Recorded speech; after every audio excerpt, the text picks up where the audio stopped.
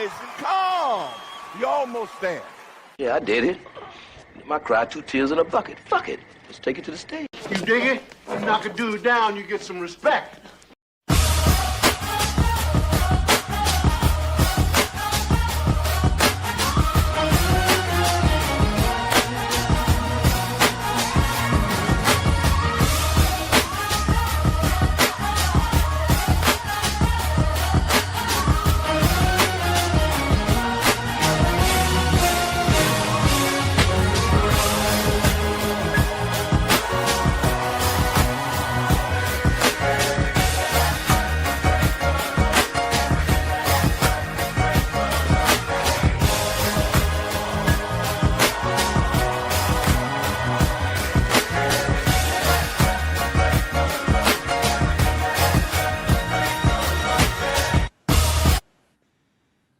Hey, hello. Happy Monday, everybody. Welcome to the Black Man Unfiltered Network. You are with your favorite baby boomer, R. Payne. Hey, listen, so we got another one for you tonight. And this one should be easy, right? I mean, it should be. But it's something that I think that we as Black folks avoid at all costs because we keep deflecting, right? If it's when we have to look in the mirror and look at black and black crime. But before we get there, come on in, hit the like button. You know, send a cash app to the channel, support the business. We're looking at getting to the next level of subscribers and everything else. So that's pretty cool. But hit the like button, put some comments in the chat.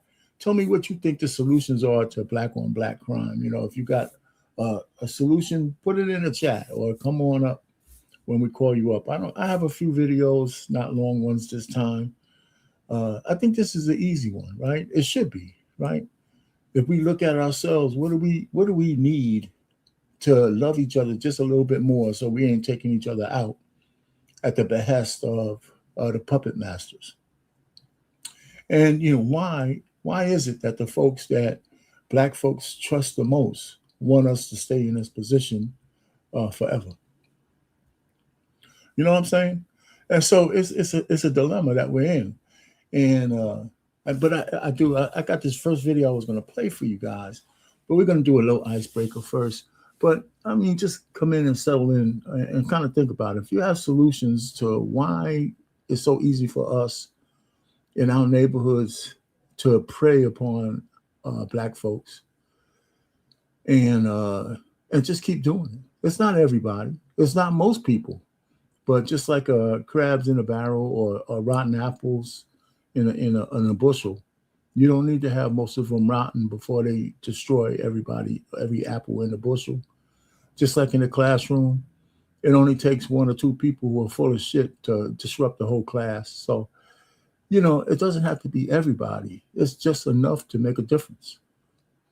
You know, and that's what it's really about. It's enough to make a difference. So what are we lacking? Not even lacking. Here's the thing, right? We use that proximity issue all the time. We're going to come back to that. The same as white on white crime, Hispanic on Hispanic crime, Asian on Asian crime. Yeah, that's all true. But does that absolve us from looking at ourselves without respect to everybody else? You know, I mean, the impact on the Black community is profound. It may be profound in white neighborhoods and Hispanic neighborhoods, but that's none of our business, right? You know, we don't have to follow the herd. I mean, we could be trendsetters on how to fix our own Black on Black issues. I mean, people don't even want to say Black on Black crime. You'll find liberals who don't even want to talk about it. They don't want to characterize it that way because everybody else is doing it. It's a proximity issue. You know, but that doesn't mean the impact isn't devastating, you know, so it's a deflection. You know, so, I mean, we got to talk about it, and I don't have all the answers. Matter of fact, I don't have, I want to say I don't have any of the answers, but if I was king for the day, you know, I think I'd solve the shit, you know, one way or the other. So let me not take all the credit away from me. If I had a chance to fix it, I would, because there's a lot of stuff I'd stop doing immediately. And some incentives I would put in immediately, you know. So it's a multi-layered solution. It's not just one layer. It's multi-layered. So we need to talk about that. And if y'all got some suggestions, put it in the chat, or come on up, whatever. I think BMU already put the StreamYard link down there. You're just going to have to suffer through some of the videos. But before we get there, I do have an icebreaker that I'm going to show. And this is the old days, how things used to happen, right? And it should be, just bear with me for a second. We put that up there.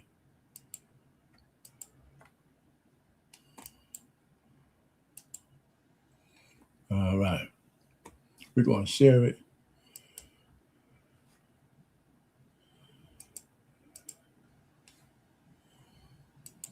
All right. Yeah, it's not gonna be better. Okay.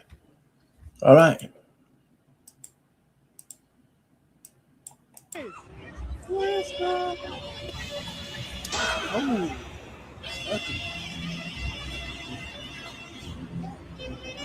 Now, that's how it used to be, right?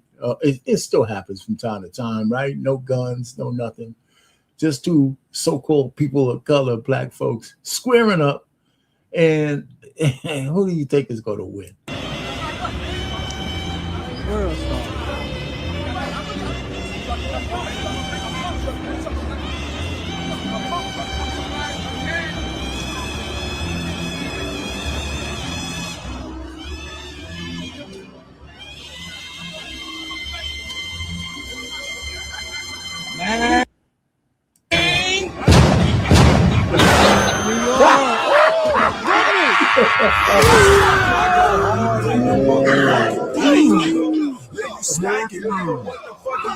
Oh my goodness! You gotta take the music off. All right, so I guess that's how it used to be. But I want to get the blood flowing, a little violence between brothers. This guy's out cold. I think the guy came back to see if he really heard him, and he absolutely did. So that's just a little icebreaker to get the blood flowing and stuff. It's violence, but then again, in our community, we kind of used to it, right? Kind of used to a lot of violence, a little bit too much. And so how do we fix it? And, what do we need to do? I mean, what are the stats, right? We hear the stats, and do we believe the stats? And I think that we don't argue about the stats anymore because the stats are really true. What's this? What do you think about the U.S. government now claiming and closing off more BLM public land? Black Lives Matter public land. They got public land. Area 51. No, I don't know about that. I actually don't. I didn't know Black Lives Matter had a plan. Unless that's something else. The Black Lives Matter that I know, I wish a whole bunch of them would roast in hell for what they've done by duping the black community. So I'm not a big BLM fan. Bureau of Land Management. Thank you. I'm saying, thank you. It's a Bureau of Land Management. Okay, so what does that have to do with black on black crime? So you put me straight. Oh man. Listen. Okay, so listen. The purpose of this, I know some black folks can't get past this, right? They always got to be anchored to shit in the past. Okay, we're talking about where we are right now and what we need to do to fix what we can in the present and going off into the future. The past is something that we can only be informed of. We can't change it. So, so if we live back there, we're going to die back there. So if we want to live in the future, we got to figure out how to fix things going forward. What's broken? And even if it was broken by the sins of the past, how do we plug them up? How do we move forward? And what do we do for the future generations? And listen, it's not my fight. It's not going to be my fight. It's Gen Z's fight. It's millennials' fight. You know, it's the future, man. You guys got to be thinking about this shit because if everybody's just going to move away, you know. So what are the stats? You know, what are the stats? They got some stats on this. I know a lot of people don't like stats, okay, but I mean they're not really that telling. I think this we all know the stats, but I just want to start there. So I'm not, you don't think I'm making shit up. All right, so you can see this. Let me do this the right way. Probably works better. Y'all probably can see this. Y'all could probably see it better than I can. All right, so the point really is that with these stats, this first one here is simply a stat that shows, the crimes. This is not murder. This is just, assaults and stuff like that. As you see, robbery, assault, aggravated assault. And then you got the columns: total, white, black, Hispanic. And it's one point something per 100, per 1,000 people. Okay. And if you look at the white section, of course, since there's more of them, their crime numbers are high. Ours just slightly behind. And in some areas in robbery, our area per 1,000 people is higher than theirs. In regular assault, our numbers is right comparable to the white people. Of course, by solid numbers, their numbers are higher because there's a whole lot more of them than there are of us. Okay, so let's just put that to the side. So we're just focusing on the black column, right? And they say the crime is going down, right? In certain areas, crime is going down. How much of that has to do with uh, some of the new crime initiatives by Trump going into some of these neighborhoods? Some of them, right? Memphis, D.C., the places where he's not allowed to come or he has to force himself in is like Chicago, and they just finished having a massacre on Juneteenth. So, so what are we doing? So this is just a chart of crimes per 1,000 people. But here's the thing we all talk about. This thing here, right? Just to make everybody happy, that they're right. Crime is a proximity issue, right? More whites in the area victimized by whites, more blacks when it comes to black on black crime. For this, the higher numbers, right? Hispanics, they prey on Hispanics more, and I guess that Hispanic is a big ball, right? Anybody who speaks Spanish, okay. Asians a little bit less, but here's the statistics that's interesting, right? Interesting. When it comes to whites against Asians, right? Their crime is higher than the Asian on Asian crime, and when it comes to others, the white community is higher than others. Okay, so is the black community, by the way, in both of those. So so the Asians, you could say they don't commit as much crimes as everybody else, but there you go, right? So the proximity issue is there. Okay, so just because blacks tend to victimize blacks more than anybody else, that shit doesn't make it right. And it doesn't mean that we shouldn't look at it, right? That's what I'm saying. So every time we get into these discussions, I would agree with the people who want to cry racism or the white cop this and the white cop that. Yeah, I understand hating bringing up black on black when we're talking about bad cops.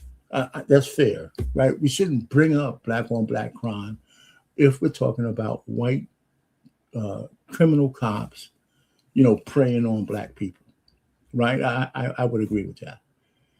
But here's the thing.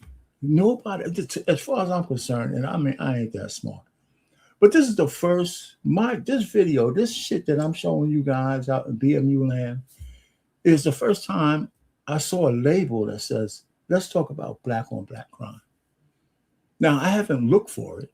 And now that I brought this up, there's plenty of stuff out there, but all of it, still, a lot of it is still a deflection, trying to make excuses on why it's happening, as opposed to talking about solutions to try to cull it, lower it down. And why do we hate each other so much?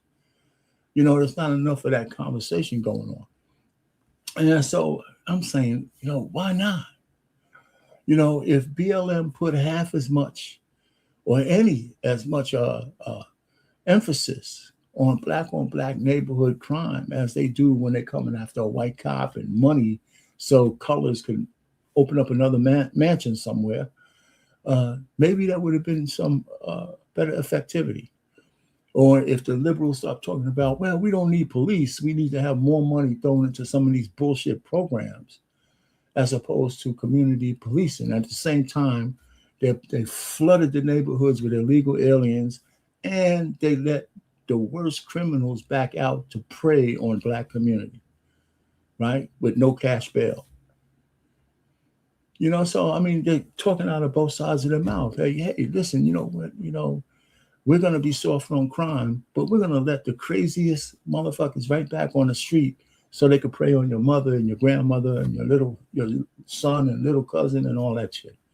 And you know what? You're gonna still vote for me when the time comes, because you're part of the 92%. You know what I'm saying? It's a never-ending thing, and it's never going to stop as long as people believe that their biggest oppressors are in their backyard, and they don't know it, and they act like they don't know it. So this is it. So I had another chart that I came up with. And I'm just talking. They came up with last year, and the statistics is of 2024, I believe. In 2024, they said there were around 15,000 murders across the United States. 8,000 of them was committed by black folks. Okay, half of them. So that stats has been out there. Like half of all the murders they say is committed by black folks, and of course, most of those black folks, okay, are on black people. They say 85 to 90% of them are black on black, something like that. So that's a column I should have put in here. And then you look at how many police have killed people in that same year. Some of those shootings were, by the book, and some of them were murder. Okay, and it was 345. So 8,000 deaths in the black community by violence, and barely a peep from anybody. No news, no nothing. Just like Chicago every weekend, we talk about how many people are killing each other. Teen takeovers make it sound like a sweet little outing as opposed to violent activity that's going on. And then you put that in where all the media is concentrated on, the 345. How many of that is unrighteous murder? It's a lot less than 345, in the hundreds. None of it is good, but that's where all the attention is because it has the racial component. That's where the money is. That's where the money is, right? If we could blow it up and we could get some lawyers, Ben Crump, we can get Sharpton, we can get all these people to make it into an issue, and it is. But we can get a payout on that issue as opposed to getting any payout on trying to stop black on black violence, because there's no money in it for the race baiters, right? It's closing down a program. If they can find a way to solve that, then they lose. They lose. People start to wake up and say, hey, we got some real solutions that we need to put in here.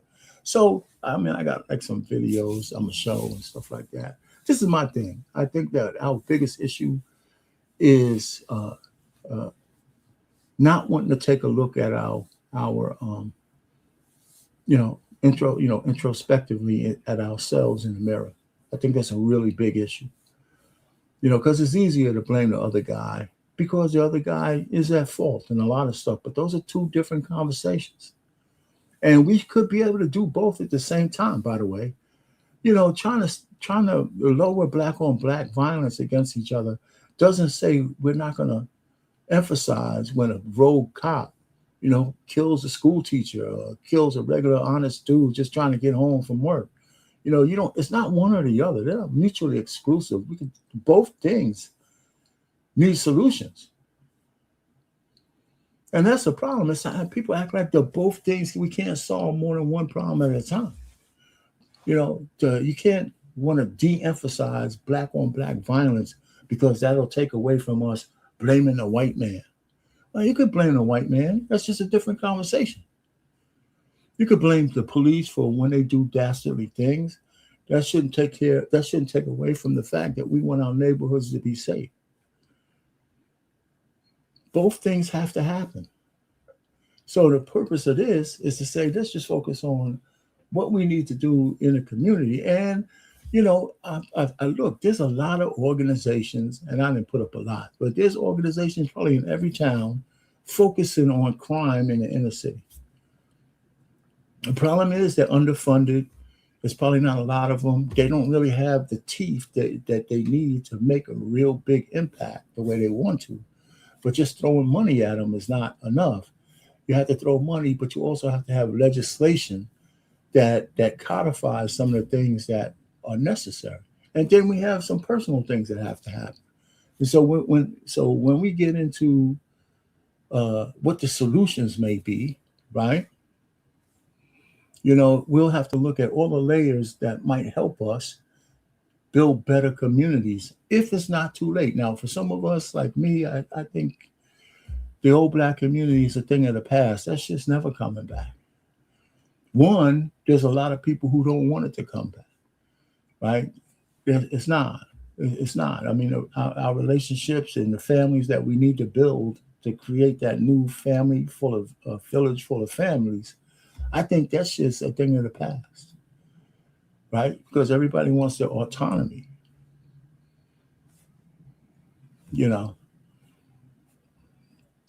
So what do we have here?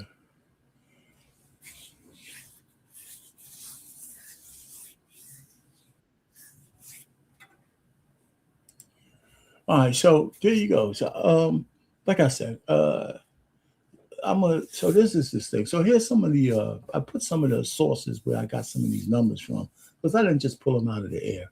You can go through them and look at it yourself and all that stuff. But I want to hit this video where I pieced a couple of videos together, and all of it is like 6 minutes long. So it's not, I'll stop and start based on what the guy says. Because this first dude that I'm going to talk about is kind of the typical guy. He's talking about when we mention black on black crime, it's always in the context of talking about, what the white cop has done to us and all that other kind of shit. And he's kind of right. I think it has to have a separate conversation, and it has to be parsed away from people who want to deflect from looking in the mirror and bringing up all this other shit, slavery and all of this other bullshit that is not going to help us right now. Just if you don't teach your kids about what happened in the past, I mean, that's kind of on you, right? But you can't live back there. You just can't live there, because there's no place to live. You can't change. You can't live there, What are you saying, BM? You gonna come up, man? What are you teasing me in the back? Yeah. Don't be, Pause. Teasing me in the back. Pause. Okay. Man, don't come up here and talk about all this other bullshit you're gonna talk about. Hey, man. I just came up here because I think that when we're having these conversations, we must be accurate in our information. And I understand that in most neighborhoods there have been massacres and shootings, which they happen all the time in different parts of the country. However, I was over here just ChatGPT is my friend, and I paid the top dollar for ChatGPT because I want my ChatGPT to be on point because we have these shows. And ChatGPT just told me, from January 2025 into current date right now, 95% of mass shootings in America have been by white individuals. Now, I want to go down a little bit further. White individuals is what it says. Then it goes down and breaks it down by sex. It says approximately 57% of mass shootings are white males. All right, so BMU, what the fuck does that have to do with black on black crime? Because what I'm saying to you, like, and this goes to, hold on, and shout out to DJ Hemp because hold on. Let me say this: DJ Hemp broke this down so good today. If he was on here right now, he would cook you he would cook you real bad. DJ Hemp said this today. Why do we keep saying black on black crime when we look at the numbers and it's just crime? He says just crime. You don't have to put a face on it. It's just crime across the board. And I think that's a deflection. So we don't. Whenever you heard white on white crime, or Asian on Asian crime. So we have to bait. Well, listen, I understand that because I've heard it. Because the guy I'm going to bring up, he's going to say the same thing, but that still doesn't get us where I have to get. So just because we don't say white on white crime or Asian on Asian crime, and we do because everybody uses that as a reason not to deflect from the fact that we got special impacts in our community. Why do we give a shit about the white people killing each other? What does that have to do with us? Because we put emphasis, right? According to DJ Ham today, we put emphasis on the crimes, and what they were talking about on DJ Ham. Shout out to DJ Ham, y'all. Make sure y'all subscribe to him. But what they were talking about today, him and Mr. Fantastic. Mr. Fantastic was making the argument that all the scamming is done with black people scamming people and robbing people and so on and so forth. But DJ Ham pulled up the numbers and said, wait a minute, why are we putting the face of this crime on black people when the majority of scammers are corporate companies, corporate entities, corporate presidents, corporate people? White men have robbed people. They took everybody's 401k and people committed suicide. Yeah, you're right. So to talk about black on black crime doesn't excuse other crimes. It does, because you put the face on it. You put the face on it. You're saying black on black crime. That means you're putting the focus on black people. No. Because we're the only ones who are going to solve our own issues. Okay, I want to hear your solutions. Yeah, that's why we're the only ones who are going to solve our issues. See, here's the problem I have, and I'm not saying you guys are wrong. It's not an argument that your stats are wrong. They're right. But since when do white people give a shit about what happens in our inner city? The impact of what's happening to us is different than the impact of what's happening in the white communities. It's different than the impacts in the Hispanic communities because they're spread out on different kind of Hispanics. It's different than the impacts in the Asian community. We got unique issues with preying on each other. That doesn't say that white people don't commit most of the crimes. But when you get to a stat where if there's like 16,000 murders, but half of the murders are committed by black folks in terms of numbers, and 80% of those are black people killing other black people, I think that shit should be studied. Right? So that's what I'm saying. And not to say that black people should go kill everybody else in other races. I'm saying most of our concentrations are on us, and those numbers are higher than they should be. And then when we argue about the cops deleting black folks, right? We argue about that, rightfully so. We look at those numbers over a year. And if you look up your chat GBT, well, how many white cops wrongfully killed a black guy and black people in 2024? I can look that up. Maybe 200, maybe 150. Yeah, but I also have. And here's let me just say this: if you look that up, I'm not saying I'm excusing it, right? So I'm just saying. So are we to say? Let's talk about crime in general, which is a fair conversation, but that doesn't do anything to look and solve the specific solutions in the black community. Right. I think we focus on, because when we hear people talk about black on black crime, I think the only cities we focus on is like Washington, D.C., Chocolate City, or we focus on Chicago, right? Those two areas. And I think like DJ Ham said today, we focus on two cities out of the entire United States and say that's what the face of black on black crime looks like. Now, I'm going to say this. I got this stat right here for you, and I'm going to let you look. No, go ahead. It says, according to preliminary FBI data and reports from the Major Cities Chiefs Association, contrary to public perception, overall violent crimes in black neighborhoods and homicides have actually plummeted to historic lows across the United States over the last 2 years collectively.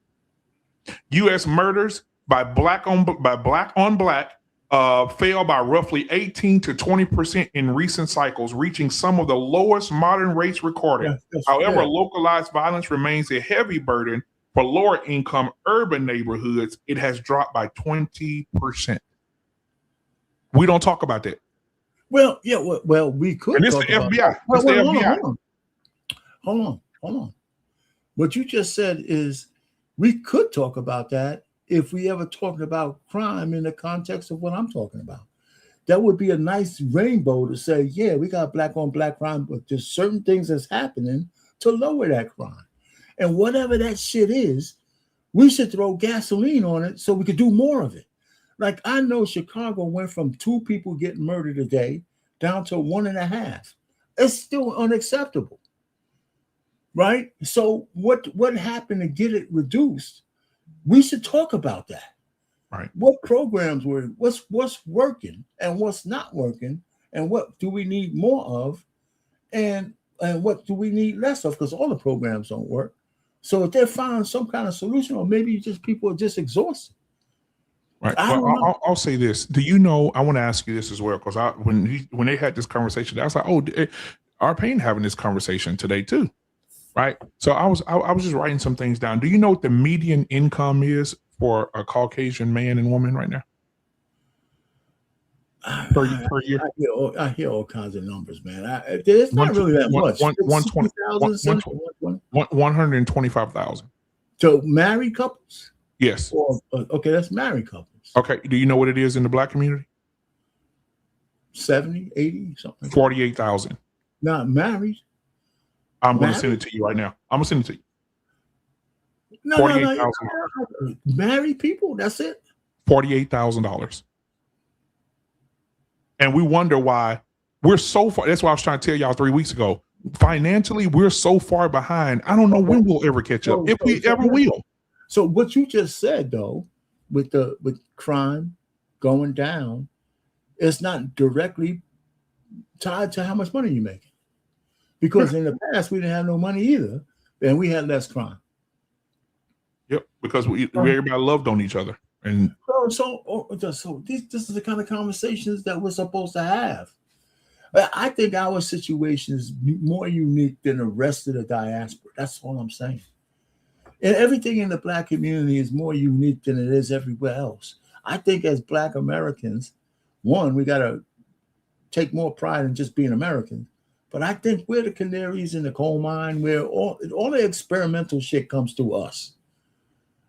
Right? If we start doing this, after a while, the rest of the diaspora is going to start doing whatever we do. Right? So I'm just saying, I don't look at us. I think we could be a peek into the future, and if we need to solve our problems. For example, I mean, my solutions are varied, right? And I haven't got there yet. I got a couple of videos, and I think more people would agree with what you just came on and said. But I think avoiding talking about black on black crime as something unique kind of avoids the issue, because I don't think it fits neatly into the general crime statistics. It does. Right? I mean, with the numbers, it does. It's just crime. But in the impact, it doesn't. It's just crime. I don't know why we got to keep saying black on black. It's just crime. It's crime. Everybody commit crime. White people are scamming and robbing people blind. They do it on a larger scale because they have the opportunities to do it. And then black people are scamming people on a lower scale. Yeah, okay, let me put it. I hear what you're saying, and it's not like I completely disagree. I mean, there's a point if you want to step on it, but when we talk about serial deleters and we talk about school shooting, it's clear that the white folks own that. Okay. So it's clear let me just say this. It's clear that they own that, right? Mm-hmm. School shooters and serial killers. Yep. Now, if white people started coming out and saying, man, that's just crime, and let's not focus on what makes a serial killer and what makes a child shooter, it's just crime, we would have something to say about that. Well, when the Columbine shooters, the 2 white boys put on their leather jackets and went to school and shot up everybody, they didn't say white on white crime because all those kids was white. Not one black kid died. But when a teenager in Chicago shoots up a neighborhood, it's black on black crime. Well, yeah, I hear you, but that doesn't change what I'm coming from. I'm saying is, white folks don't try to run away from the fact that serial killers are mostly white. They don't. You watch all the shows, you watch it. They don't try to run away from that because they can't. They can. They don't talk about that's the profile, huh? They don't talk about it. Of course they do. Give me a podcast right now of a white man talking about white on white crime. I mean, listen. Now, I'm not saying white on white crime, but if we were talking about serial killers, they would say the number one predator is a white man. I ain't heard no podcast talk about that. Oh, well, you're not looking up those podcasts, but all the shows do it, right? I'm gonna chat GPT what podcasts talk about white on white crime. Well, it doesn't just have to be a podcast. Or show, yeah. Well, podcasts are the biggest thing. I don't know what I watch a lot of murder. I like to watch a lot of murder mysteries. That's what's wrong with your ass. It may be, but I can tell you. I mean, some of those FBI stories, they make no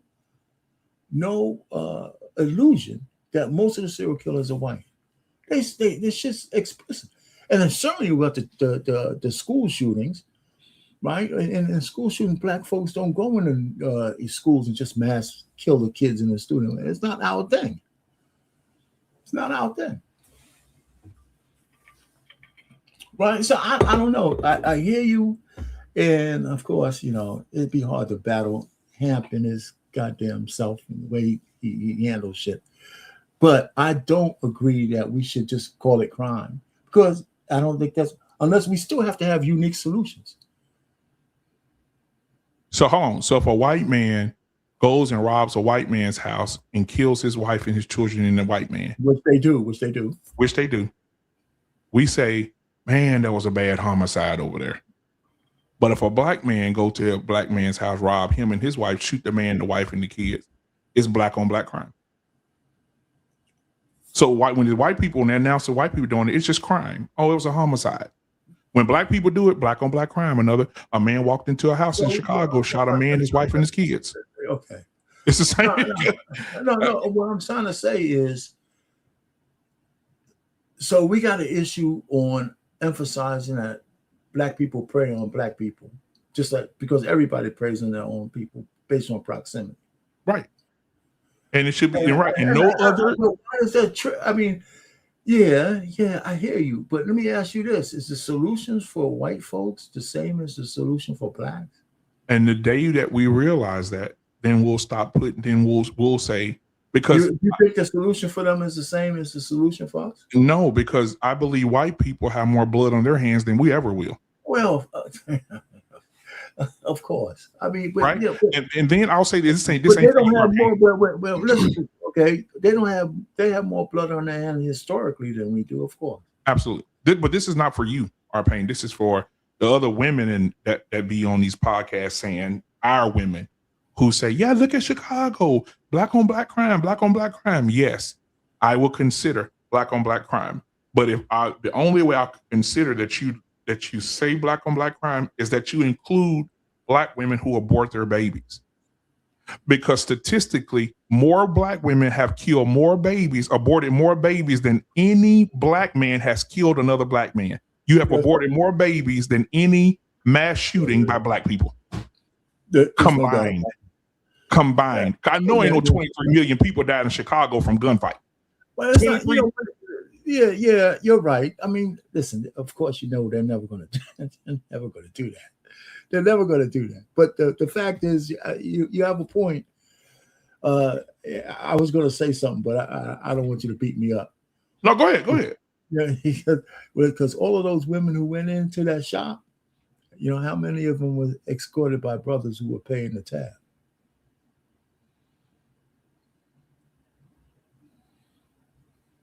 I know you. There you go. I'm just saying. Some of us got blood on our hands. There are women out here making music videos. Did you know there are women out here making music videos in front of abortion clinics talking about I killed the baby? I saw. I know there's no equivalency, brother. I know. You trying to ruffle my feathers on that one. That's why I had to throw that little disclaimer out there and shit. I said, you ain't gonna like this shit, man. Oh man, God. Well, yeah, I'm gonna drop down so you can show your videos. I'll be back. Yeah, that's just short ones, man. It's one guy who I think he would agree with what you just said.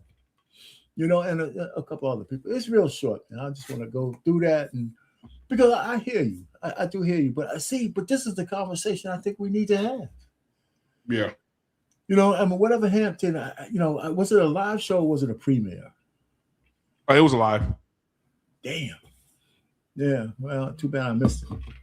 All right. Yeah, I'm glad. I mean, I hate you missed it too, because Hamper's basically saying it's just crime, bro. It's just crime. Yeah, why we got to put it? But he also said there's no unique solution, that we just got to solve the crime out. Just solve the crime. It's just a crime. Yeah, it's just a crime thing. And Cheeky said the same thing. Cheeky was like, why do we, if we look at the number, because they start putting up statistics and putting it on the screen, why do we keep saying black people are the biggest scammers and black people are representation of scammers and robbers when the biggest scammers and robbers are in suits who went to school for 4 years, 6 years, got their degrees, masters, bachelors, and they're robbing people blind, people killing themselves because their 401k is at zero. And they've been working for a company for 27 years. And DJ Hemp said his brother's been working at a factory since 1993. And when the 2000s hit 2020, 21, his 401k, when his 401k went belly up, what he's supposed to do? He got robbed. What is he supposed to do? All right, man, let me tell you. I hear you. I hear that. I mean, okay. I hear what you're saying. I'm just saying the conversation still needs to, even what they said could be part of the conversation, right? I think we just need to have it. Right. Whatever the outcome is, okay, so if it's not black on black crime, and here's the reasons why we shouldn't call it that, and it's something that we could pull a thread on and keep pulling that thread, right, till we find a solution. I would just say that the solutions that we have, if we actually started making inroads in the inner city, it's not just Chicago, it's any inner city. That's the one thing they have in common. In the inner city black neighborhoods where the money and the per capita is lower, the jobs are lower, everything else, you'll find, a lot more, what I would say, not desperate living. Desperate living, right? And not everybody, and like I say all the time, everybody's not a criminal in these areas, even in the worst neighborhoods. It's just that it's enough to make a difference. So there you have it. So let me see what I had next. I wanted to show this guy because I think you would agree with him. Get this out of the way. And I kind of tied some of these together. Where's my damn cursor at?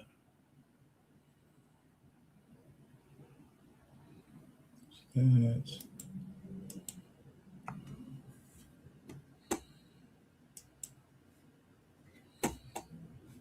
Mm-hmm.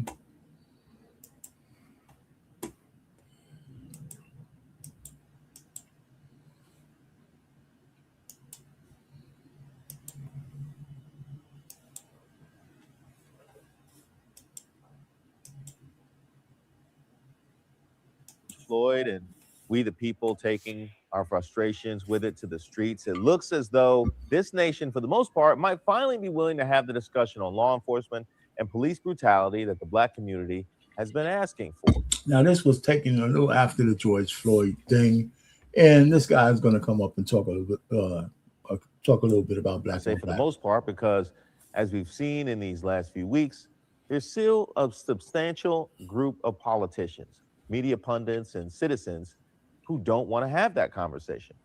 And if you can get one of them to admit that there is a problem, they'll attempt to minimize it or place blame in areas where it doesn't belong. Now, one of their frequently used talking points, I've heard it, you've heard it, is black on black crime.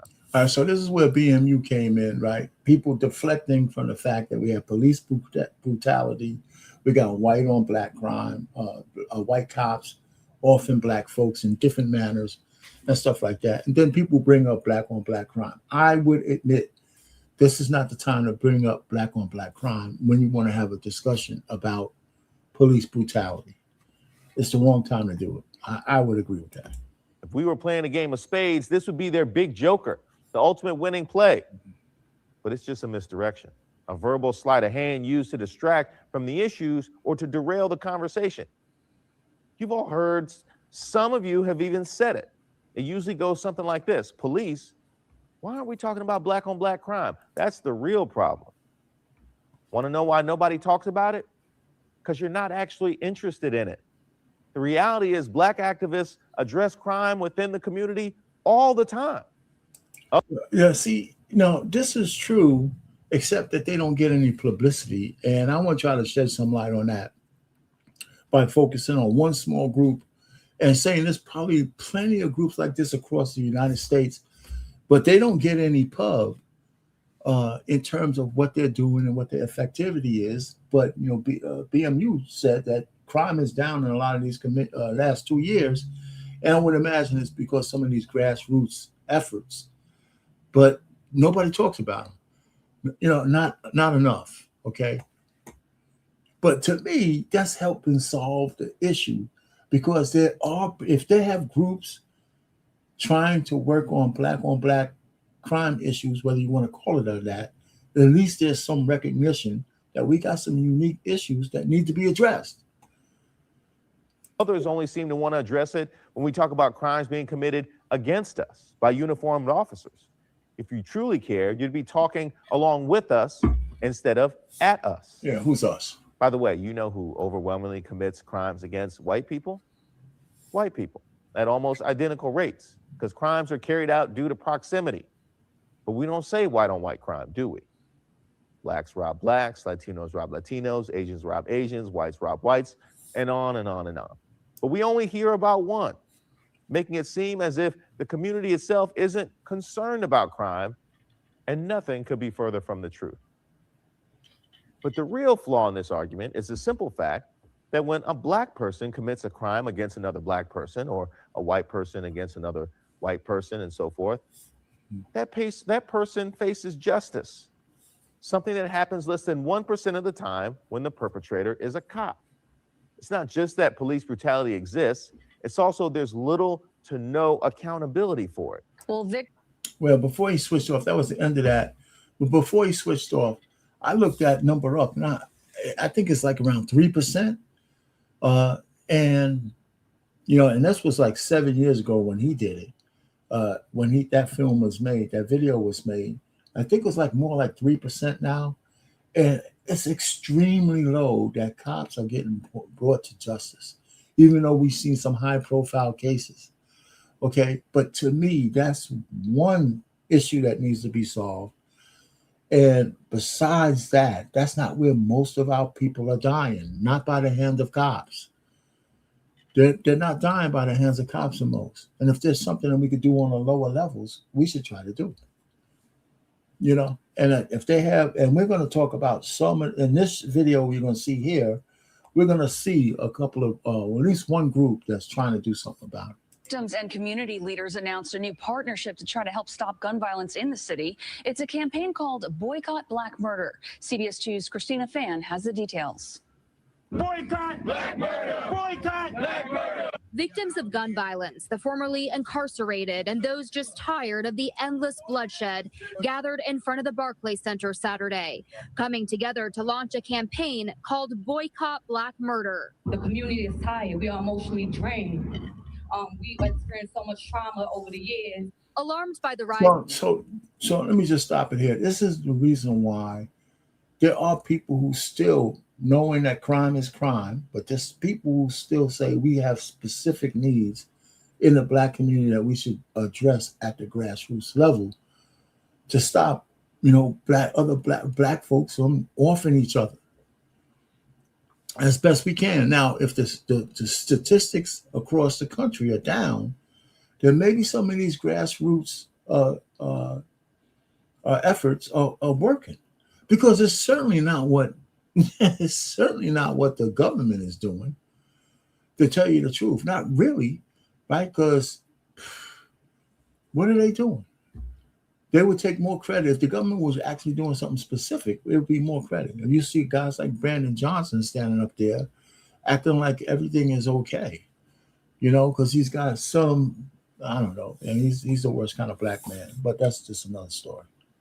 innocent children getting killed by guns. A coalition of community advocacy groups gathered to announce a new partnership between violence interrupters, elected officials, and families to saturate the most impacted communities and demand support from local businesses as well as social media platforms. I want to utilize those relationships to advocate for this work, to promote this work. The same way you would promote a Wu-Tang Clan tour, we're going to promote Boycott Black Murders tour. We're going on a tour to each individual project. According to the NYPD, there's been at least 1,262 shootings this year, with 1,517 victims. Public advocate Jumani Williams says the key to decreasing these statistics is by giving less funding to police and by giving more resources. The whole defund the police thing is the stupidest shit I've ever heard.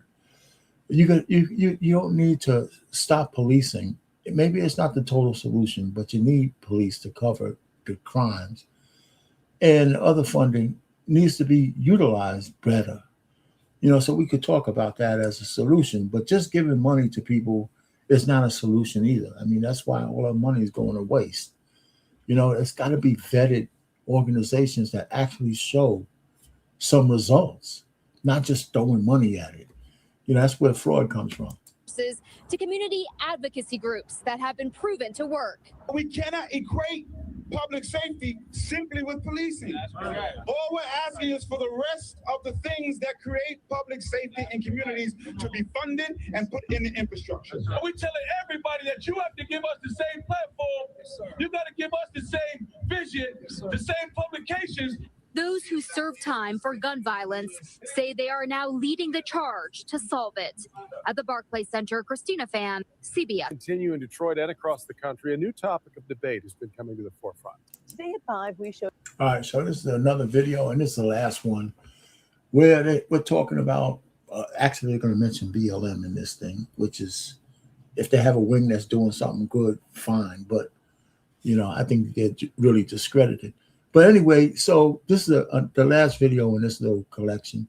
And I just wanted to show the first guy talks about that there's a lot of community efforts going on. Second video, I just showed you an example of one, right? So people who do recognize that there is black on black crime that needs to be addressed, unique from everybody else. And so here's some more of that. You how many are discussing black on black crime and the Black Lives Matter movement. Now, in part 2 of our conversation with community leaders, Larry Spruill shows us some of the solutions they hope can help solve the problem.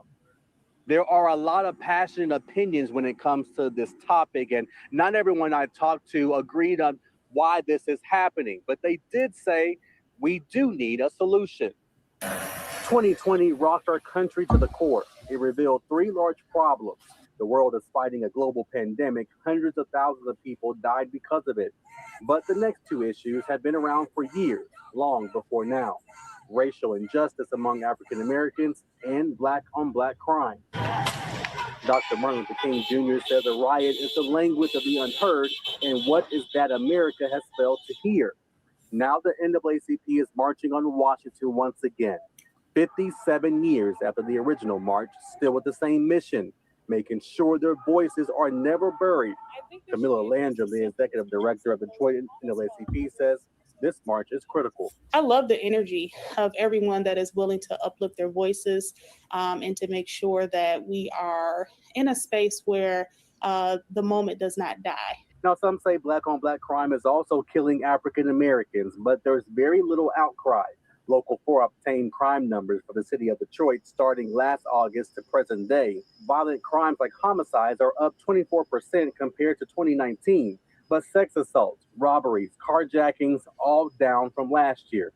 Landrum says the lower numbers mean community outreach is working. A lot of times the work that is being done within communities to address issues such as black on black crime, even though I don't really like that term, it doesn't get the highlight. It doesn't get the attention. Dr. Rose Moulton is a licensed clinical psychologist and a racial healing specialist for an organization called New Detroit. We asked her what she thought could help end black on black crime.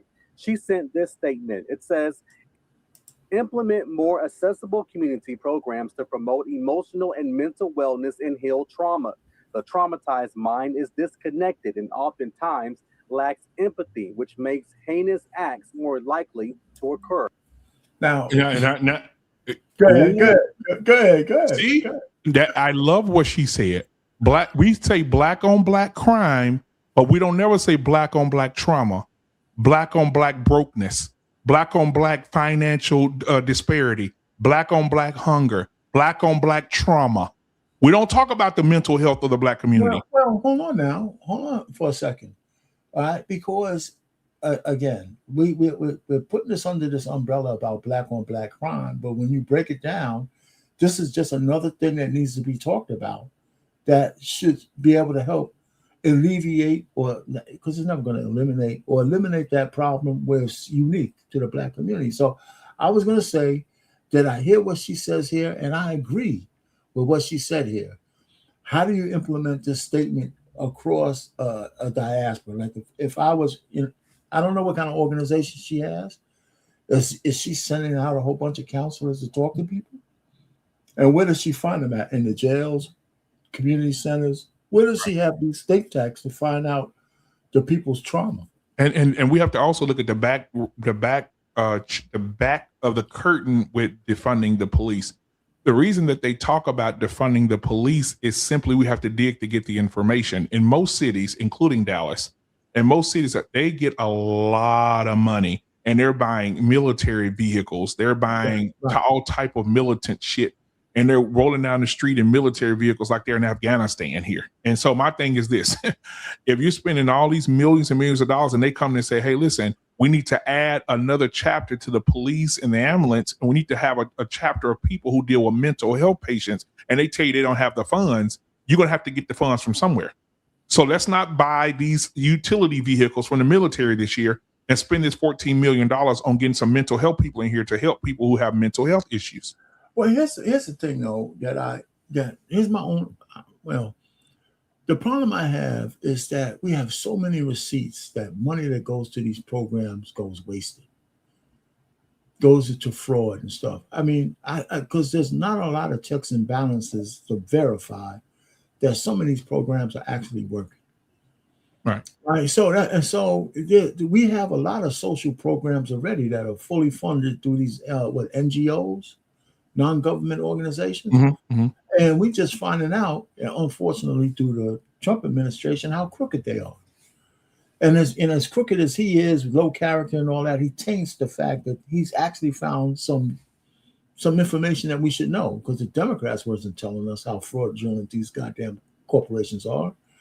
So I'm just saying, so I hear this lady, we throw some money at it. How do you make it work? And I know. And my last question, I'm gonna let you finish the video. My last question is a very important question.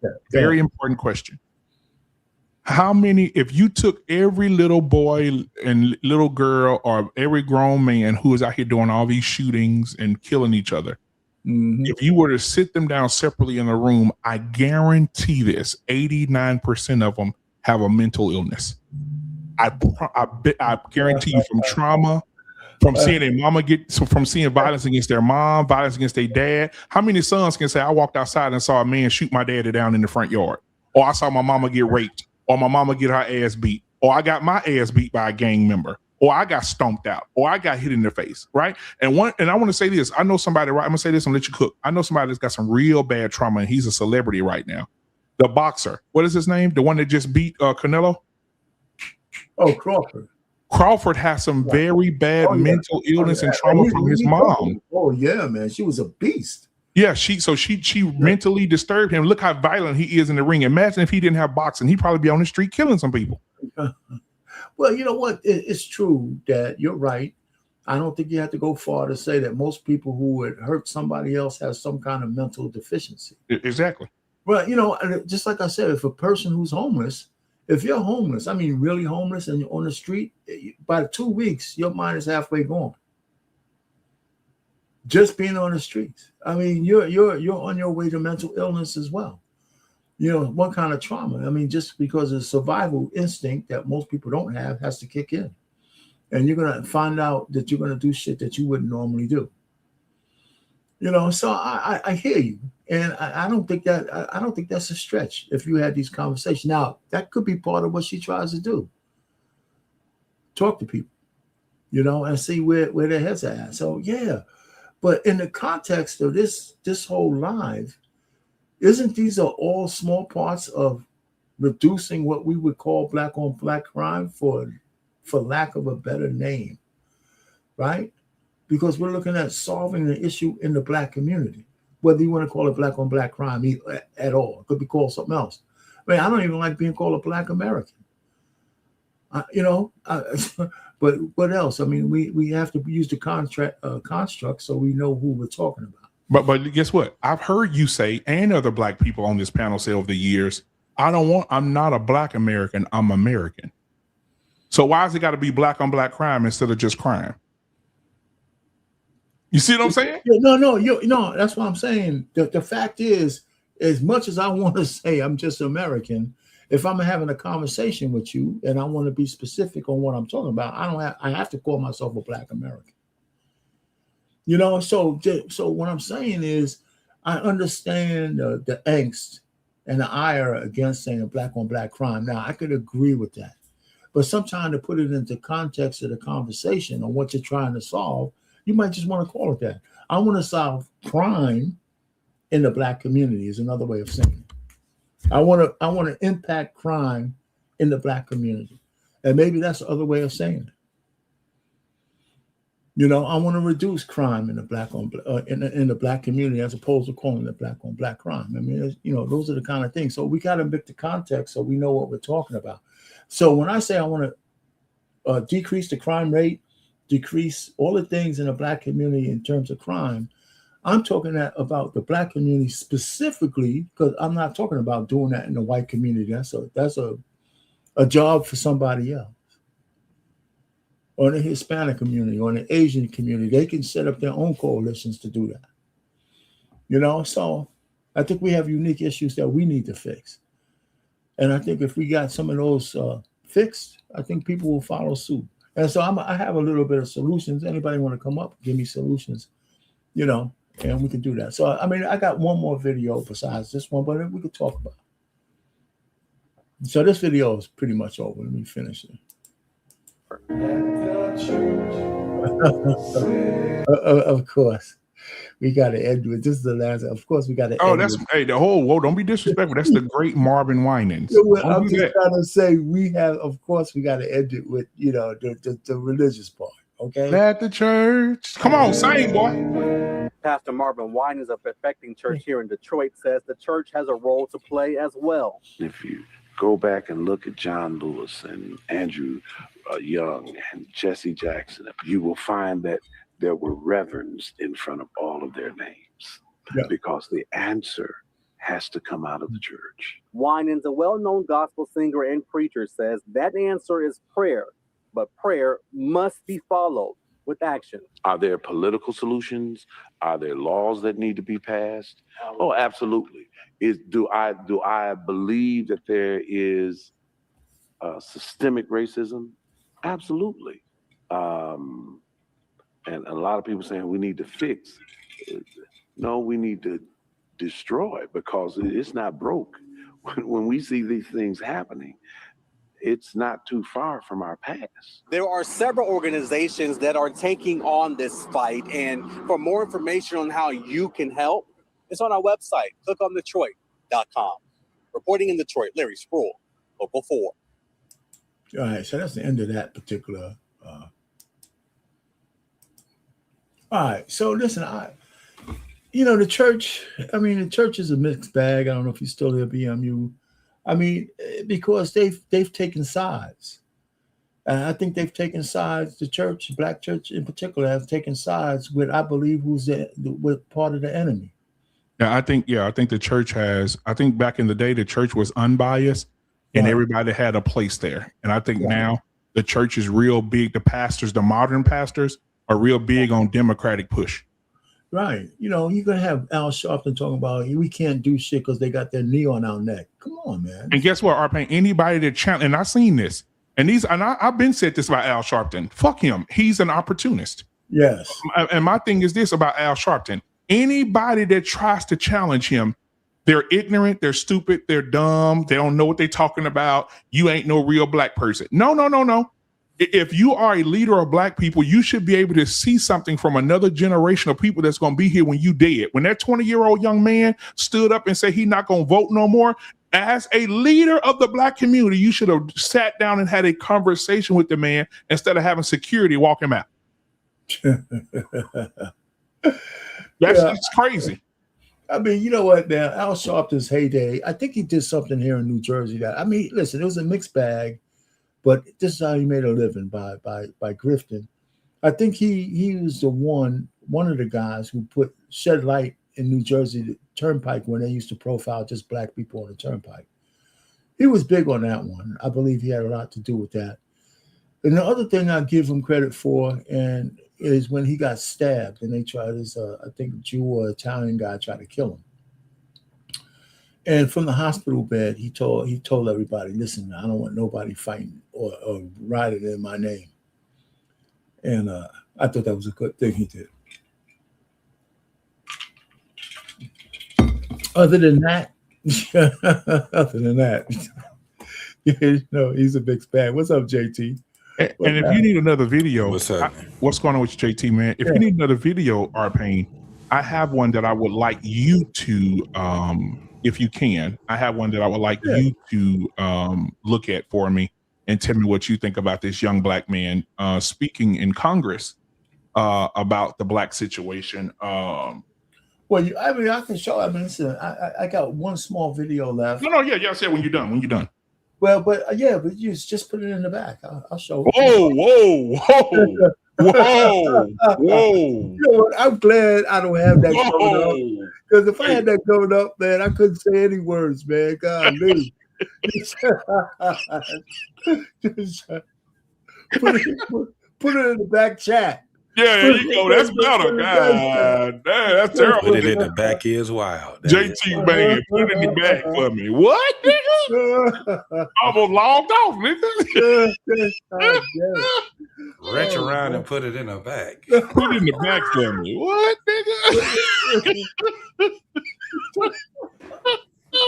Oh, that's so funny. Okay. I'm gonna put it in the back chat. Put it in the back chat. What's up, JT? What you got, man? What's happening, man? So, I mean, we're talking, okay, so do you have a problem with the label black on black crime? Is it far more like... Okay, my bad. It's ready whenever you're ready to. All right, cool. No, I don't have a problem with the term black on black crime. However, the way that I look at black on black crime, we kind of give people an out when it comes down to deflection, because crime itself overall is one thing. We in the black community have a problem with assault and murder. We have a gun problem with our children shooting themselves and each other with guns. This is the problem we have. So when we say black on black crime, that's all the way down to petty crime, right? So that's why it does. But when we start focusing on that, then when we start saying that crime, this is why they go in and when they do stats and stuff, it's not broken down. Right. Now, my whole thing is that if we want to stop saying things like black on black crime and stuff they want other people to stop, then we can't be saying about spending black dollars. We can't be saying support black businesses. We can't delineate when we don't want to. Yeah, I think the best thing in the world, JT, is not to tell nobody you black-owned business. I was listening to this lady that owned this shooting range. It's a very, beautiful place. They go shoot golf, and they got a shooting range on the other side. White people all there. And she said one day, a white man said, "Why are y'all here?" She was cleaning something up or fixing something. He was like, "This is not a place for y'all." And she said she just laughed it off and walked off. She said he don't know my family didn't own this for 40 years. You spending your white money with us and you don't even know this is black owned. Well, full of rich white people. Yeah, I think that was a marketing mistake, man. For when black people I agree. And I hopefully start to understand that they need to stop that. It doesn't seem like it's catching on the way it should. But go ahead, JT. Yeah, so we can't say that we don't have a problem when it comes down to us killing one another. No matter who's doing it more, you know what I'm saying, per capita, it's still bad for us. It's still bad. If that wasn't the case, then we wouldn't have to have a new era Detroit, new era Chicago, new era Philadelphia, new era Baltimore. We wouldn't have to have that. We wouldn't have to have a group called Guns Down. We wouldn't have to have groups that's telling Bloods and Crips and all of them to, you know, call a truce. We wouldn't have to have that. We wouldn't have to be out here looking at these documentaries, because a lot of people don't see the documentaries. I have some that shows how bad it is with us as Black folks in America and our relationships with one another. So one of the things that a lot of people that bog everything down is when you have people actually talking about it in their families and in the communities that they live in. It'll change the game. It'll change the whole conversation. But if we're just looking at it and we're talking, and I'm in Detroit and I'm talking about somebody in California, it doesn't do anything for the people in Detroit if I don't say, listen, right here in the city that I'm close by, in the city that I'm from, we have a bad problem with it. And then someone else would say in Indiana, oh yeah, we have a problem with that. Columbus, Ohio, oh yeah, it's a big time problem. And it seems as if these places that are far away from each other, the people still have the same mindset if we're looking at it in that sense. So that's why I'm kind of like, what are we arguing about? That it's not bad, that we don't have a bad relationship with ourselves, that we're killing each other, and we're the only community that have music celebrating the degradation of us. You don't hear, and this music is number one. And it's been like this since the 90s. I'm with you. You know the solution though, JT? What's that? If you fix, and I said this to Arpain earlier, and I mean it, if you fix the mental problem, you fix the killing problem. Most of these people you just said something, JT, that was so profound. You said we're making music about our community, how down bad it is. That is a mental issue for people to celebrate themselves hurting someone or taking somebody else's life. Agreed. I'm telling you, I told Arpain, if you line these niggas up who commit all these crimes, I guarantee you 89% of them have mental illness from some type of trauma. They were born crazy. They got mental. I guarantee you all of them need some type of medication. I guarantee it, bro. Well, that's what I'm saying. So that's what I'm saying when it comes down to us having this conversation.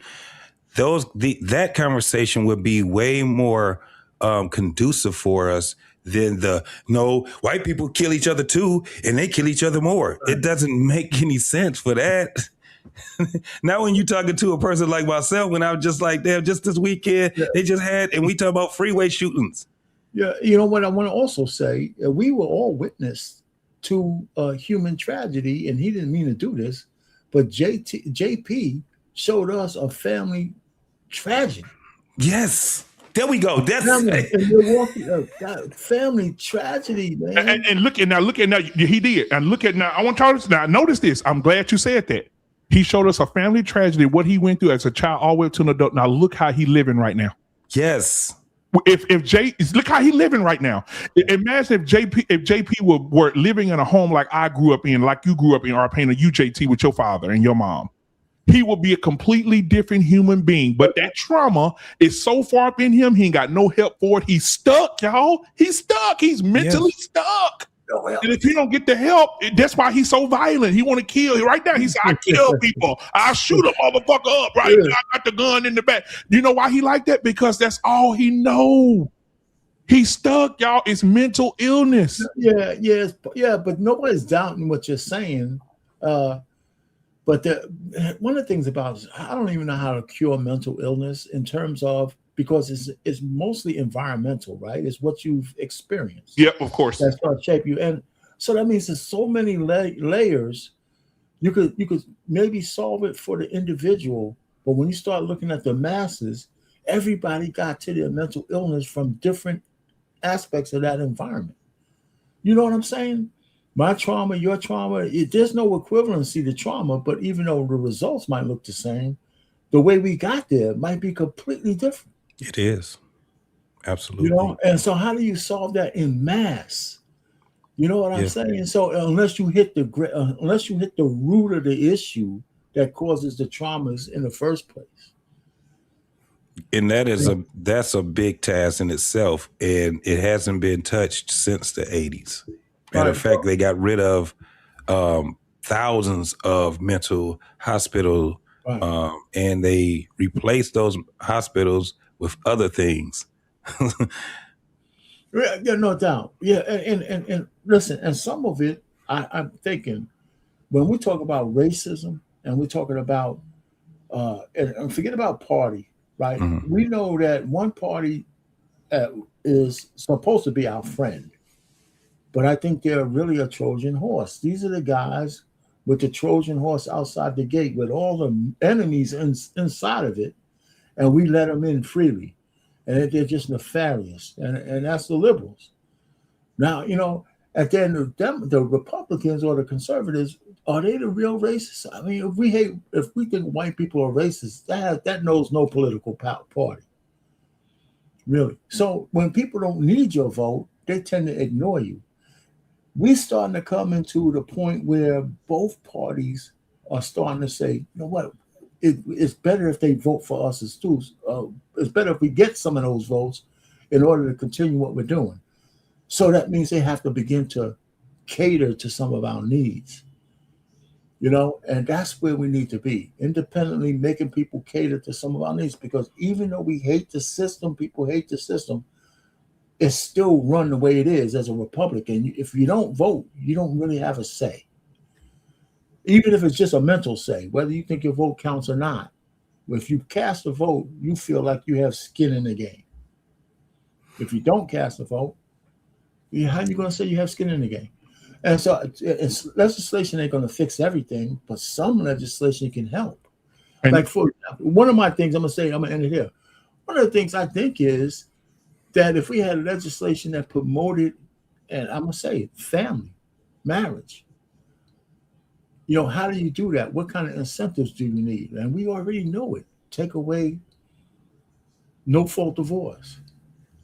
Fix the family court system.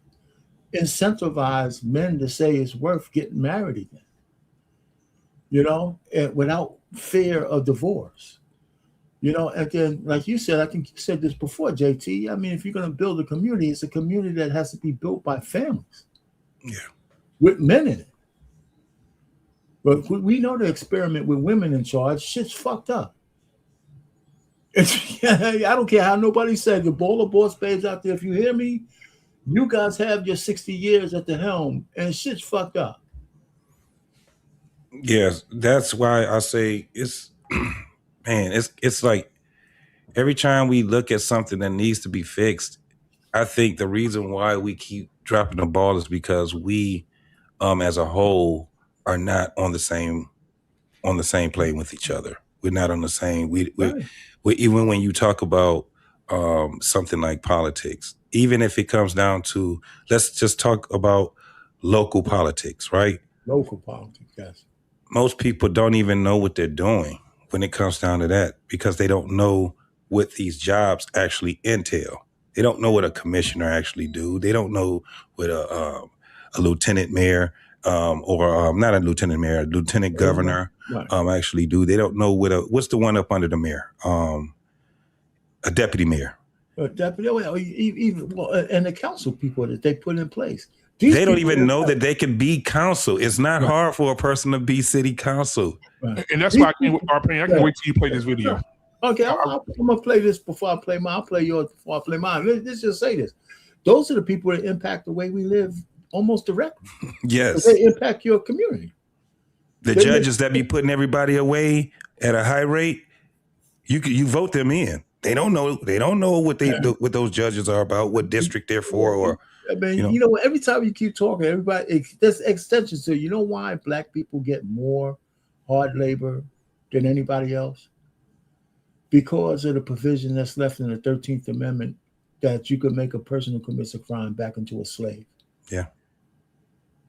Yeah, absolutely. You know, and Kamala Harris is guilty of that. In California, she extended people who should have got out of jail so she could get free labor out of the blacks that she kept in jail. Absolutely. Wow. Yeah.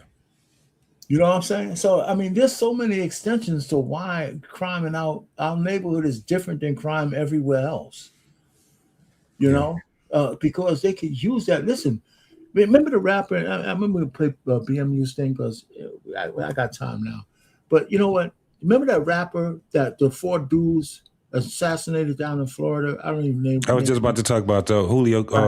Julio, whatever. Julio, when was the last time you seen the police do such a masterful job of putting away 4 people for a lowlife like they did for that dude? You right. And then they had that one guy talking about now that they got these young boys 18 up, they need that labor. You saw that guy, I think Anton put him on. Yeah. Talking about what he was going to have them as slaves. Yeah. You need that young. That's it. That's 100% why they need that power of putting young boys. 35 years for Carmelo Anthony. Yeah. 35. Yeah. 18. He could work till he's 60 for free as a slave. So this was the thing too, because it was this is how bad it was. The guy actually was speaking on their behalf because they were talking about the death penalty. So you either be a slave or die. Well, which one would you choose, JT? What you know what? That just tells you how much we want to cling to life. Yeah. Yeah. Because there's no way. I mean, it's easy for me to say right now, I said, just put me away, man. Just end it, you know? Yeah. But the guy was, the light-skinned guy that everybody was pining over was 18. Yeah. He got the rest of his life breaking rocks. So now watch this. The guy that they killed, absolutely low life. But guess what he was? He was a rapper. And guess what he was doing? His songs were celebrating the death of the people that this was some real life stuff. Right. Not only was he, and it was like people was loving that song, but he was laying on their grave while he was making a video. While he was talking about them, and people sitting here talking about some damn grunge and some other type of music. There ain't no other music that's more notorious towards us as black folks and then rap music. Quit playing with me. Right. They got a song called Who I Smoke. They play it in the club. Everybody shake their ass to it. And what it was doing was celebrating the death of real life young men. Slide. It's a song called Slide. We have the way that we talk about how we move. If you talk R-Pain and you say, I'm going to slide up to you, that does not mean I'm just going to come over to your house and we about to have some goddamn, you know what I'm saying, some whiskey and smoke a cigar. That mean I'm about to smoke you. Right. They have a thing called smoking a pack, which means that the pack that they smoking is of the dead person. They're ops. This is what's crazy because it didn't just come out of nowhere. It came from my community, my generation. Right. A lot of them saying smoking a pack and they don't even know what that really means. And they use it all the time because it was before they were even born. It came from Tupac and his crew. What was it? Thug Life. Right. Tupac told them, when I die, I want y'all to smoke my ashes. He even put it in a song. Wow. Guess when he died, guess what happened? They was smoking his ashes. They put it in weed and they smoked his ashes. That's where it came from. And we got a generation that does this. It's not just them because guess what? They're intermixed with the 25 and 30-year-olds. So it's not just our teens. This is people that are grown that's intermixing with them. So let me ask you a question on this, though. Did you see Hemp's thing today on part of this topic? Yeah, I seen it. All right. So, I mean, like the BMU was telling me about, he said it's just crime. Yeah, Hamp says it's not black on black crime. It's just crime. Yeah. So what do you think about that? Because I'm saying I think our situations. First, we need to acknowledge that our situation is more unique than everybody else. It's not though. It's well, not. hold on. I mean, the solutions to our issues are unique. We don't have the same issues as other communities. But if I rob a bank and Billy rob a bank, we both rob a bank. Why am I more? You're right about the crime. But that's why I said when you use crime. That's why I said when you use crime, our pain. Let's talk about it for real, for what it is. The biggest problem we have with one another is assaulting one another and killing one another. That's what it is. That's why they keep saying that crime is crime. That's crazy to me. We're still affected. Words. Everything else people say that black folks, everything else people say the United States have a cold. That means that black folks have what? The flu. So how do we get that out of the way then? It does affect us. The whole thing is that, like I said, just look at your family. Most people in their family, the family is not together. And then again, also, Black Man, when you was talking and you pulled that stat about black families and white families, the household for the amount. Mm-hmm. Yeah. The thing is this, it's not delineated anymore from married.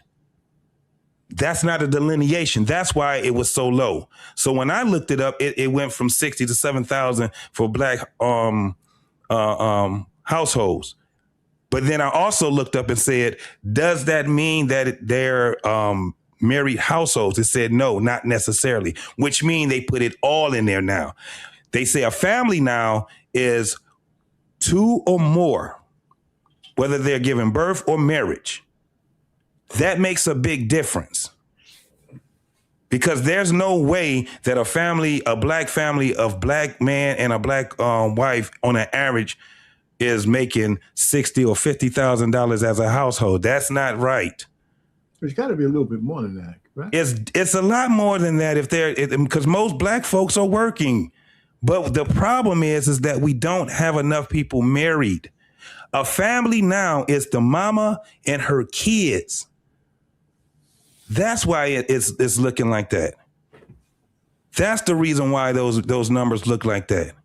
So, okay. So, and that's why, and again, this is a great conversation. That's why I wanted y'all to watch this video. Play the video, Arvin. Yeah, we'll play the video. You ready? Yeah, I'm ready. Okay. Because they're far more likely to be unemployed as white workers at almost every education level. True or false? That is true.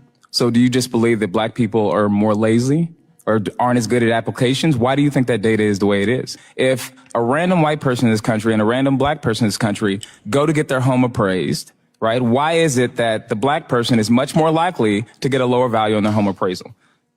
Because they live in a different neighborhood? Okay, great. We'll get to that in a second because that's wrong. Black people in this country were enslaved for at least 240 years. Is that correct? That's correct. Okay, and after slavery ended, you had about 100 more years at least of Jim Crow and legal segregation, where government at the federal, state, and local level blocked black people from owning land, from getting bank loans, from living in certain neighborhoods, from attending certain schools. All of that happened too, right? Yes. Okay, so my question to you is simple. Name the year that the playing field became completely even. I want you to give me a date. I mean, if you're looking at for home loans, you brought, I think we talked about home loans and appraisals. For home loans, what year did it become equal?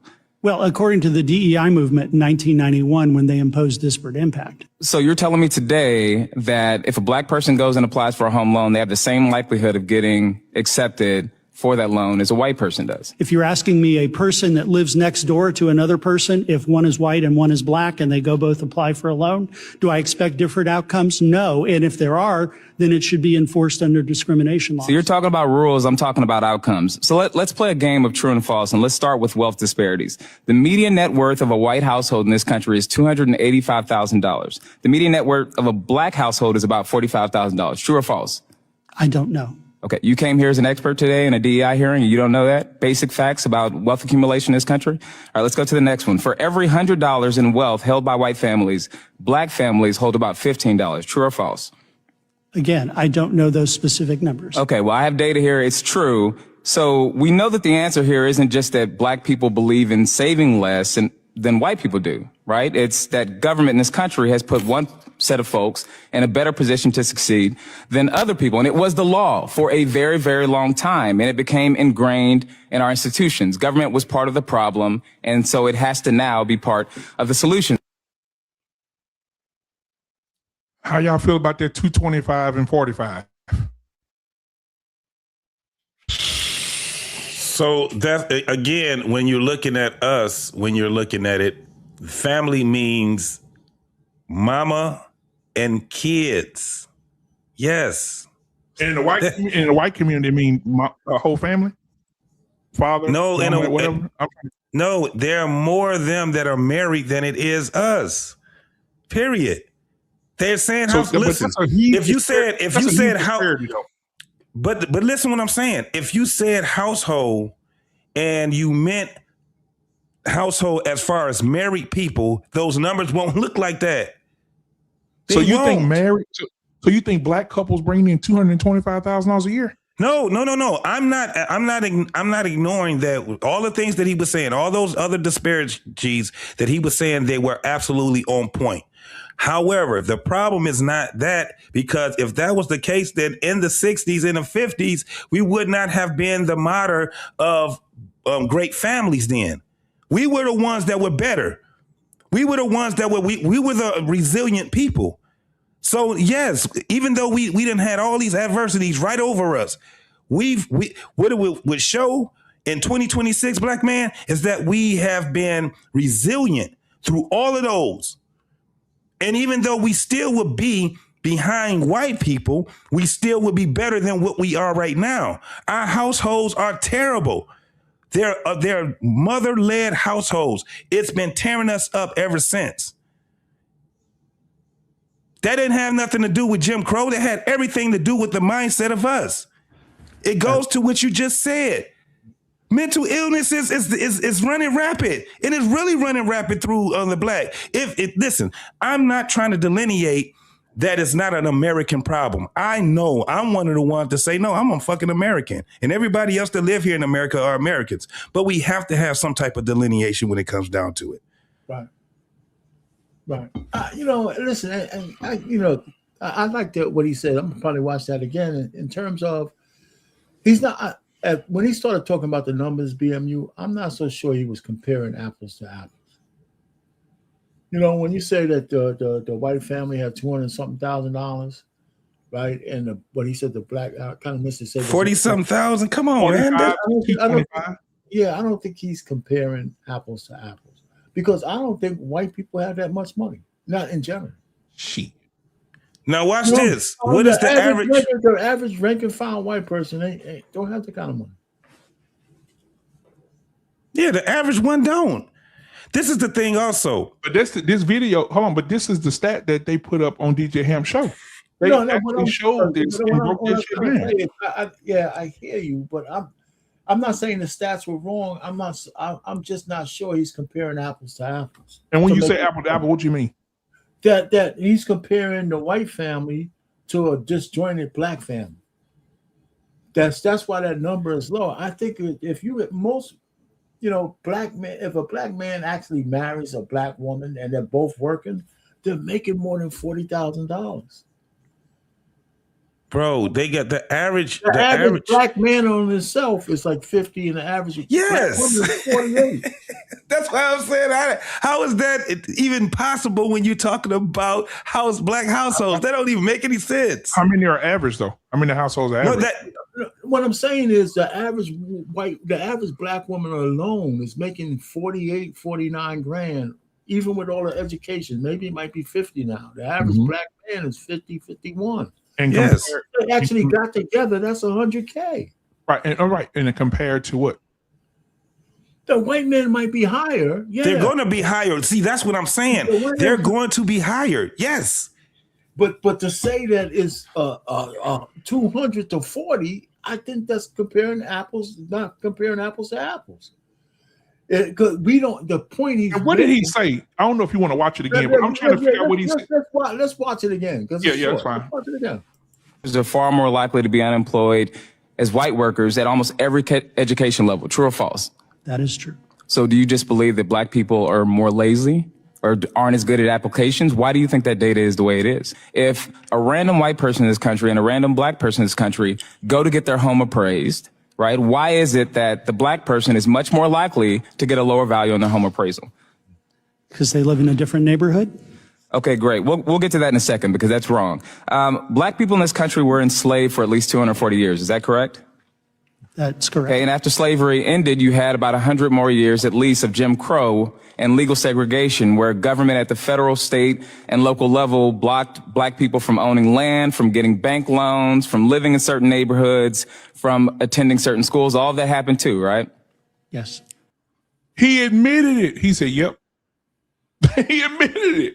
Well, that's all true, though. We blocked all you niggas back in the day from getting shit. Nigga, y'all weren't finna get shit. Yes, that is not only, it's a fact, bro. That's why they had the Fair Act. That's why they had the Fair Housing Act. This is why they even came up with the one of the reasons why they came up with a credit score.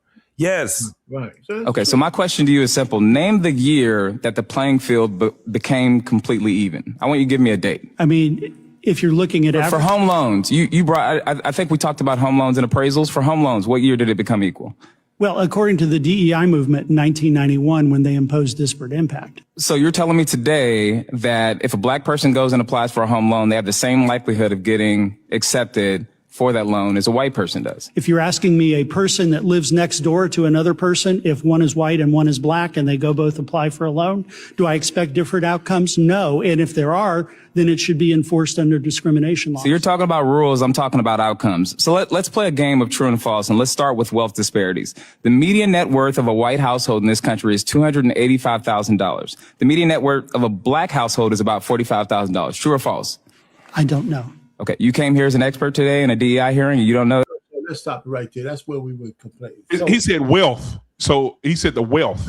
Let's go back just a little bit. Yeah, there's a wealth gap.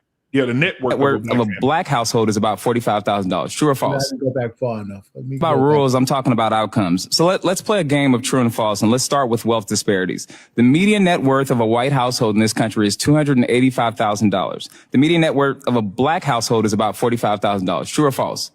I don't know. Okay. All right. So what do we when we define median net worth?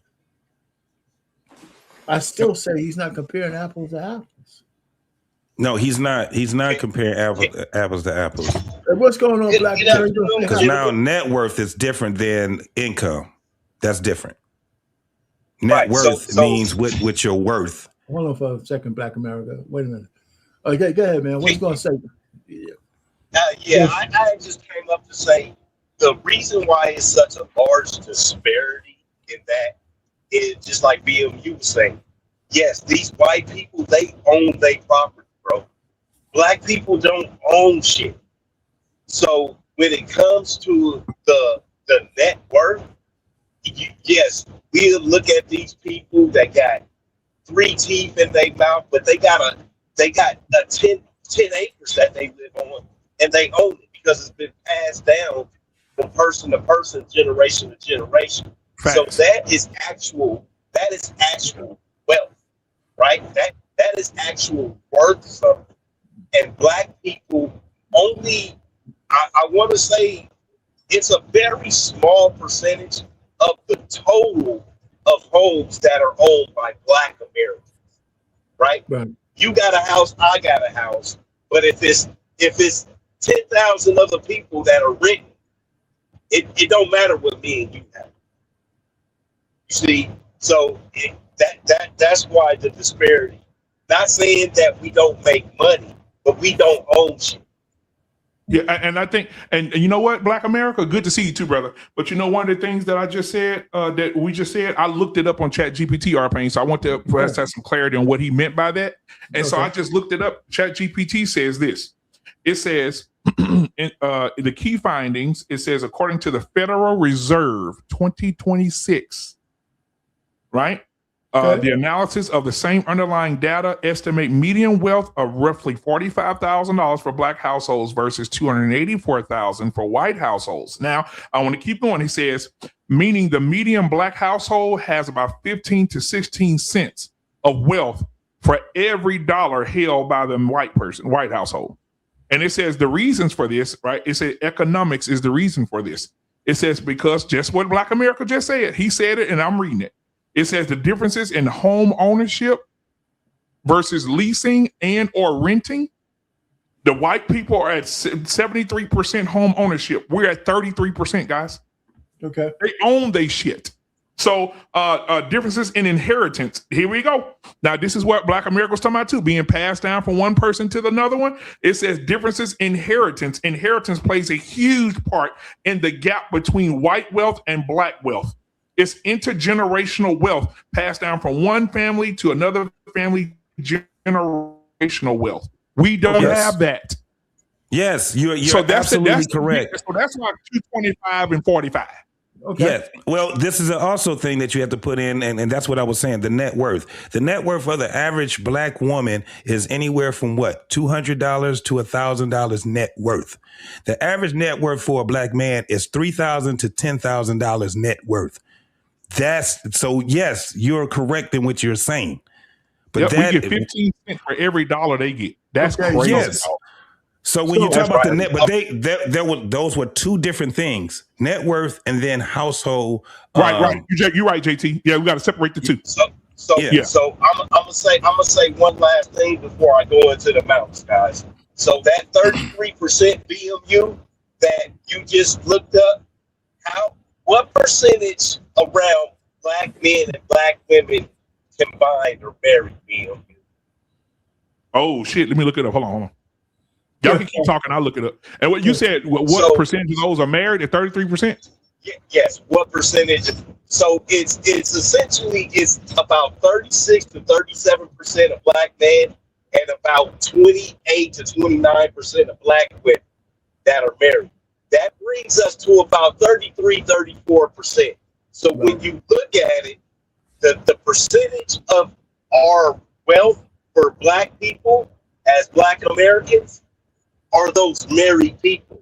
Now, Black women are buying houses more than anybody, but they're also unable to maintain those houses. Which means, and you're right, because they're ranked number one in foreclosures. Foreclosures. So they also get those houses taken away from them.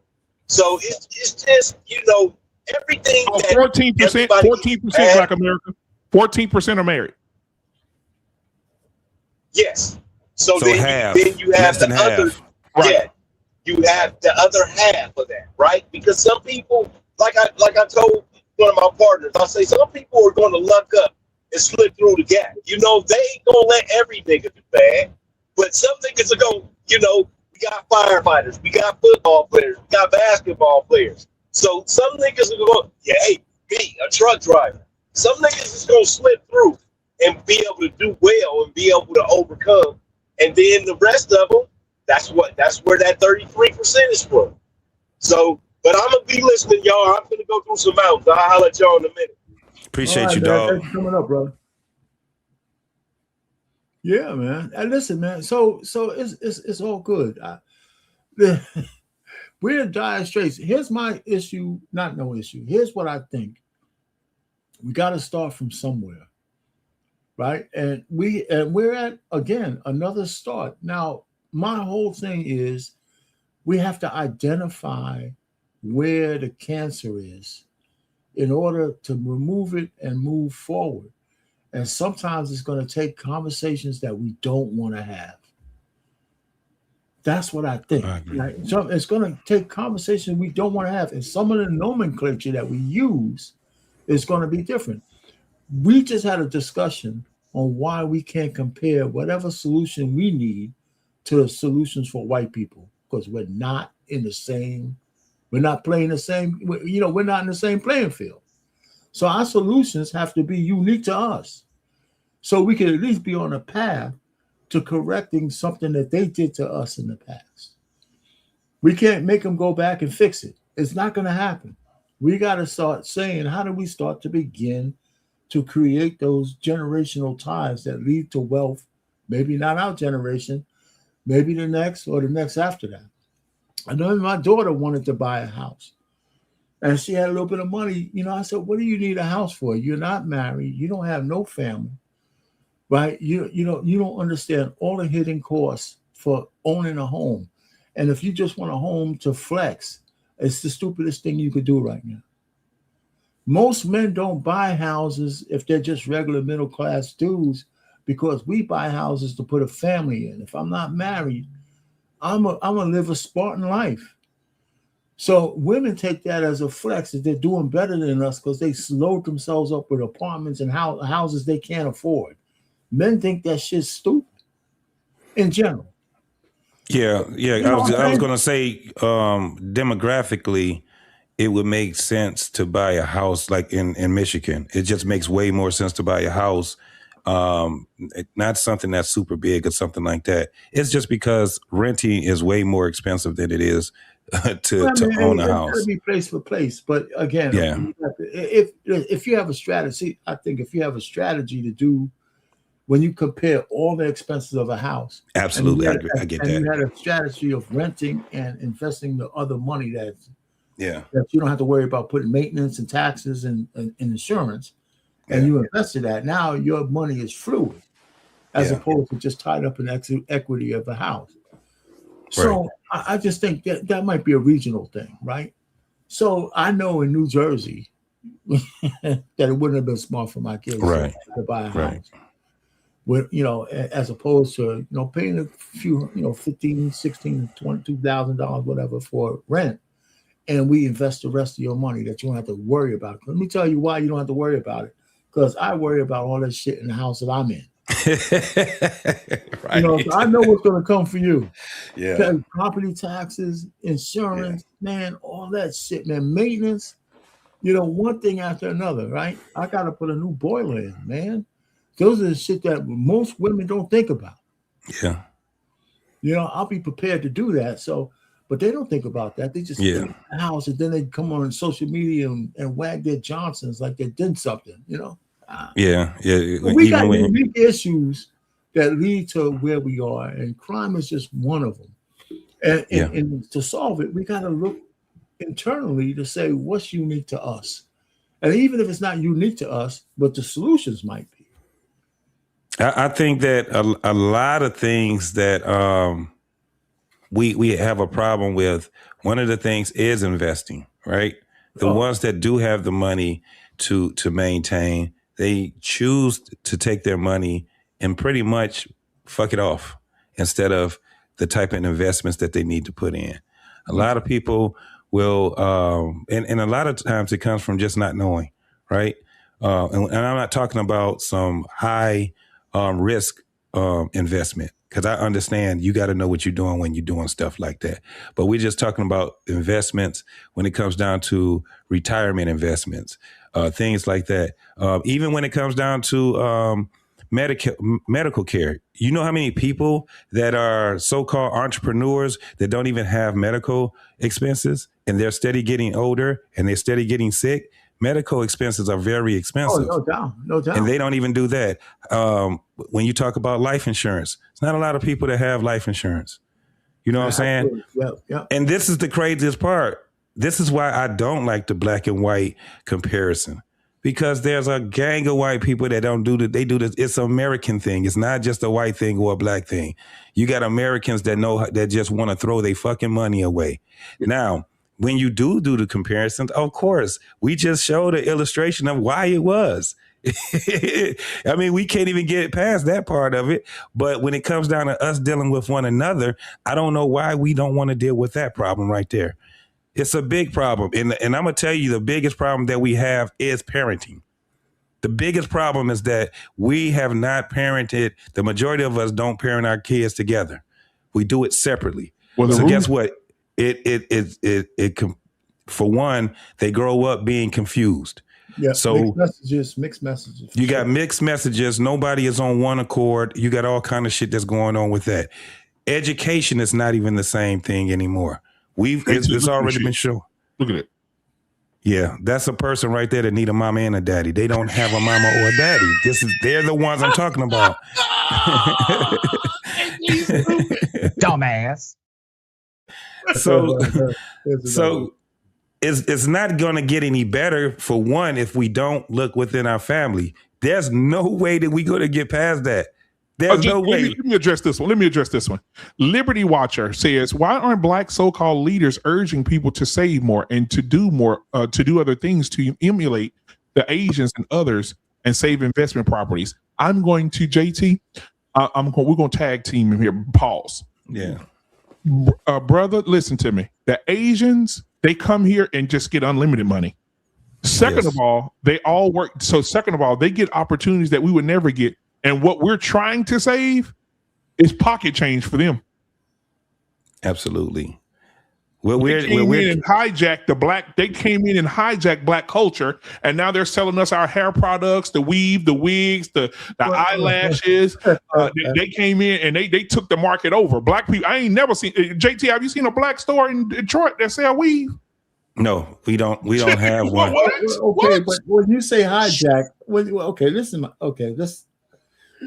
all right. So, what's the genesis? I mean, when he says profit, I'm just saying they profit on our insecurities. Yeah. Okay. Yeah, but here's the thing, right? One of the things that I think, and I agree with all the things you just said, but it's like we get caught with our pants down. Because when we start seeing now, I know they have collectives and all that stuff where they can get supplies wholesale, and we don't have those access. But we could have created those kind of access points that if I wanted to have a store, I get together with some other stores and we could buy products cheaper, right? Mm-hmm. So, so the Black women, they know they need to have their hair done, their nails. There's some Black salons now. They got the so-called boycott. Some of those are benefited from that. But we just missed an opportunity to have ownership on something we actually need, right? Right. So the Asians come in, they set it up. We don't see how they cook the cow to set it up. So they have these stores. Black women just go to those salons and they don't think nothing of it. I like the weave, I like the nails, I like this. And they didn't even think about, hey man, how come the sisters in the community are not doing this? Or the sisters are doing it, but the service is so bad. Yeah. So now, let me tell you something. I don't know if you've seen the documentary Hair. I encourage you to go watch it. Do you know how hard it is for Black people to get a license to sell hair? No. They're not gonna. But even if they have the license, it's not gonna happen because of where this is great. It's how. For one, it comes. The stuff comes from overseas, right? So it's more of a black market. It's more of a black market type of a thing, right? So this is the problem. They only want us to be the consumers of what they're doing because we've had businesses that says, listen, because we got all the salons and stuff. We got all that, you know what I'm saying? So all the salons, they need somewhere to get their hair care products, right? So they would try to look for the place where you get the wholesales at. There are very few of those that they have. That's why getting your hair done is very expensive now. And so when they tried to do it, what happened was the agents blocked them. Hell no. I can get it for you and then you can pay me, but I'm not going to tell you. I'm not going to let you get to go past me and go past and go to the plug. Now y'all ain't going to use us. This is the thing. We have Black skincare. We have Black hair care companies. We have all kind of companies that deals with that. The only way that they got us our pain is through the weave. Yeah, the weave. Everything else, we support one another. Look, my brother Jeff Brown. Jeff Brown has a skincare company, and there are more people that have more skincare companies. That's not the problem. The problem is what we spend our money on. Right. With men, we're not going all the way to the goddamn the Asians to get our beard and our haircut. We going to the barbershops where the Black man is. We getting our skin care, and a lot of men don't use a whole bunch of skin care. Give us some lotion or whatever it is, and we good. However, it is a $1 billion, $1 trillion industry, and one part of that industry, which is a huge part in the Black community that we don't even own, we're the bigger consumers, and that's our women on that nasty ass weave. Well, you knock that shit out there, those motherfuckers gonna have to move. Well, see, here's my thing, right? So, in the sense of Black women sending all that money overseas, they're essentially, counterproductive. They're like the opposite. They have to. Their psychosis is so strong because some of them are spending thousands of dollars on these weaves, lot of money, and what's their contribution to the Black community other than to try to sacrifice some of that to bring some of that home? But they're not going to do it, not for the Black community. You're right. The community don't mean. Listen, how do I feel? How does this shit make me feel? That's women stuff, right? They need attention. That's why they need the ways in the first place. They need accolades. That's why they will buy a house they can't afford. And then they need affirmations. I always come back. So, the solutions we have, has to go beyond what women feel like in the time, because we got to convince them to do shit that they don't make them feel good in order to get some shit done. If they had to choose, it's always how I feel better than anything else. But that's another story. Yeah, if I had to, that's another story. Another story. So if I had to tell a young person, this is my thing. In order for us to change what is going on with our people, first and foremost, we got to also understand that it is a problem. Just like you said and shout out to him, and this might be risky, but you had the brothers up there talking about some focus on Black excellence. That's not doing nothing. There's no problem there. So what are we talking about if there's no problem? We use the Black excellence to inspire other Black folks. So that's not, of course, we've already been trying to do that, but then we don't even know what the hell Black excellence is. Well, but even the term Black excellence, right? There you go. I know where you about to go. Right? Even the term Black excellence, there's people who, like BMU said, some people have mental issues, some people got other issues. They automatically think they're excluded from anything that says excellence. Yes. Right? But even using Black excellence is still like, now we can use Black everything, but we can't say Black on Black crime. It's crazy to me. Yeah. What does Black excellence mean? You're talking about why not just excellence? You know what I'm saying? Right. Why not just excellence? All I'm just saying is, but let me tell you, and I do understand where they're coming from, but because when you say Black on Black crime, it sounds completely negative. Yes. If you just leave it there. The real conversation is when we mention Black on Black crime, the real second thing to that is, I think there's unique things that we need to do to lower our crime rate in a across the board fashion that doesn't exist or is not the same for white on white crime, Hispanic on Hispanic, or Asian on Asian, especially Asian on Asian. We got unique shit in our community that we got to deal with that leads to crime. Yes. So it's not all one size fits all. And I know Hemp was trying to do it, and Hemp being the guy he is, he could probably spin a yarn that makes it sound good. I don't want to say spin a yarn. His logic will make it sound like that's the answer, but not always. Not always. So, because I'm not really disagreeing with that. Disagreeing with him. I'm sorry I missed that show. So anyway, but here I got this thing. Let's talk about solutions. I want to play this next video where this guy starts to talk about starts to talk about solutions, and after the video, which is short, we can start talking about solutions. Hey, what's going on, Scam? So what's happening here? All right. So listen to we talking about Black on Black crime, whether you agree with the term or not. I'm gonna play this video where the guy starts to talk about what he thinks the solutions are, and what's not being done. And so we could have a conversation after that. Let me get this started. It's not a mystery. We solved this a long time ago. The reason it won't stop is that too many people need it hidden, us included. Last video, I showed you how Black ghetto culture became the loudest voice in Black culture. How the hood went from a place people were trying to leave to a badge people wear with pride. If you didn't see that one, go watch it after this. But today, I'm answering a harder question.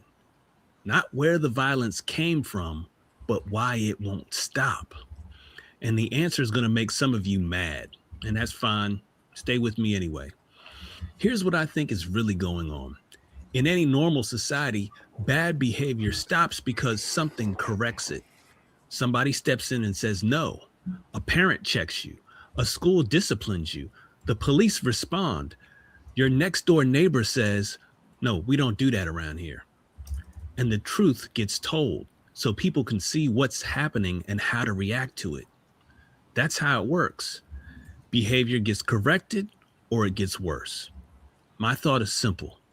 In a lot of Black America, every one of those corrections got switched off. One at a time. Some got switched off by other people, and some we switched off ourselves. Now let me walk you through it one by one. The first person who's supposed to correct a kid is his father. Starting back in the 60s, Black fathers started leaving the home in huge numbers, and they never really came back. Too many fathers are also missing. Too many fathers are MIA. Too many fathers are AWOL. Missing from too many lives and too many homes. If your camera ain't on, you ain't coming up here. Abandoned their responsibilities. There you go. They're acting like boys instead of men. And the foundations of our family have suffered because of it. You and I know this is true everywhere, but nowhere is it more true than in the African American community. We know that more than half of all Black children live in single parent households. Half, a number that's doubled since we were children. We know the statistics that children who grow up without a father are 5 times more likely to live in poverty and commit crime. You did 9 times more likely to drop out of school. You did 20 times more likely to end up in prison. You didn't. They're more likely to have behavioral problems. You run didn't. away from home. We're going to stop it Become after teen parents because the father wasn't in the home. The foundations of our community and our country are weaker because of this. I'm not going to sit. Yeah, before he goes on and says what he has to say, I'm going to give everybody a chance to speak. You now, in retrospect, right, we can see how disingenuous fucking Barack Obama was. Yes, sir. Absolutely. Right. He just sat and said all of this shit up there when he had the power to change everything. And he read up. Yep. And what did he pass? What did he pass? What did he pass, Arpain? You know it. Talk about it. Even if he was up at the bully pulpit, he didn't come out with something saying, listen, I want to put an incentive out there for us to bring that family back together. And here's some of the programs I'm going to do. Here's how I'm going to do it. So, and, you know, I'm not even going to say that he was disingenuous by trying to just put it all on the men.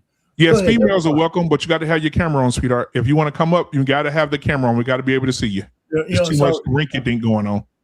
So even though he was waiting, so I don't have, so there's more than just the men being deadbeats. I don't like that. But even if that was, he had the bully pulpit to do something with it, and he didn't do anything. Exactly. And so even though his words are not necessarily wrong, they weren't the complete story. And if it's a guy like you, if I can't look to you to help us solve that problem, who am I looking to? Right. He wanted to paint the White House in rainbow colors instead of helping the colored. You know, so I don't know, guys. On this point, you guys, if y'all have anything to say, let's just stop here and y'all chime in. Scam, you knew it. Barack Obama wasn't. The Obamas was not shit. Anissa love them. She in the chat.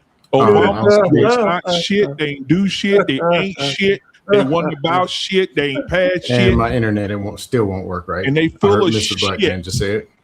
JT, how you feel about the Obamas? You need 5 seconds? No, I don't need them for 5 seconds. They bamboozled the black folks. There you go. Shit, Arpain, get your 5 seconds, Arpain. Say what? Get your 5 seconds. What did they do for us? Listen, we're talking about it because I'm so dissatisfied. That's why I put it to everybody else, man. I don't even want to say anything. I'm so disenchanted that I was so duped by this asshole that I'm mad. I'm still mad. Because I voted for Barack Obama twice. You know? Yeah. Hey, Arpain, what was it? that you thought that they were going to do? Listen, you can't. You thought he was going to just show up and be black and everything was going to be all right? No, that's not it. Man, I mean, the historical context for me, right, as old as I am, to see a black man actually become president was like a watershed moment for me.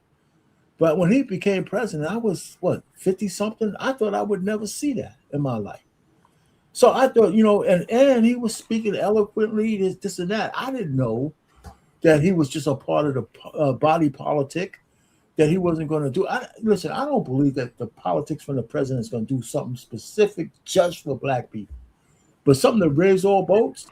But when you get behind the bully pulpit and identify a specific issue in the black community, and you don't have a policy or something that eases that pain or puts it on the right track, then fuck you, man. You have the power. Let me tell you, when you have the power, I don't know if he was going to be successful or not, but don't come back and start vilifying farmers and don't have a policy or a suggestion that could make it right, that could make it better, whether it worked or not. Yeah. Oh, hey, RP. Okay, you said something about solutions. And they come out the single fathers, blame. The single mothers, blame. The president, blame. Where's the actual, this is the behavior?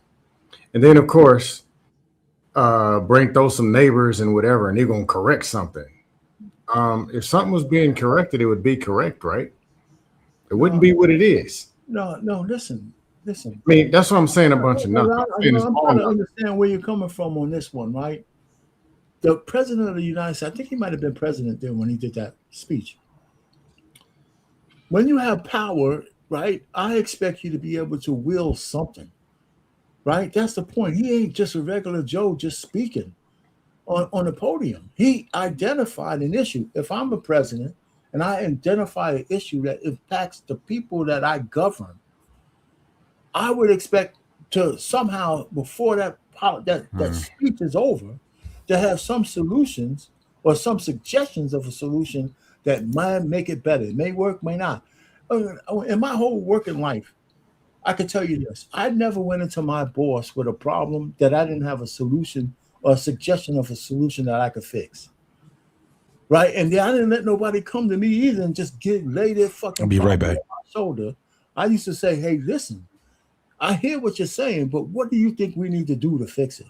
Whether it was the right solution or not, I wanted to hear whether they were thinking about just a problem or thinking about how to put some things in place to fix it. That's what I'm saying. No, I'm just saying. Oh, Scam. You come. You're a Borg again. You're a Borg again. My audio sounds bad. Yeah, but you're frozen. And you froze too. Am I still frozen? Yeah. Can y'all hear me? Yeah, we can hear you. You gotta say what you gotta say, man. Can y'all hear me clear?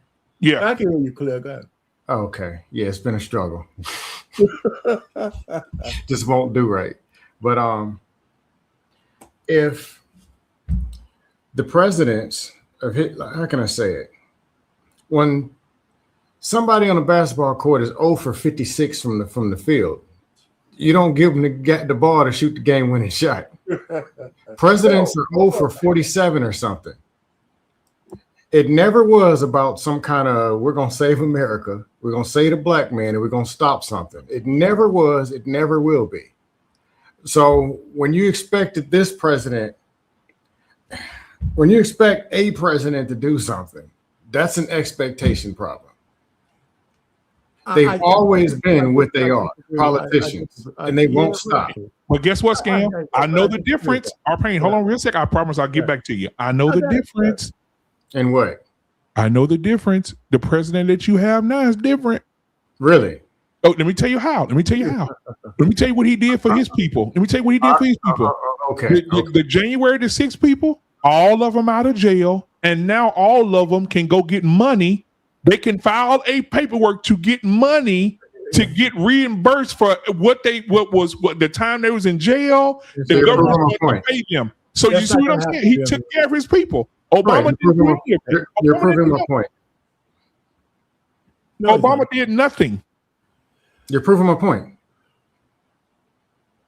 That's not. There's a problem. Let's not do Violence, people acting chaotic and doing whatever. One president did nothing in 2012, 2016, 2020, and 2024, and now another president does nothing. No, listen, I disagree with you 100%. Now, But we're gonna act like Trump done saved everybody. Okay. Well, no, he didn't save. He didn't did something. My bad. I mean to interrupt you, but he didn't save nobody. He looked out for the bad. He looked out for his people. I'm telling you, he looked out for his people. But BMU, they ain't getting no money. So inciting more violence, that fixed everything. No, I'm not encouraging it. I'm saying he looked out for his people. Why didn't Obama say, well, you know what?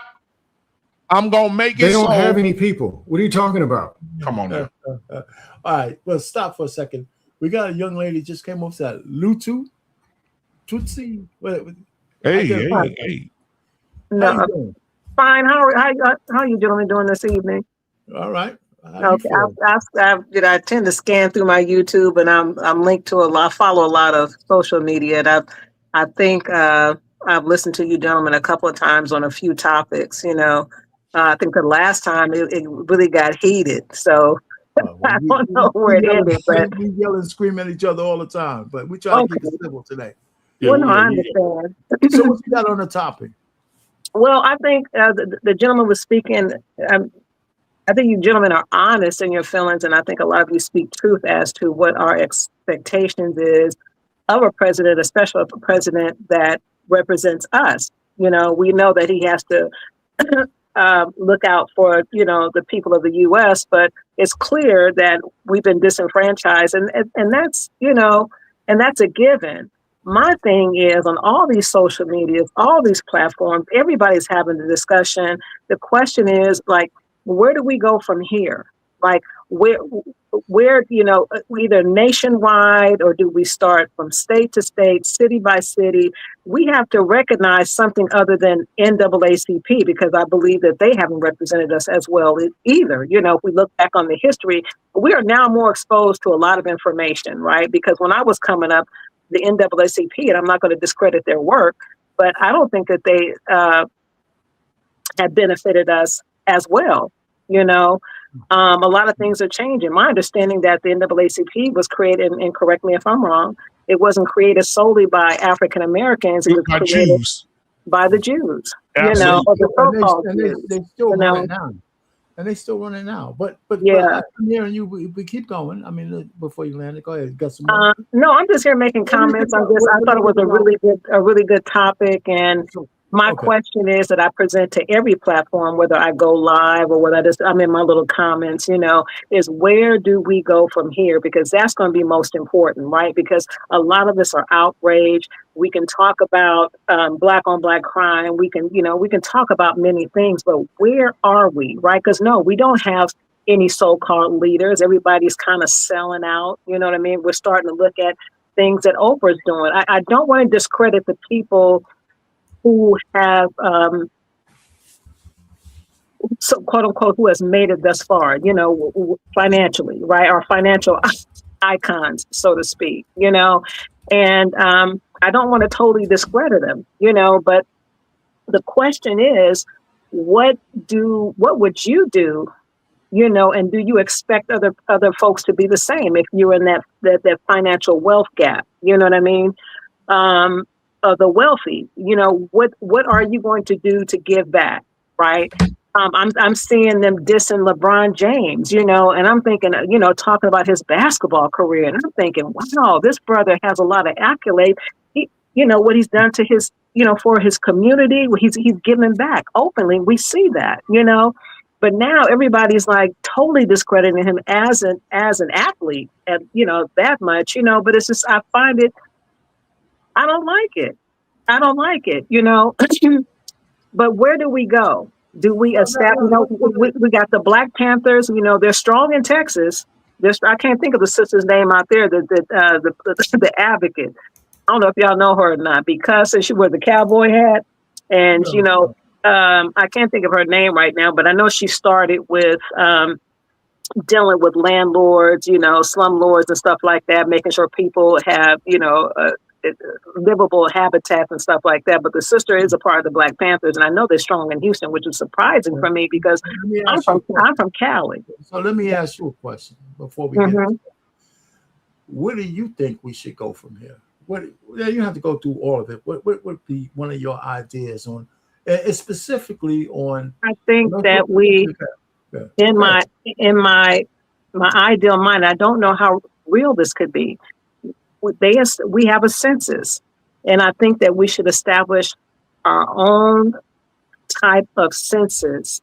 And I think that I don't know how real that is, and I don't know who would be in charge of it. Right? For the purpose of one to well, I thought, okay, I'll start here without being too confusing. I thought about it in terms of reparations. Right? I thought about that we should have some type of ballot or some type of census to say, who you are, what generation, what are out of these 10 or 20, so eventually we have to have a panel that creates the choices, right? What do we want with reparations, right? So we list them all and you check and see, and somehow we come up with some type of democracy of how we agree on what are the main 5, 10 or whatever. You know what I mean? Because now we got all these different states, which I don't think it should be on the highest level, Supreme Court, right? But we got all these other states that are just issuing out, and don't quote me because I think there was 1 or 2 that started the process, and in some states, Black folks are getting paid, right? But it's not the same across the board. And it's like, how do we narrow it down? How do we? Because everybody has a platform, everybody's talking, everybody has an opinion, but as Black folks, I think we need to have something tangible. Let me where we can. How you're going? I know where you're going with this. So excuse me for cutting in on you. That's okay. So you believe that reparations is one of the solutions for us? Yes or no? I don't know if I think it could be a part of it, but it's not the soul. No, I think we have to go. One of the solutions for us. I think it's one of the solutions. Yeah. Let me tie that back to why we're here. We're talking about, and maybe you don't like this term, black on black crime. Okay. It's real. Okay. It's real. Some people don't like the term. Do you think that you guys, so since you've mentioned reparations, and I'm not going to go there because I want to finish this video we have up. Do you think if we got reparations, that would make that so-called the issue that we have with black on black crime diminish or go away? Oh no, absolutely not. Absolutely not. I think that my reality says to each his own, and every household will be responsible for itself. But when we talk about community and getting together, there's just so many things going on, so many factors. If you go to church, whether it's a Christian, Baptist, a mosque, or whatever, what are the plans to help rid this black on black crime? Like, what are we doing for our future youth? Right. So let me stop you right there, because I have a video where this guy actually says he has some solutions that could become talking points. So if you stick around, I'm gonna play that a little bit more, and everybody can come on that. So keep where you are. Let me put this up here, add them to the stage, and let's go ahead and hear them. Here and pretend that that's the whole story, because it's not. But think about what it does. A little boy with no father in the house still needs to learn what a man is. So he looks somewhere else. He looks towards the street, and the street doesn't correct you. The street rewards the exact behavior a father would have checked. That's switch number 1. When that boy acts up, the next thing that's supposed to correct him is the school. That got switched off too. Here's how. Schools looked at the numbers and saw black kids getting suspended more than everybody else. So they got rid of the suspensions. Now sit with that logic there for a second. The behavior was the problem, but they treated the punishment as if it were the problem. They didn't ask why the kids were acting up. They just made the consequence disappear. It's called restorative discipline. The idea is to use relationships to deal with the root issues behind bad behavior at school instead of sending students home. For instance, I talked with a teacher who allows students to write down anything they want her to know each day. If a student starts acting up, she can go to those notes to find out what may be bothering them before determining if a student needs disciplining.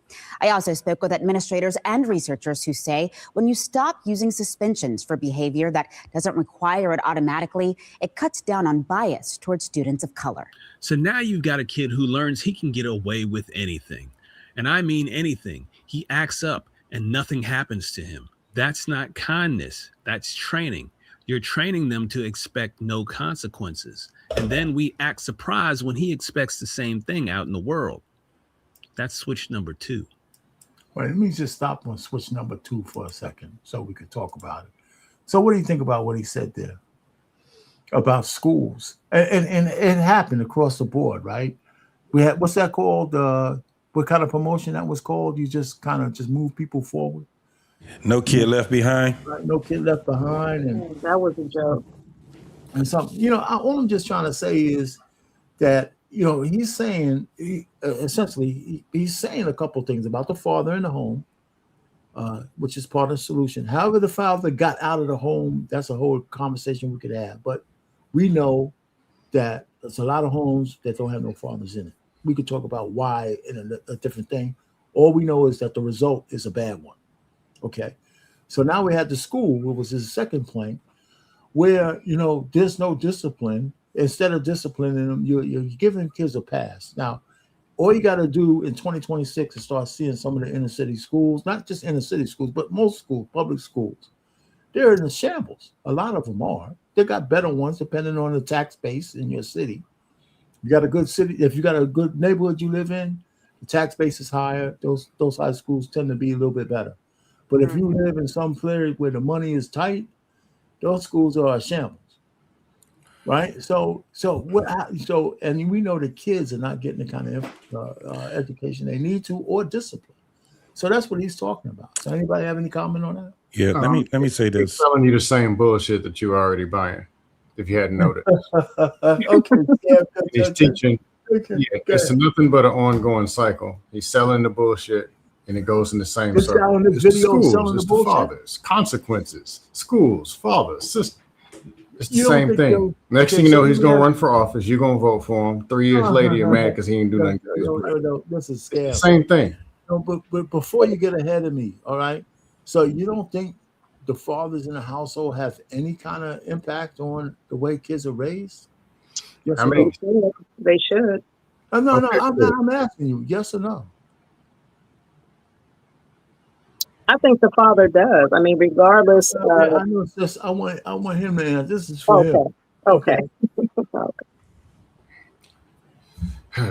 Okay, educate me, Scam. How's a father? I'm trying to follow along. Like whatever R-Pain said, I hear you talking, and then R-Pain will just be frozen. Were you just speaking, R-Pain?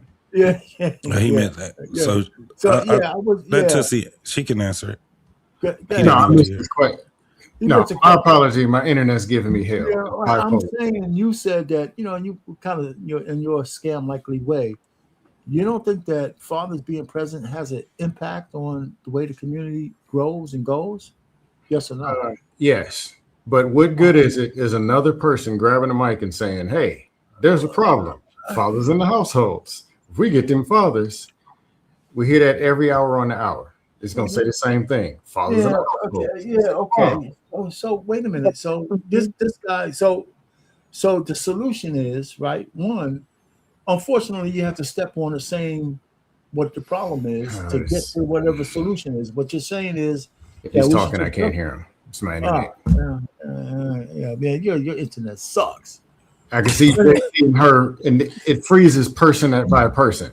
You freeze my shit on purpose. You don't want to hear what I got to say. Yeah, JT's not frozen, but the other two are. Go ahead. Listen, what do you have to say?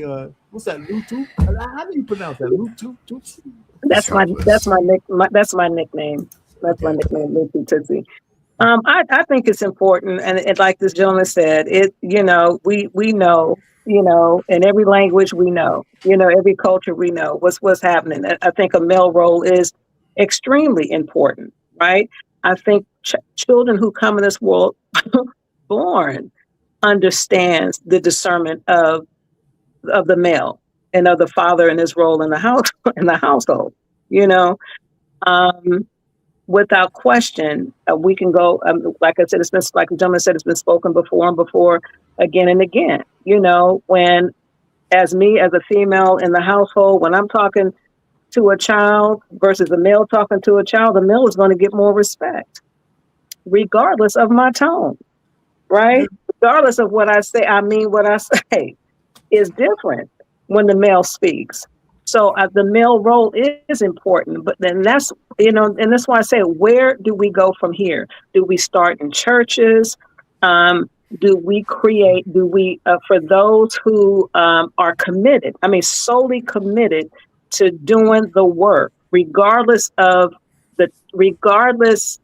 even when you're dealing with the most difficult child, right? The most difficult child has an opportunity to change, right? And so we come up with these ideas and how we're going to do resolution, but when the shit hit the fan, so to speak, oh, I'm tired. This child is too I don't want to do this no more, you know, but we have to understand what we're up against, right? And so, yeah, we can talk about it, but I am really about being proactive, and I don't know how to start it. Somebody said, "Oh yeah, you do what? Well, won't you?" I remember making that comment. Somebody, "Won't you do something?" I was like, "Yeah, if I had the money, the resources, yes, I will." I don't know anything about grants. I don't know who do we talk to get stuff going. I think that ideally, may not be realistic, but ideally, if we seriously start thinking about some type of recovery program that it don't have to be government funded. You know what I mean? Because I think government funded means that they have say so and they in control. Before you go down there, you say recovery program. You know recovery. Wait, hold on. You know what the biggest recovery program would be for men back in the house? Marriage, family. But again, yes. But so here's the thing. Ooh, like, you know, this internet and social media has got people that lost their mind, right? So when we're talking to people, you know, if we're gonna be like Jehovah's Witness with a recovery program, whatever you want to call it, and you come into somebody's household, then how do you establish some type of curriculum or some type of guidance when you in the household of different religions, right? Or somebody doesn't understand the sanctity of. You say you can't, but before we fall down the rabbit hole, just hold some of that though. I want JT to get in here because I want to finish some more of that video. What do you have on this part of it? What he's just said. So when we're talking about how to educate a child, first and foremost, it's kind of like baking a cake or something, right? You need all elements. You need all the ingredients. If you miss an ingredient, it's going to be irregular. So this is the thing. Of course, the father is a major component. Also, the mother is a major component. Also, the teachers are a major component. The thing is that you have to have all parts working at the same time, synonymously. The problem we have is that they're not working synonymously. First reason is because the biggest reason is because you don't have fathers and mothers working together. It's already going to be too much pressure on the teacher as it stands. So when we're talking about this thing of fortifying our children, we can't get around family. We can't get around mother and mom and father being synonymous. So the first problem that we will have to correct is the relationship between women and men. Right. Nothing else. If you don't get that corrected, everything else is going to fall because that's the foundation.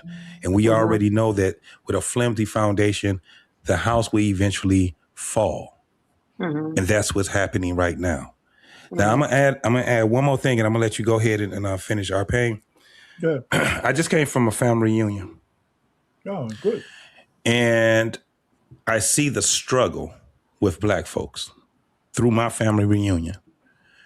In the family reunion, we have folks that steady trying to do the things that our ancestors were doing for our family reunion, right? but we see the younger generation they're not really interested. Now they're interested in when it comes down to dancing and partying and doing those things. What I came up in my head was we need to reevaluate how family reunions in 2026 and moving forward are and how they were before. And then we need to change. One of the things that we need to change in family reunions is, first and foremost, we should not lead with partying. The first thing we need to do is be able to fortify our people by letting them know what their history is.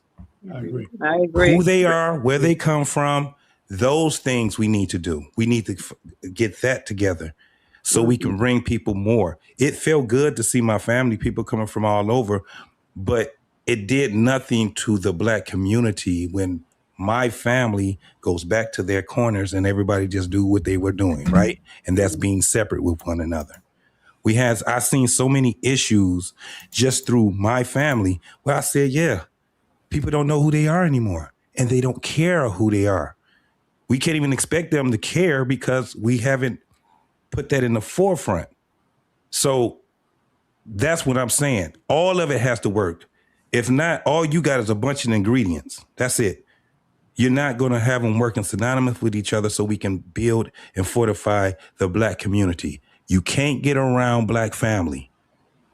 There you go. I agree with that. All right. Let's go. Let's hear what he says for his part 3 here. All right. Let's go. All right. That's no correction at home, no correction at school. The last line is the police. Now, I want to be careful here because this is where people lose their minds. So I'm not going to give you a theory. I'm going to give you a place and a date and let you look at what happened. Baltimore, 2015. After Freddie Gray died in police custody, the city blew up. And in the months after, the police pulled way back. Arrests dropped by about half. The rise in violent crime in the city of Baltimore started back in 2015, following the highly controversial death of 25-year-old Freddie Gray.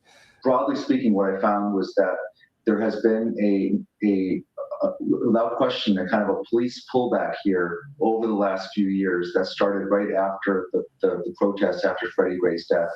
That really allowed a kind of unraveling to start happening here in the city. Watch what happened next.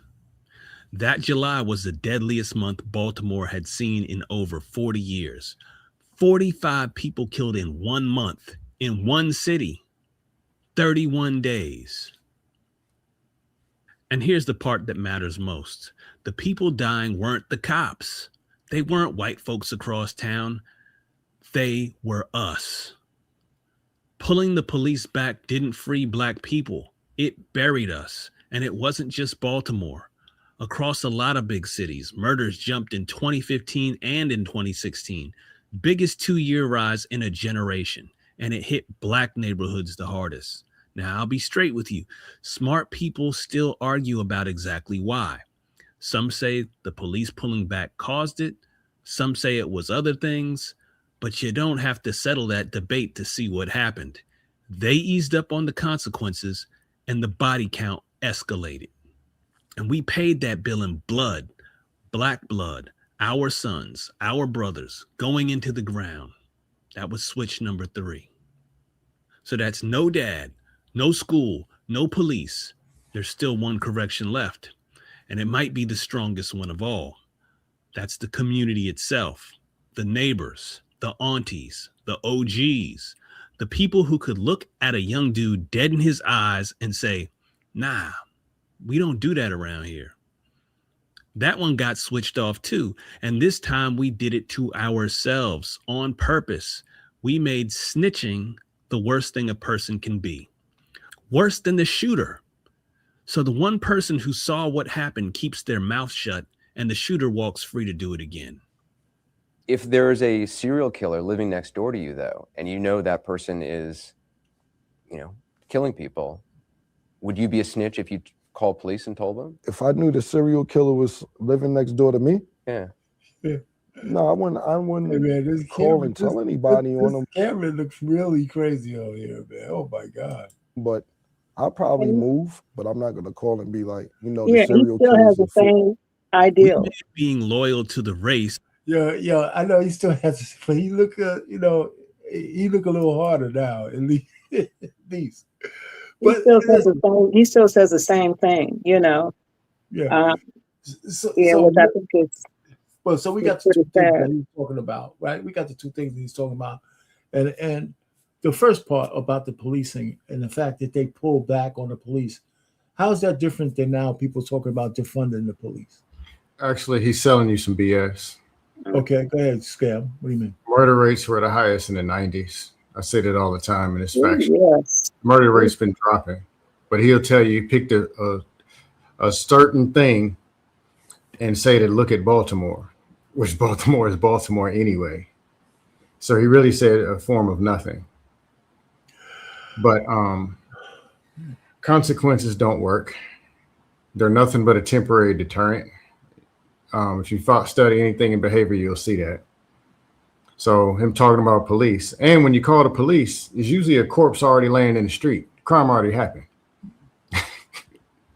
Right. Well, they're already fighting. They already got cut doing whatever they did. Then the police get there. They're after the fact. This is true. So what do you think about snitching? That's just other junk. I mean, yeah, okay. What JT was talking about had merit. The relationships amongst people. Okay. How we talk to each other, how we communicate with each other. Mother and father is usually your first direct source. Okay. Mother and father's mistakes, consequences, and trouble spill over into the kids. Kids receive all of it, direct and even indirect. Everything that the parents are lacking spill over into the kids. Now you got lacking kids. They grow up missing something. Something else he said. As far as family reunion, I like. Huh? That was JT. Go ahead. Yeah. The concept of people working together needs to be fixed with some morals and values and some kind of common goals. If that happens, most of this preventive, after the fact, blaming, pointing, all that, you don't even have to have those conversations. But they spend 80-90% on those conversations after the fact, with the corpse still laying there, the wife still beat on, and all that, and say, well, look what you did. Look at these people, the politician, the police. That's after everything already happened and keeps continuing to happen, which is a waste of time. That makes sense? Yeah. Let me ask you something, Scam. Mm-hmm. Okay. If you could be serious about this, what do you think the path forward is? You mentioned one piece that you sound like you agree with about the family a little bit. So what do you think the path forward is that you wouldn't be so cynical about? Unless you believe there's no hope. It's not a no hope. It's on the left side, there's solutions. On the right side, there's everything else. Those who want to be on every people, most of the people doing the talking and alleged action are on the everything else. I can't make them go to the other side. I can't do that. But those on the other side doing the other side stuff are going to be all right, or as all right as they can be. Get more people on the other side. So what's the other side again? What's the other side again? People working together, morals, values, goals, ambitions, that type of thing. But on that side, these conversations aren't even happening like that, to be honest. Well, I don't know if that's true, but I hear what you're saying. I hear what you're saying. So, kind of an 80-20. People in the gym aren't talking about Twinkies. There's no Twinkies in the gym. They're not there. You don't need to have that conversation. But people at the buffet and at the doctor's office have to spend 80-90% of their time talking about it because that's where they are. That makes sense? No, I hear you. I mean, a couple, married spouse, man and woman who are working together, don't sit and argue all day about 50-50 and I'm going to get you in chop. They're not having those conversations. That ain't the conversation they're having. And the kids hiding under the bed listening. Because they're not participating in it, they're not functioning and just recycling, spinning around in circles, the garbage. They don't have to deal so much with the garbage. And with all due respect to you, Scan, what are married couples talking about? Because hey, Black Man, I missed where you started. I say with all due respect, what are married couples talking about? What are they discussing? Successfully married or dust marriages? Which ones? No, I'm talking. No, I'm being so serious. Like I know we joking around, but this is a serious conversation. So no joking for me today. Okay. I'm asking Let me re-ask you that question. Successful marriages what or do you dust believe marriages? married? Because I am right. I'm asking what we talk about all day. Tell me what me and Arpain and his wife, me and what we talk about every day. Tell me, what's the discussion? I don't know what y'all talk about. Exactly. But I asked you a question. We can't say successful marriages or dust marriages. We can't say what married couples are talking about when we don't know. Okay, so no, so we're gonna act like they're doing all the community building, these married couples, and then all of a sudden they just wake up and then a disaster just happens because of black or something. Well, I think it's the extremes that you're taking. They're doing something correct and correct things happen, and one's not doing something correct, bad things happen. Right, but I'm saying you keep walking your pit bull by the alligator farm. I'm talking extremely. I'm talking extremely about what do you see? You say married couples are not having those conversations, but the divorce rate is up, and the marriage rate is down. Okay, successful married people have successful married conversations. Dust marriages have dust marriage conversations. What is a dust marriage? If I have to define it, that might be the problem. I know. I mean, a dust marriage could be. No, I'm being honest here. A dust marriage could be because if when you get married, you'll understand this. There are some times in your marriage that you and your wife will not agree on something. There'll be times. Arpain, am I okay, Arpain, with that? 39 years. Have you and your wife ever had a disagreement? You got mad. She got mad. She slept in one room. You slept in the other one. Yeah, but we try not to make it happen. In marriage, if that's what we're defining as dust, then that's a part of what marriage is. No matter how good the marriage is. Black man, you know what I mean when I say successful marriage and dust marriage. I don't. You know I'm asking you. Successful marriage, just like grade school. There's people who score 80s, 90s, and 95s on tests, and there's people who score 20s and 30s. Appreciate you. When the marriage is at a 20 and 30, and you don't even want to go over this married people's house, you wouldn't drop your kids or even your dog over there because of how they treating each other. That is a dust marriage. And it spills over into dust kids. And it's a dust pit. Yeah, marriages go through things for sure. No, okay. No, I got it. Yeah. Marriages go through things. Yeah. But if you're going through things 7 days out of the week for 7 years, you're in a dust marriage. Well, some of the most successful marriages have seasons where they do go through hating each other, arguing every day, time and times again. Yeah, absolutely. Okay. Well, okay. So I'm trying to make it quantify it, but I don't know if you're trying to make the dust success and success. I don't know what you're trying to do. No. What I'm saying, one married person to a person who's not married. I'm trying to help you understand how it is in marriage, how marriage works. That's it. I'm only explaining how marriage works. Me and Arpain we're good at it. 16 years for me, 39 years for Arpain. We can help you with that. No, absolutely not. The fact that this is a conversation right now, I'm trying to explain dust marriage and success marriage, and the only thing is to attack and say, "Well, you ain't married." No.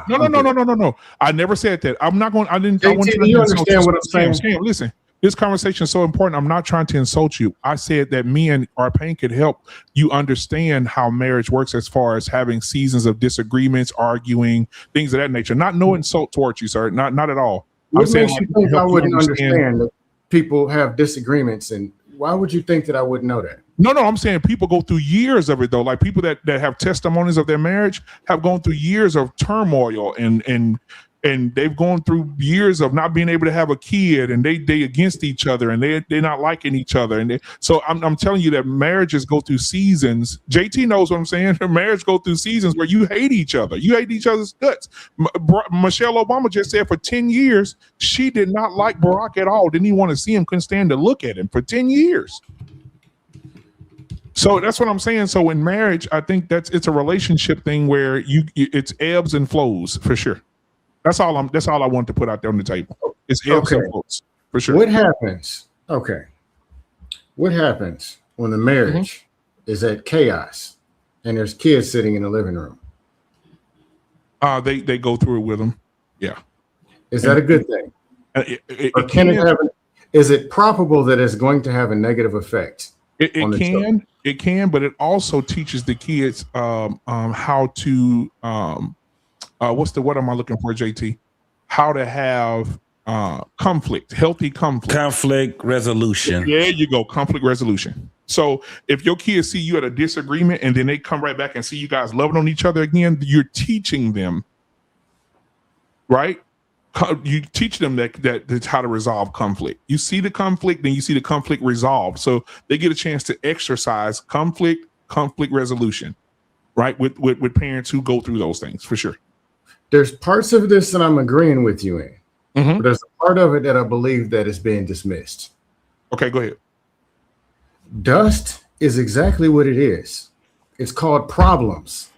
Problems cause problems and have effects on people. Now, I'm not going to say the world is supposed to be perfect and everybody got to score an A on the test. I for sure don't.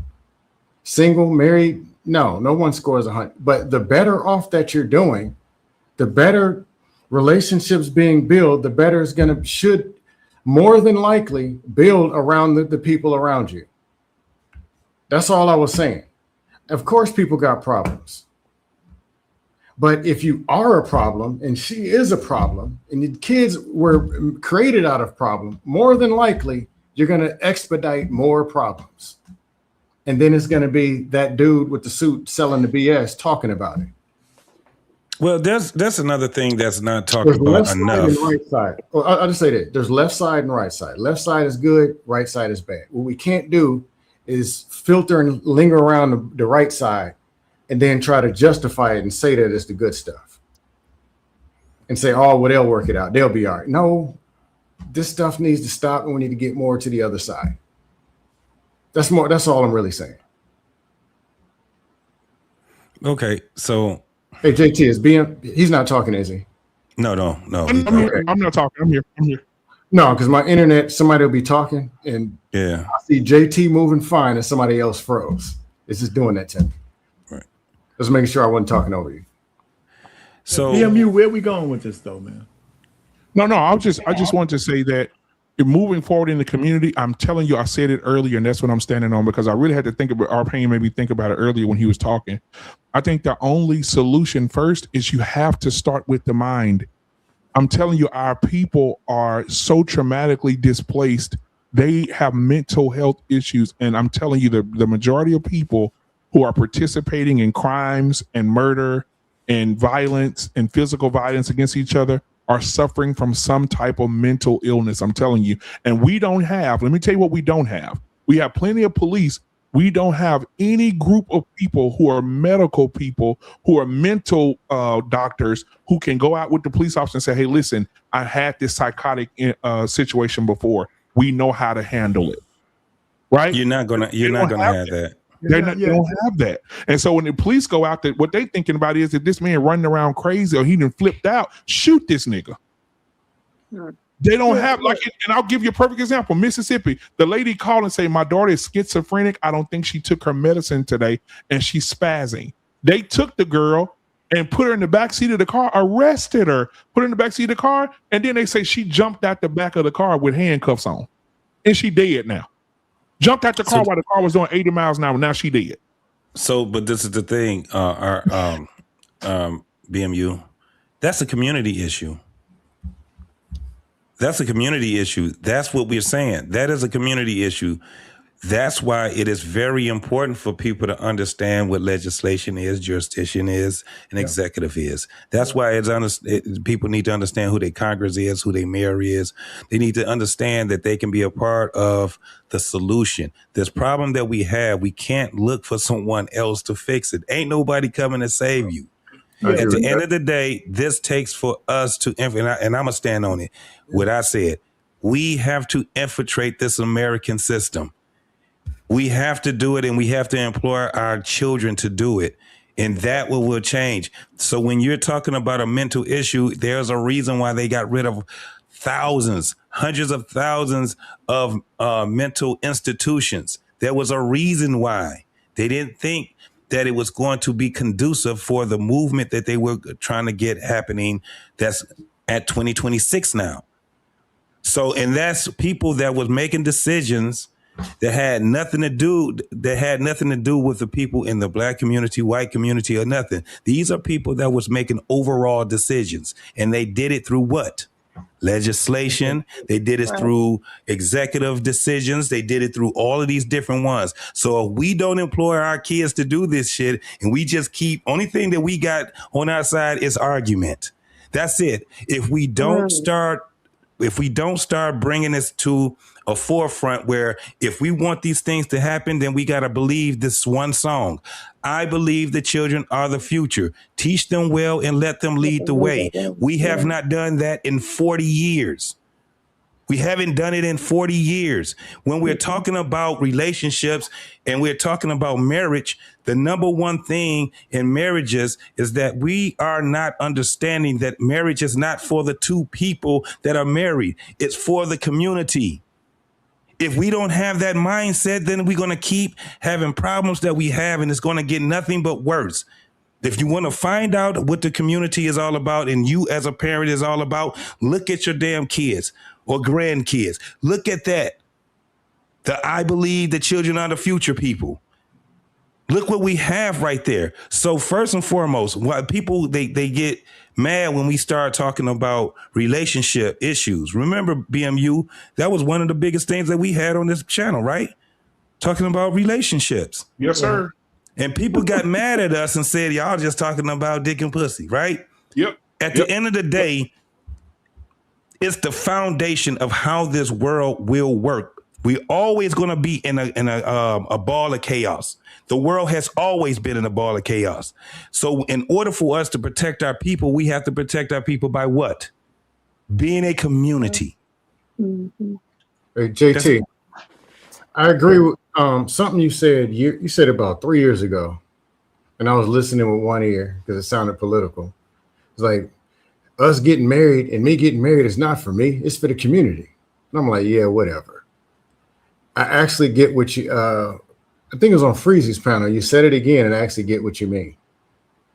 Because honestly, more people getting married changes the community, or people getting together or stopping doing what doing or getting healthy. Every positive thing that you do affects the people around. Like I got nephews and there's stuff I might be saying. I think it goes in one ear and out one ear. Then months later, they come and tell me that it went in them ears. Yeah. Or my little cousins. They drew it back. Yeah. Yeah. Or even, to be honest, even some married people. They ask me something and I tell them something because I see something they may not see. And they come back, hey man, I'm glad you told me that. Dead serious. And trust me, I got married people who go in on me and they be right. Sometimes, there be times they be right. They be on me. I hear you. Okay. But simple thing, putting stuff in positive does affect the community in a positive way. Absolutely. Yeah. All right. So, Tootsie, you're back here. You got anything to say? Are you married? I agree. Are you married? Yes, I'm here. Can you hear me? Yeah, I hear you. Oh, you are married. No, I agree with what he said. You know, I got pissed off when Kamala Harris had passed that bill about the Asians, right? And it was, you know, and the focus was on supposedly black folks attacking Asians. You know, my question is, if we had to establish a bill, what would be the priority and what would we call it? Out of all the things that we need to deal with as a people, if we had to come up with a bill, now it's not going to be a stay law, right? It's just going to be the catalyst for us to do something. What do we name it? And what will it include? I think because he started talking about legislation and she was so darn, I mean, that bill passed so quick, you know. Surpassed thousands of other bills that came before it. Yes. My God. Oh my God. I couldn't believe it. And I said, now who were the powers that be? Now let's just say that, you know, we know that it wasn't totally her, you know what I mean? But she was the face of it, you know. She was the one who said that she was a catalyst to pass the bill. I was so pissed. I was like, well, let me ask you what you're saying. A lot of people forget that she's an Asian. Well, this is true. I mean, with all things considered. But my thing is, if we have to pass a bill with all the things that we need help with, we're talking about family, foundation, community, what are we going to call it? And what is it going to include? It's just a step, right?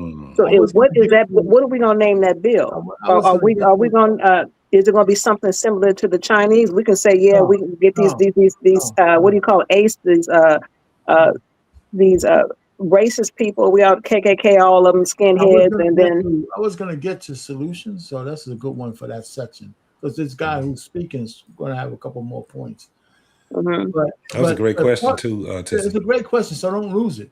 What I'm saying is, it may not be in that fashion. I think part of the solution is passing legislation that may seem indirect at the moment, but long term is the first foundation. Because legislation without the foundation in place is going to be a waste of time. And that's the family. And so I got a whole section and it's real close. So I'm only finished. This guy got another 5 minutes, and then we could just talk solutions or possible solutions. And we can go down. So keep that thought because we're a couple of minutes away. I want to just finish a little bit of what this guy has to say.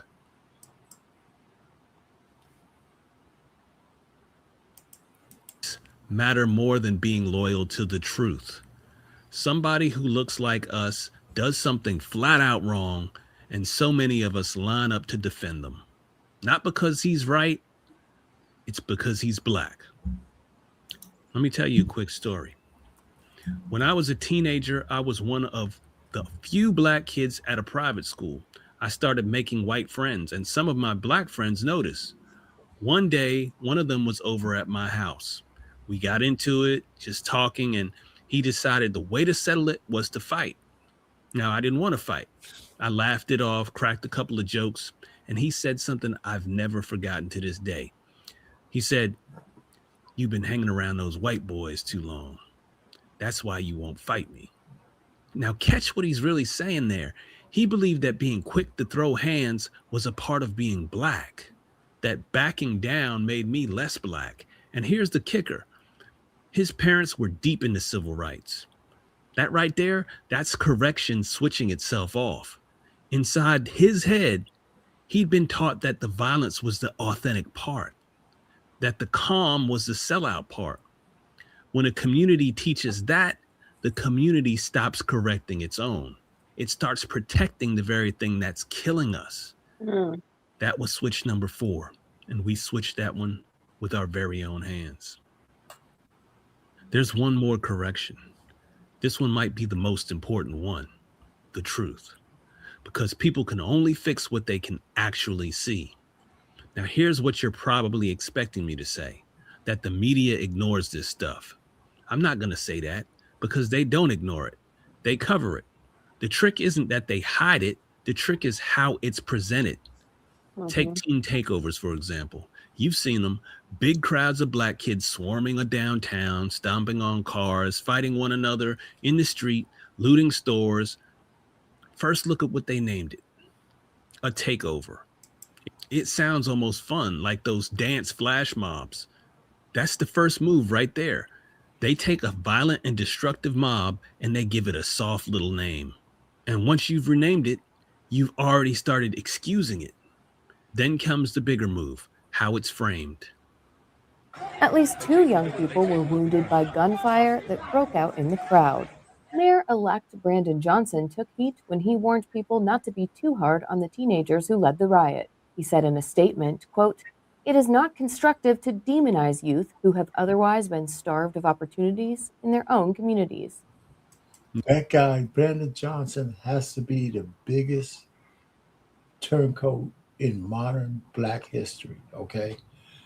Because he's talking about what's going on in the community, and he specifically flooded those communities with illegal immigrants, spent all the money, all the coin on giving those people everything they wanted, and starved the black people who put them in office directly.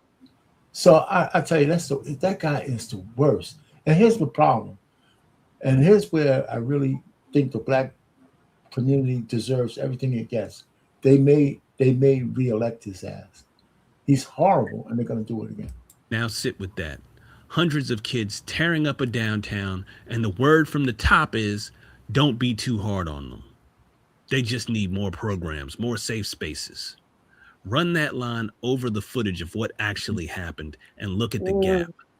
The words say victim. The video says something else entirely. That's not reporting. That's the accountability getting switched off live on camera.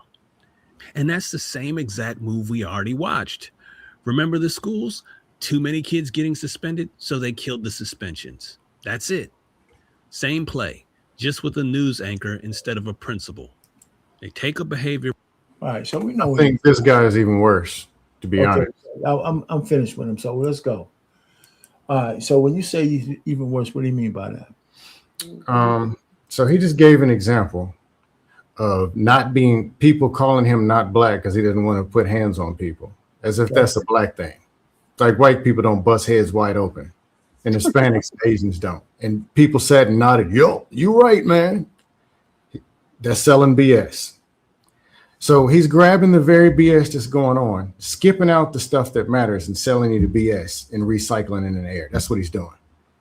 Or skip what causes behavior and how to address behavior, how to influence for the positive. Let's just talk about kids not being suspended, which doesn't work. Or them being suspended, which doesn't work.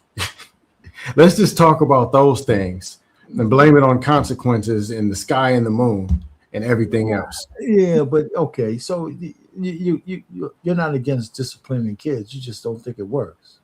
No, I'm against fake discipline. No, what's real discipline then? Right.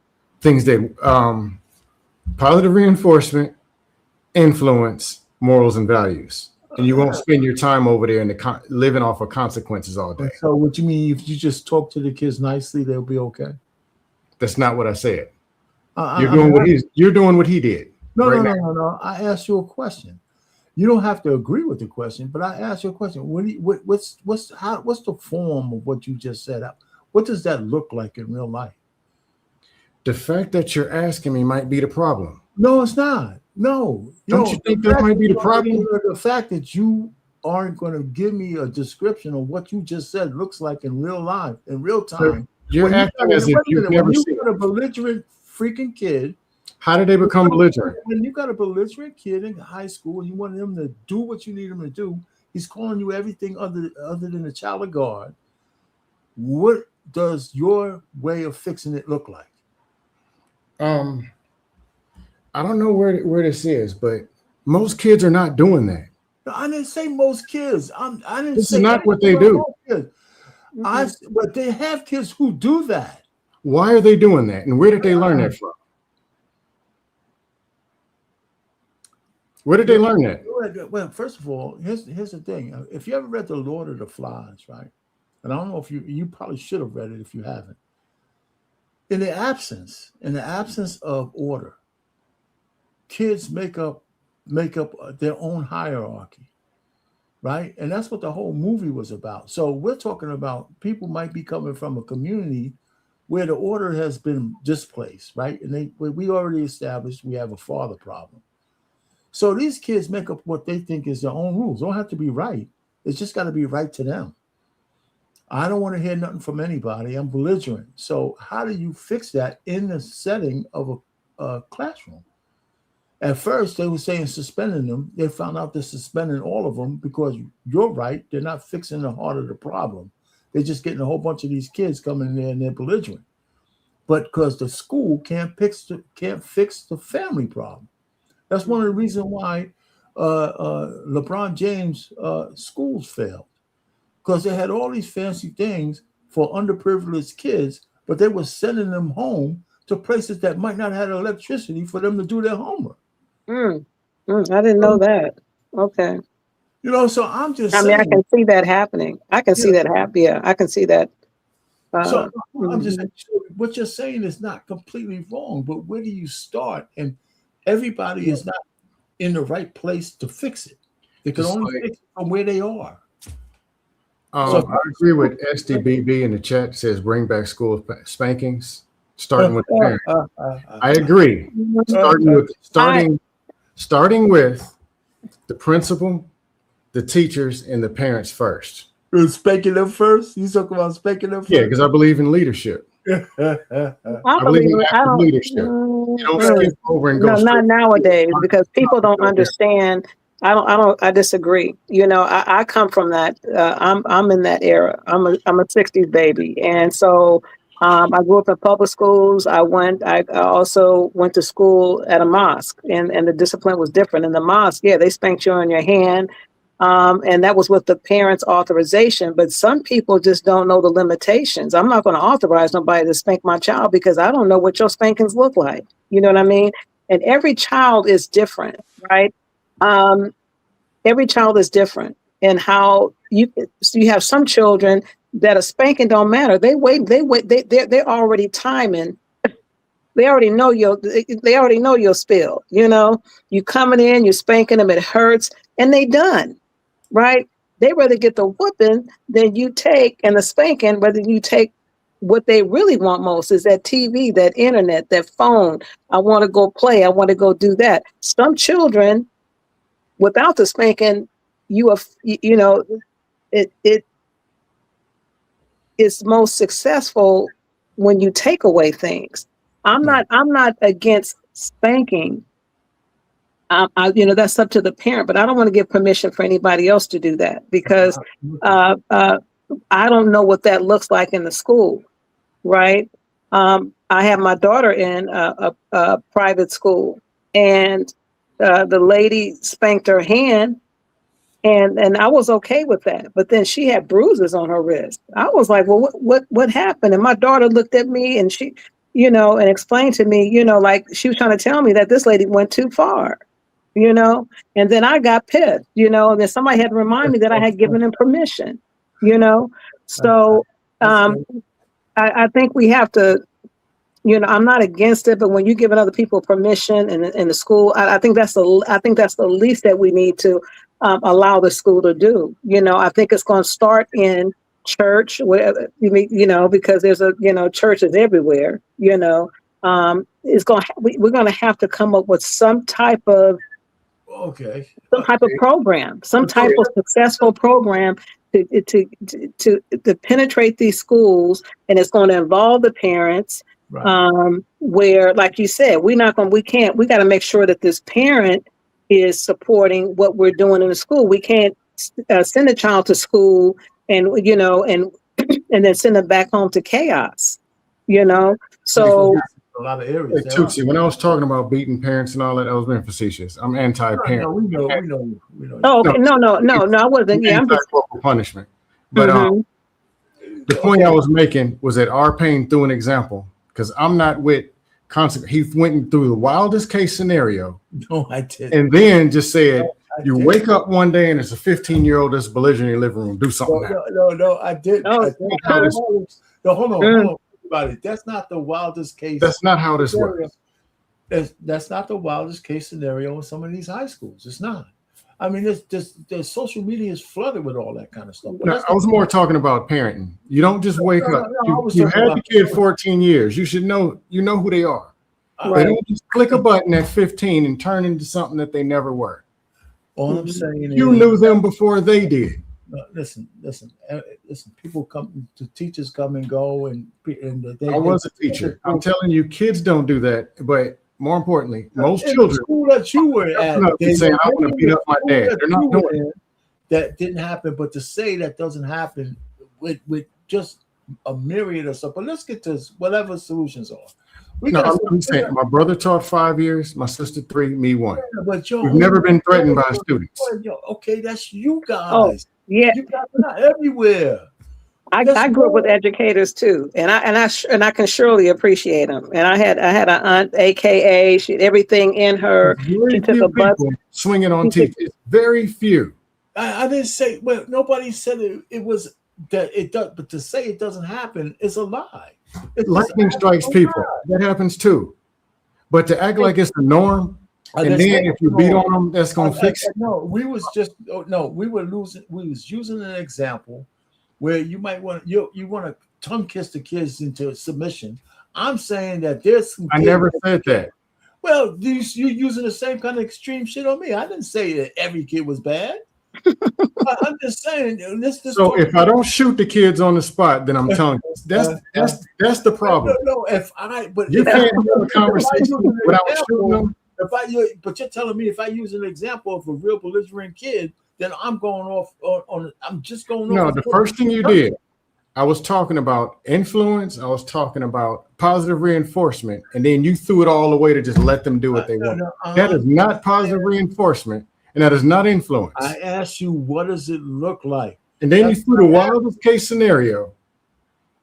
Well, okay, some 14-year-old just woke up and got in your face. Let's just end this one on this one. What are the solutions that you had? This beautiful solution you said. I cut you off, Tootsie. I gave you solution. You didn't want them. Positive reinforcement, influence, morals, values. Yeah. Okay, that's no, we don't want those. Let's get back to pointing fingers and blaming Obama. Okay, that's part of it. But where does that begin? Where do you include that? Do you include that on a foundation made in sand, or do you conclude that, or do you include what you just said on once we have the foundation in place? Because it would work best if we have a foundation in place. No, well, it's a foundation if you have a family structure that can build the tracks to run on. But if the kids are still being raised in broken homes, then all of that stuff you're saying is still disjointed. It's still not. It goes back to my point of saying that you can't get around. No, JP, I agree. Family you can't get around that. Yeah, that's where they are, wherever location they're in.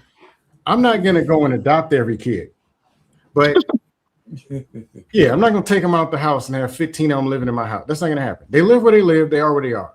But you don't know how many good conversations are talking somebody off of a ledge.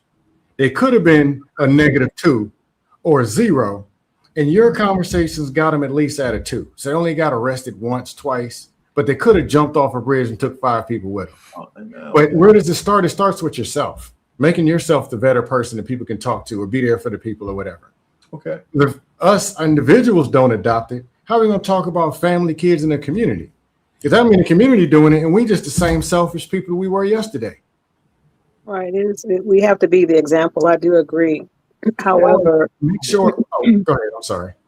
It's really about solution. It is really about solution. I appreciate being on this platform. I appreciate you brothers allowing me to speak. I'm probably, this is the first time I ever went live on somebody, so I do appreciate it. Usually I'm making comments and things like that, and people agree and disagree.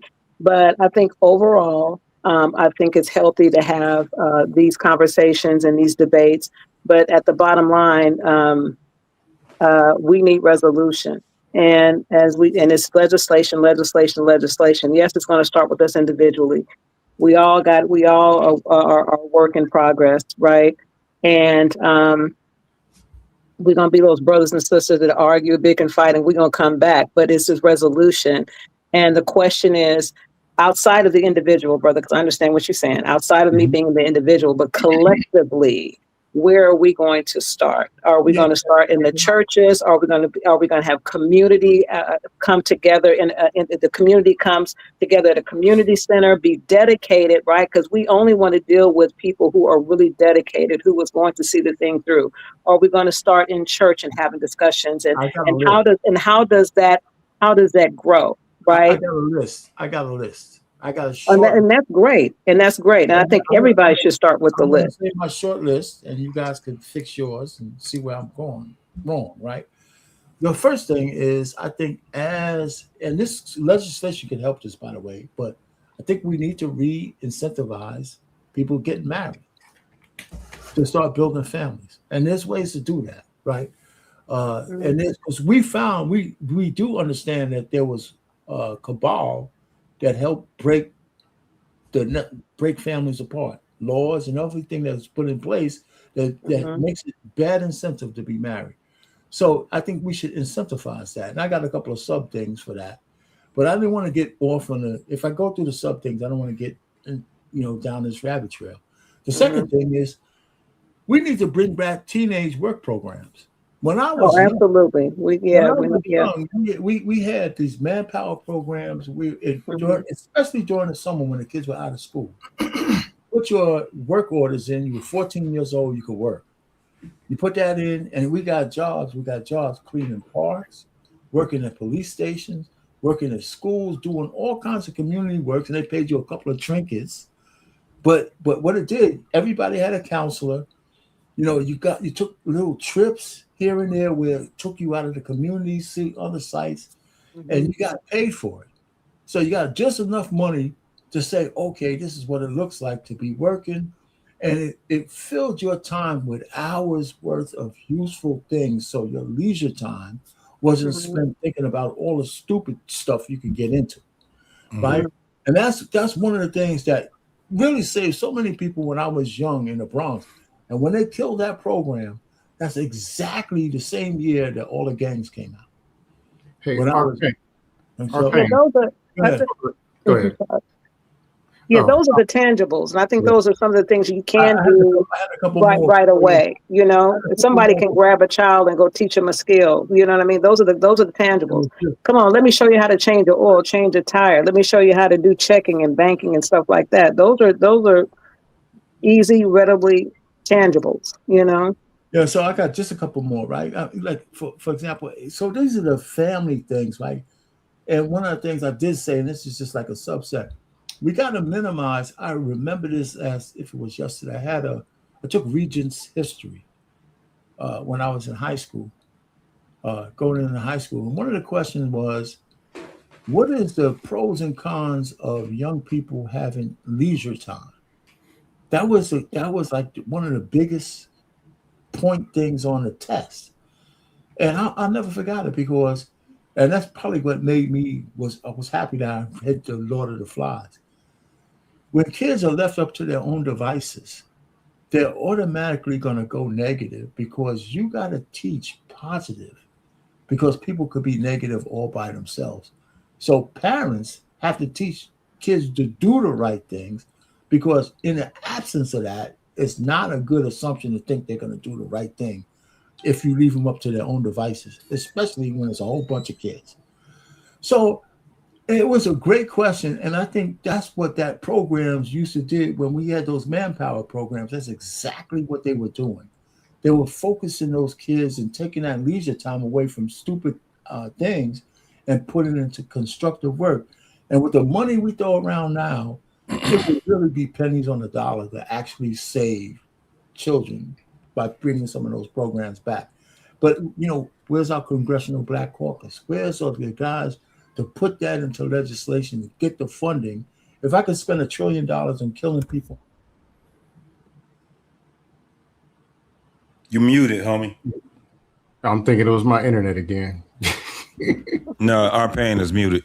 Oh, okay. Yeah, he's fixing it. My thing fell. Yeah.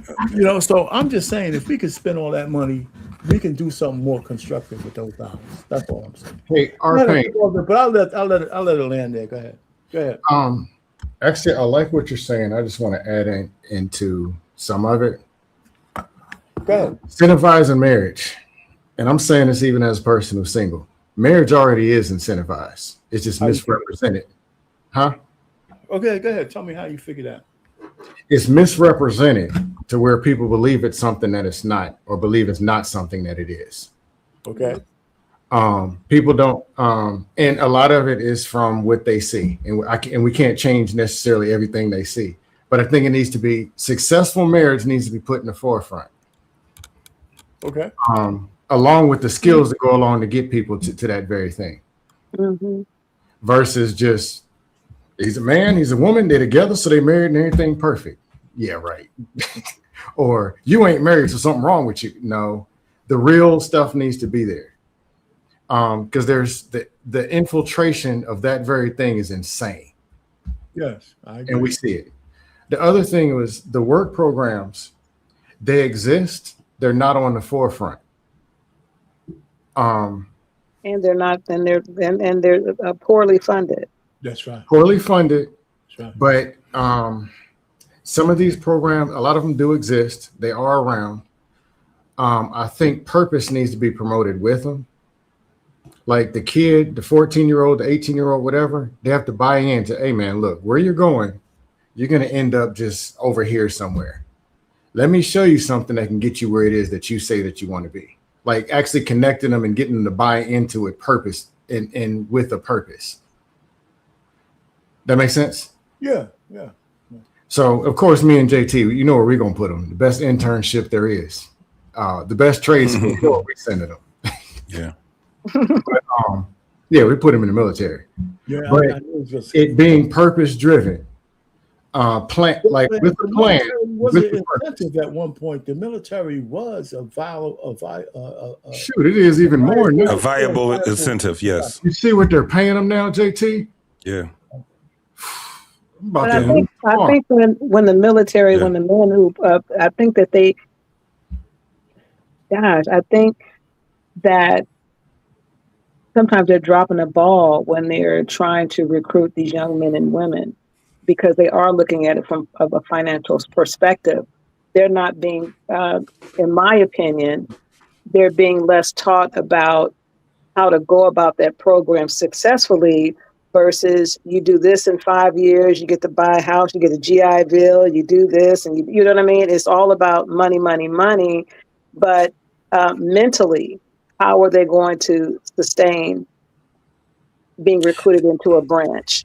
You know what I mean? Yeah, they can definitely be. This is the thing. Of course, it's about making it look good to them at a recruiter's standpoint. Mm-hmm.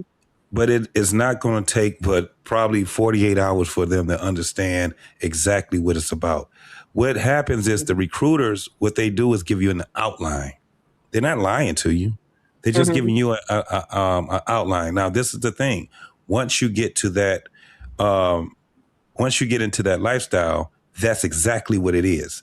This is not like anything else in the civilian world.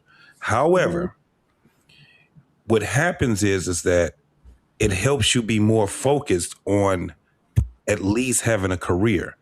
It's not about being in the military and being a career soldier or sailor or Marine or airman. It's not about that. It's about giving you a fair shot when you come back out into the civilian world. That's why they give you contracts, 3 years, 4 years. You know what I'm saying? Re-enlistment. This is the reason why. It's because what they're doing is it's a contract between you and the U.S. government. And basically they're saying, this is what we give you as an incentive. But once you get in and you start getting an education, vocational, you start understanding you can build your life through certain communities and things like that. Most people that get married in the military, they get married in the military, and then they find out either they're going to stay married or they're not, because we're all over the world, right? But what it does is that I'm gonna throw a wrench in there, just for 1 second. Oh, go ahead. When somebody went, so now let's talk. I apologize, but something came to mind. You got gangs now in the military. So who is the brother's keeper, right? When my child is being recruited, who is my child's brother's keeper? Because I just saw something with 3 individuals who were missing. I think they were with the Army. Young brothers and sisters were missing, and they just found their bodies. And this was during something happened to them during their training exercises. You know what I mean? So there's a lot of stuff going on there. So how do we assure that our children, you know what I mean, are being guided? Yeah, so they're not, for one, they're not your children anymore. They're GIs. Okay. Now, this is, let me just say this. This is not, going to the military is not nowhere near going to college, nor is it in, would they have a Job Corps? People think it's that. No, they're going into a different, it's a world. Okay. Once you get out of training, you're going into a real world.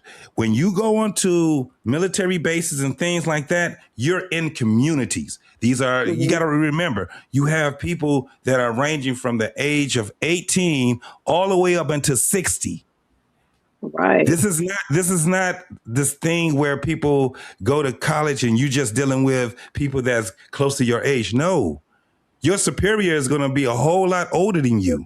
So when you're talking about Can you address her concern? Okay. Can you address her concern about I can answer the that. No, gangs? it's not so much a concern because the children are young going in there, like you said, they're going there with older. How do we, because there's so much going on in that family, so to speak. I can answer it. Okay. Okay. If you don't send them in the military, you can send them to college. There's gangs in college. I know more people who've been killed in college than in the military. Okay. Actually, I only know two. Mm-hmm. who I don't know what the YouTube word is, not living anymore from military. And I know way more from college graduates, from no college, from the street, wherever. You're safer being in the military than not, probably at a 10-to-1 ratio. Mm-hmm. The other thing, gangs in the military, somebody just showed you one negative thing and made it look like it was some kind of norm. It's not a norm. Mm-hmm. Not a norm. Mm-hmm. No, I don't think it's totally a norm. I'm just saying that that it has been that. Yeah. So let me put it to you this. I was in leadership, right? I went from being the kid and I was still growing up, 18 years old. But when I ended up being in leadership, my leadership and it encompassed me making sure that their personal life was also on point too. If something happened with them outside of whatever it is that's going on in the military, and I was the first person that they would call. Even if they were married, I would be the first person that they would call, right? So when it comes down to it, the way that I look at my troops is that they're like my little brothers and sisters, right? Mm-hmm. So if they're out there and they're doing stuff that they ain't got no business doing, I'm going to be the person that's going to be over them. It's a whole different type of a life. Now, this is the thing. In the military, it helps you to figure out where you want to be in life. You're going to have those ones that try to be in gangs. You're going to have the barracks life. You're going to have all kind of things going on because you're young. As you get older, you are going to develop something a lot different. If you want to make it for instance, if you want to make the best out of your career, you're going to be around the people that's making the best out of their career. Now, you got to also understand, you're not just in the military doing nothing. You have a job. So you have to be at that job when they say be at that job. And it ain't nothing like anything in civilian world. One of the things that's very, very difficult for people to get adapted to was that every morning they have to be in formation, right? Okay. Yeah. Okay. We have to have an accountability every day of where our troops are. That's every day except for probably, depending on where you're at, Saturdays and Sundays. But for the most part, we have to have that. Now, again, this is more than just a job. This it's an adventure for a lot of people. It's a career because you're going to be, I don't know if y'all remember this thing in the Army where they say, be all that you can be. Yeah. You're going to be everything in the middle. You're going to be a janitor. You're going to cut grass. You're going to be delivering mail. You're going to be doing everything. And that's the thing, because it's a different type of a community. Now imagine you're doing something and you just seeing it for the first year. And you find out that there are people that's been in for 8 years, 15 years. And you're like, how do they survive this? It's because they got adapted to it. Most people that's in that community, that's in that community that stays in there for about time they got 8 years, they're considered career. So they do something a whole lot different. It's not like a civilian. You're not going to have that. You're going to have more. It's going to be more of a concentration, for lack of a better term. So when you're recruiting young men, go ahead. When you're recruiting young men and women, and you see that they may not be built for that, do you just leave them where they at, or do you let them know some of the things that they could possibly build upon? We push them. We push you. We will push you. And the thing is that JT, hold on. Are you referring to recruiters or people who actual recruitment? Just recruitment. You know what I mean? People who are just like me and JT. Well, no. all of the Recruiters above. are something different. all of the above. So if you do have a young, what do you mean by not built for that? What do you mean? Well, because I think that I'm just asking a question, so I really don't really have, it's coming just out of curiosity. So because you might have a lot of kids that say, yeah, I want to go. I do want to go to the Army, the Navy, or what have you, and they may not have the discipline. They probably don't. They probably they don't want to listen to somebody telling them what to do. 99% of the people that goes in don't have the discipline yet. That's the purpose of going to basic training. 99% of us don't have it. That's why when we had a show on this to see was it last week or the week before, and we had a show on the military, and the thing was that I was showing people when they first come in for basic training, and you had those guys that were the drill sergeants and things like that. The crazy and if you ever see a new recruit that goes into basic training, every one of them look like they're just lost, right? The craziest part about that is the drill sergeants that's giving them all of the things that they're doing, they were the same way when they got in too. So what happens is that the military will break everything that you've learned, all bad habits that you learned in civilian life, and build you up. And that's how it goes. Let me add something. Before y'all go, I'm not a military guy. But let me tell you one story. I had a young cousin. In our family, we kind of celebrate things. He was going to the Navy. He was like 18. His mother's all distraught and stuff. And she was like surprised he even signed up.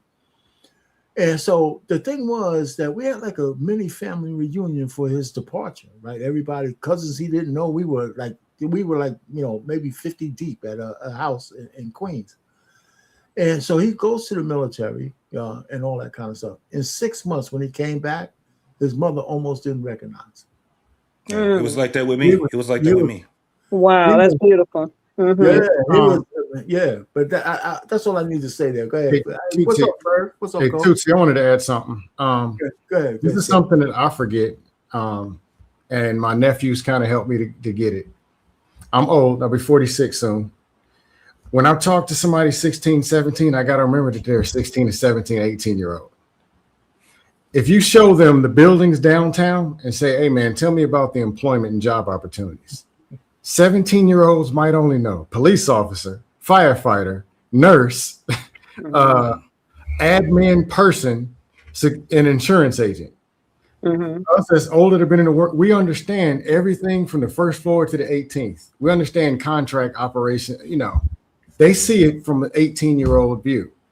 Do I want to fix trucks? Do I want to shoot a cannon? Or do I want to be a medic? And they barely know all of the support that comes in the medical field. They only see 17, 18-year-old lens. That's something that parents and other people could possibly, teachers, whatever, could help with. Even if they don't go in the military, if they go to college or whatever. Show people the whole 360 of what employment, business, intern, all this stuff really is. Because they got a very limited view. There's no 17-year-old that says they want to be a contract specialist or an operations assistant or project manager and understanding what that really is. But other thing I was going to say as far as discipline. It's true. Undisciplined, stay away from the military. If you have nothing, no foundational discipline, or people who just ain't with it, I don't tell them to go in the military because they're going to get kicked out in 4 weeks anyway. If they're that bad off, I'm straight up. Or if there is a better plan. If you got a scholarship and they paying, take that scholarship. Go on to school. They're going to take care of you. You play baseball, academic, whatever. Even if it's a school you might not want to go to, they're going to take care of you. Go on over there. Right. Colleges treat their scholarship students better than they treat the person paying because they have a program for them. Yeah, that's a fact. But before we go on, again, Coach, man, how you doing, man? What's happening? If you got something on the topic, fine. I know you jumped up here because you heard military, and it's like a magnet. Yeah, I didn't want to speak. I just wanted to know. You got to explain that shirt. You got to explain that shirt, though. My shirt, my little two-piece set, man. That's my city Well, colors, you man. got best. His wife dressed him. She bought that for him. Listen, hey, listen. Let me tell you something, man. Hey, listen, y'all listen, man. Y'all better be glad I'm married when I wear this shirt. She got a dress just like that shirt. My wife always tell me I'm trying to put on my church clothes. Yeah, we dress different. Okay, hold on. No, we just clowning. I gotta get this straight. Go ahead. You said it's a two-piece, so you got shorts that match. Yeah, I got shorts, man. She bought that for him. She bought it for him. When I wore it 2 weeks ago, and William even know, salute to William, man. I wore it to the brother William. I wore it to the Dirt Bowl, and I got 8 compliments in 30 minutes. You got a hat to go with that too, don't you? No, I don't wear hats, man. You know, I like to show my head off, man. I don't wear hats, man. Hey, I gotta say salute to Louisville, man. Yeah, salute. Hey, and we just smacked Kentucky. I just left from the game. Yeah. My nephew, he's coaching La Familia. Yes. But just in the whole topic, right? I didn't want to jump in. Y'all had moved from when I first was listening, and then y'all was saying something to the military regards, right? Okay, but we'll start from where you want to start from. I always like to do a comparison. When working in the high school, I would do a side-by-side comparison. You know what I'm saying? We're seeing children's ability to read is going lower and lower, but they still have aptitude skills that they're good at. But and then when I would do the comparison and say, okay, y'all going to the military, y'all go get y'all graduating high school, go and get a regular job. Or you going to college. Now you want to be an entrepreneur, all of those things, right? I go into 18, I'll sign up for 4 years. I'll come out at 22. Once I go in at 18, everything about my posture improves, my walking improves, my ability to think through difficult situations improve, my ability to maintain under control in hostile situations all improve. My bank account improves tremendously. And the skills that I gained trump going to a 4-year sit-down college, especially for a boy. Most boys need hands-on skill. Now, if you had some halfway decent parents that, you know what I'm saying, that gave you some structure, you more than likely fairly to do well. And there was a time, even for our community, where you in front of that judge, the judge will say, you go to jail or you military. And those dudes end up doing 40 years in the military. Because when they get in, the discipline that it affords them, especially early, because we all in the basic training together, we all getting treated the same. Ain't no special JT in our pain. We all gonna be shaved the head the same. We all go do 500 push-ups a day. We all go walk that same walk. So then you start to understand that, okay, they're not just picking on me. Everybody has to go through an adversity. So once you go through it, now I go to my skilled job. Now I'm a freshman in college. I want to study, I don't know, changing tires. I can't go change a tire until my junior year. In the military, after my 10 weeks of basic training, and then when I go to my AIT, that's like where you learn the skill trade to do. From the first day down there to the day I leave, I'm changing tires every day.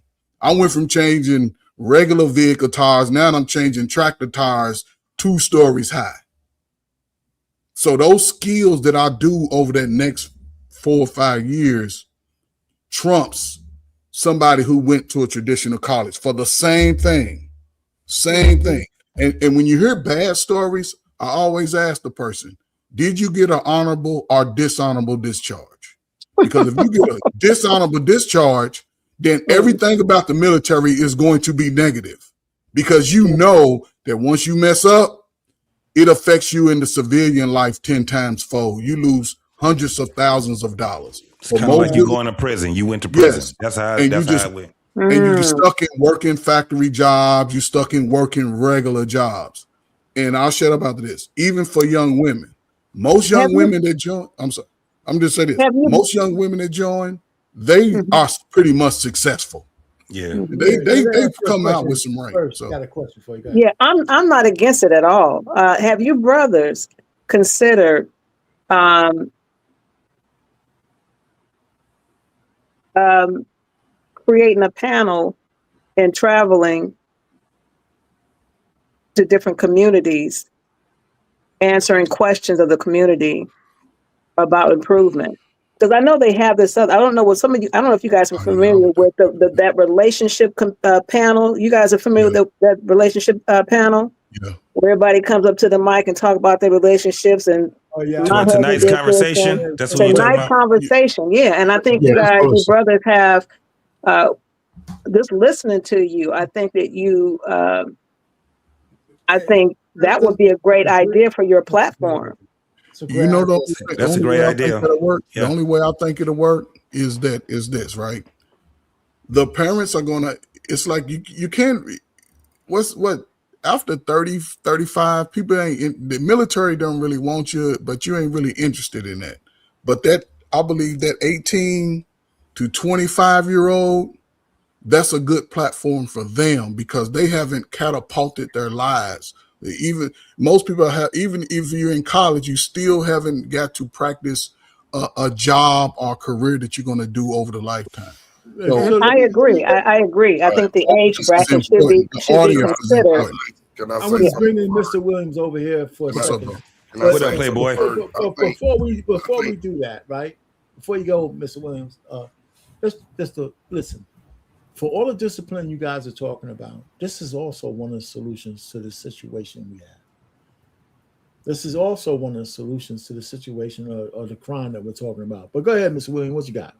No, what I'm saying is now I think when we were all younger, that was embedded in us. Now I think it's from 25 to 35, maybe even close to 40.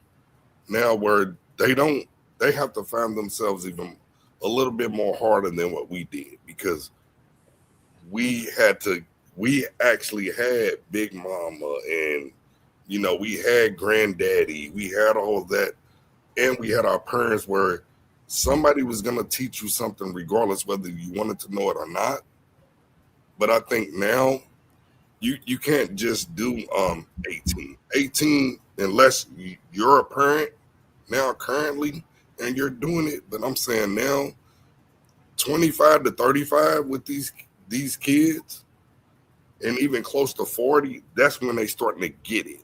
They're starting to actually understand it because like they say, and we seeing it, like people saying, hey, mama and daddy ain't together, daddy gone. So if you don't have a mentorship with men, it's harder, and with women as well. Hey, I gotta drop. Y'all have a good one. We don't. Hey, take it, man. Thank you. Salute, Scam. All right, Scam. I think people are forgetting one thing too. Men have always mentored females as well. Okay.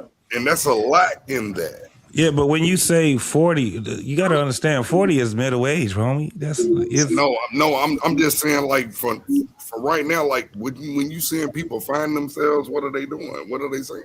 Yeah, but there's 40 now they found themselves, or you done been to college for 10 years. When you in your 30s, you didn't go to college then. Now you're going to college. What I'm saying is from 25 to 35 is when you actually get to grab a hold to a lot of them that didn't have the parents. Well, you're on your third wave of life, though. So this is the thing. I get what you're saying, and a lot of people do. They end up finding where they're going to be at. Normally, at 40 is where you start to peak. You know what I'm saying? 45 is where you're at. But your experiences, the problem that I see that people have is that they take their experiences and the negative experiences, they didn't have the lesson through that negative experience. They just had the trauma through it. And they held on the trauma and they didn't seek the education through that. By the time you're 40, this is when you start getting into your wisdom. Right? Your wisdom is based off of, it should be, because the thing is that we understand the contrast of life. We understand that when you are out here and you're making the decisions that you make, they're either going to be positive or negative in results. Right. And at 40 years old, you've made enough negative decisions and mistakes to understand how to guide. Because guess what you're doing as you're growing up? Most people have children too. So we're growing up and our children are growing up too. So what we do is, this is why it's very important for families to be inducted. And one of the things is, I'm one of the proponents of having young families, young marriages. The reason is that you as a kid get to see that your parents are growing up as well as you. You figure that out about time you start being the 30 and 45 in that age. And you say, I saw my parents grow up from the age that they were. They were 27. I remember seeing the 20, like I tell people myself, I remember seeing my mother as a 30-year-old mother, a 27-year-old. Her and my father the same age. They're just a month apart, right? Damn. And I've seen the 27-year-old them. I've seen the 37-year-old them. I've seen the 47-year-old them. I've seen the 57-year-old them. And now I'm seeing, with my mom, my father passed away, but I'm seeing the 77-year-old them. And I learned things from that because they wasn't the same people that I had. They had me and my brother. Me and my brother had two parents. We had two sets of parents. The parent that I had, he had a piece of them, but he didn't have the full of them, right? Right. You got that rough and tough parent. The parent that he had, I didn't have him because I was already an adult. Yeah. Right? So just like me, the older brother, right? My siblings. So I took what I observed through them. I took what I observed from how they furnished my life also, right? Yeah. And then when I left them at 18, and then I went into another life, and that took courage for me to do that because I was scared and out of my mind. I did not have I didn't have what I ended up developing. That took time for that. And that took pain. Yeah. At an 18-year-old, 19, 20, I made a lot of decisions that was terrible for me during those times. But I also made great decisions. Still a baby. Yes. But JT, this is what I was saying. Like, even now, like with what I'm going through personally right now, with y'all know I've been raising baby girl for 12 years. My brother's daughter, right? So I'm seeing that even now. Now, my kids are grown, but this baby, I have to teach her the same type of methods and the same shit. And it's different now because times have changed, but she's understanding where I'm coming from, being an old man, because they're going to look at you as being old no matter what it is. She's 14 now. I got her when she was 2. But even with my kids, they know it's not easy. They all transition into something. Like my daughter she's out of the military, of course. She was in the Air Force. She met her husband in the Air Force. But I got to have a hand in that. That's the difference. We got to have hands and stuff because now these kids can kind of be lost because times really have changed. Even in high schools now, y'all, it is crazy. Now, I just enrolled her, of course, she'll be a freshman in high school. And the things that you have to go through now is way different from 3 or 4 years ago. Yeah, I can imagine, especially having to share bathrooms and all that other he, she, we, and stuff and all that kind of stuff. They're not doing orientations in person anymore. Now you got to do it online. They give you a day and a time when you're supposed to walk the kid through the to the locker and see the classrooms. Yes, learn your combination. Now they done changed that. Yeah, they dumbing down with these 25-year-olds and these 35-year-olds. I'm sorry, y'all. They have been. Don't say it. Don't say it. Well, listen. I just want to kind of. I know I'm sorry, Mr. Payne. No. Hold on for a second, because this is a good conversation. So I don't want to derail it, because I'm trying to tie everything back into, why we're here. Because what you're talking about is raising a daughter, raising a kid, granddaughter, whatever, in a structured environment, right? If your kids are being raised in a structured environment, they're less likely to go on to war. Right, because you're watching out for them. And that's what the point, because one of the things when we talk about black on black crime, what are solutions? And one of the solutions are what you guys are talking about. Discipline for the kids, somebody there that they know they have to answer to. Yeah. And that's really what the important thing. I just want to go ahead. I know JP popped up here, man. I don't know how much of this you've seen, but I guess we got. I got. We got to hear what you got to say, brother. We're not talking about the military, JP. We're not talking about the military. Mr. Payne, before you let JP go, that's my niece. I've been raising my niece for 12 your niece. I'm sorry. He dropped down, but he dropped, I don't know why he dropped down. He said, maybe this is not for me. Can I speak on the crime part? Yeah. I went to Chicago in 2004, probably one of the highest times. Well, I don't say the highest, but that was the height of a lot of deletions by young people, African American people. The hub for social services and all of those things. People come from around the world to come to Chicago to study those neighborhoods because they have violent neighborhoods we see, right? Okay. It was typically averaged about 300 to 500, 600, 700 a year deletions. Right.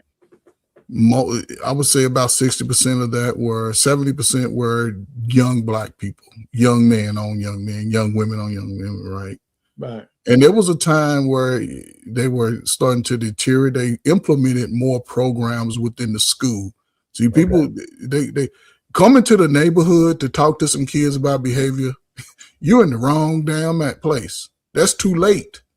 In a controlled environment in schools, that's why I say people really don't value the young people like they say, because most black people don't show up. If it ain't their child, they don't show up for it, right? But then they don't understand the impact that they have on other kids, the fact that you are showing up. And you could also save your kid from being a victim by helping out maybe 2 other kids who you do. And it's not about, kids. One thing about kids, they'll try you if they don't know you. They want to see if you legit, right? Because a lot of people come in saying what you ain't doing from the negative place and saying, hey, this is where you are. How can we get better? What is it that you need, and each individual of y'all need to get to a place of peace of mind, so you can start seeing the visions of what it's going to take for whichever direction or career you choose to make money. Because certain paths, you have to go by the book. Now, along the way, you can discover new techniques, which could probably leapfrog you, but there's certain paths you have to go by the book. And I don't think, especially with education, that's probably one of the biggest solutions by default that could change the future of young violence, because they don't respect our past, right? The future to me, if I'm having this conversation with the person that can make that change, or I'm going directly back to the old school method, Payne. I'm going to have a law where I'm going to hold parents accountable, because we're talking teenagers, 13, 14, 6th, 7th grade. 7th grade, your child got behavior problems. Guess what you going to be doing? Your ass going to be coming to the school for some education too. You can be sitting down learning about coping skills. That's part of your purpose. Or we can just lock your little slow kid up and put him in one of these new prisons that we build and forget about him. And we'll get free labor and let you cry to the world about how they mistreating your son or daughter. Or you can recognize that, one, you have no control of your child at this point. You've alienated the father. So now he's only growing up off a woman's mindset. And when most boys hear women's mind all the time, they grow up violent. They ready to destroy, because a father or a man will deter some of that testosterone to a certain level. Right. They're not going to let them just wild out. And I say this, I agree with most of what you're saying. You ain't got to agree with none of it. I'm just saying this is me. I agree with most, but you can't. We got to stop blaming the women, though. I'm not blaming the women. Hold on. I'm not blaming the women. I'm not blaming the women because William. For a second. I'm sorry. We gotta stop saying once we say something about women, we're blaming them. They are culpable. They're culpable in this shit that we're in, just like we are. They are. Everybody is culpable. I want to know why when men a great deal. I want to know one thing. We know that these kids are running rampant. They having these meetups and they doing all of that, but where are the daddies? Can I ask you a question? Every woman did not. Or pain. Every woman did not alienate. Hold on. The father. Before you go down Before you go down that path, there's a myriad of reasons why fathers are not in the home, and it's not all on the women kicking them out. Is that enough for you? Oh, thank you. So there's a lot of reasons. So if we could spend that's a whole nother show. All I know is that the result is still the same, regardless of how the father's out of the house. The result is still the same. And here's where the women get a hit, because a lot of them are too arrogant to admit that they can't raise boys. Facts. By themselves. Facts. That's the problem. I don't know the number, but I would agree. I don't know the number, but I would agree. You know what I mean? But there are a lot of us women out here from a woman's perspective. And I'm a single woman. I'm going to, and this is coming from a single woman's perspective.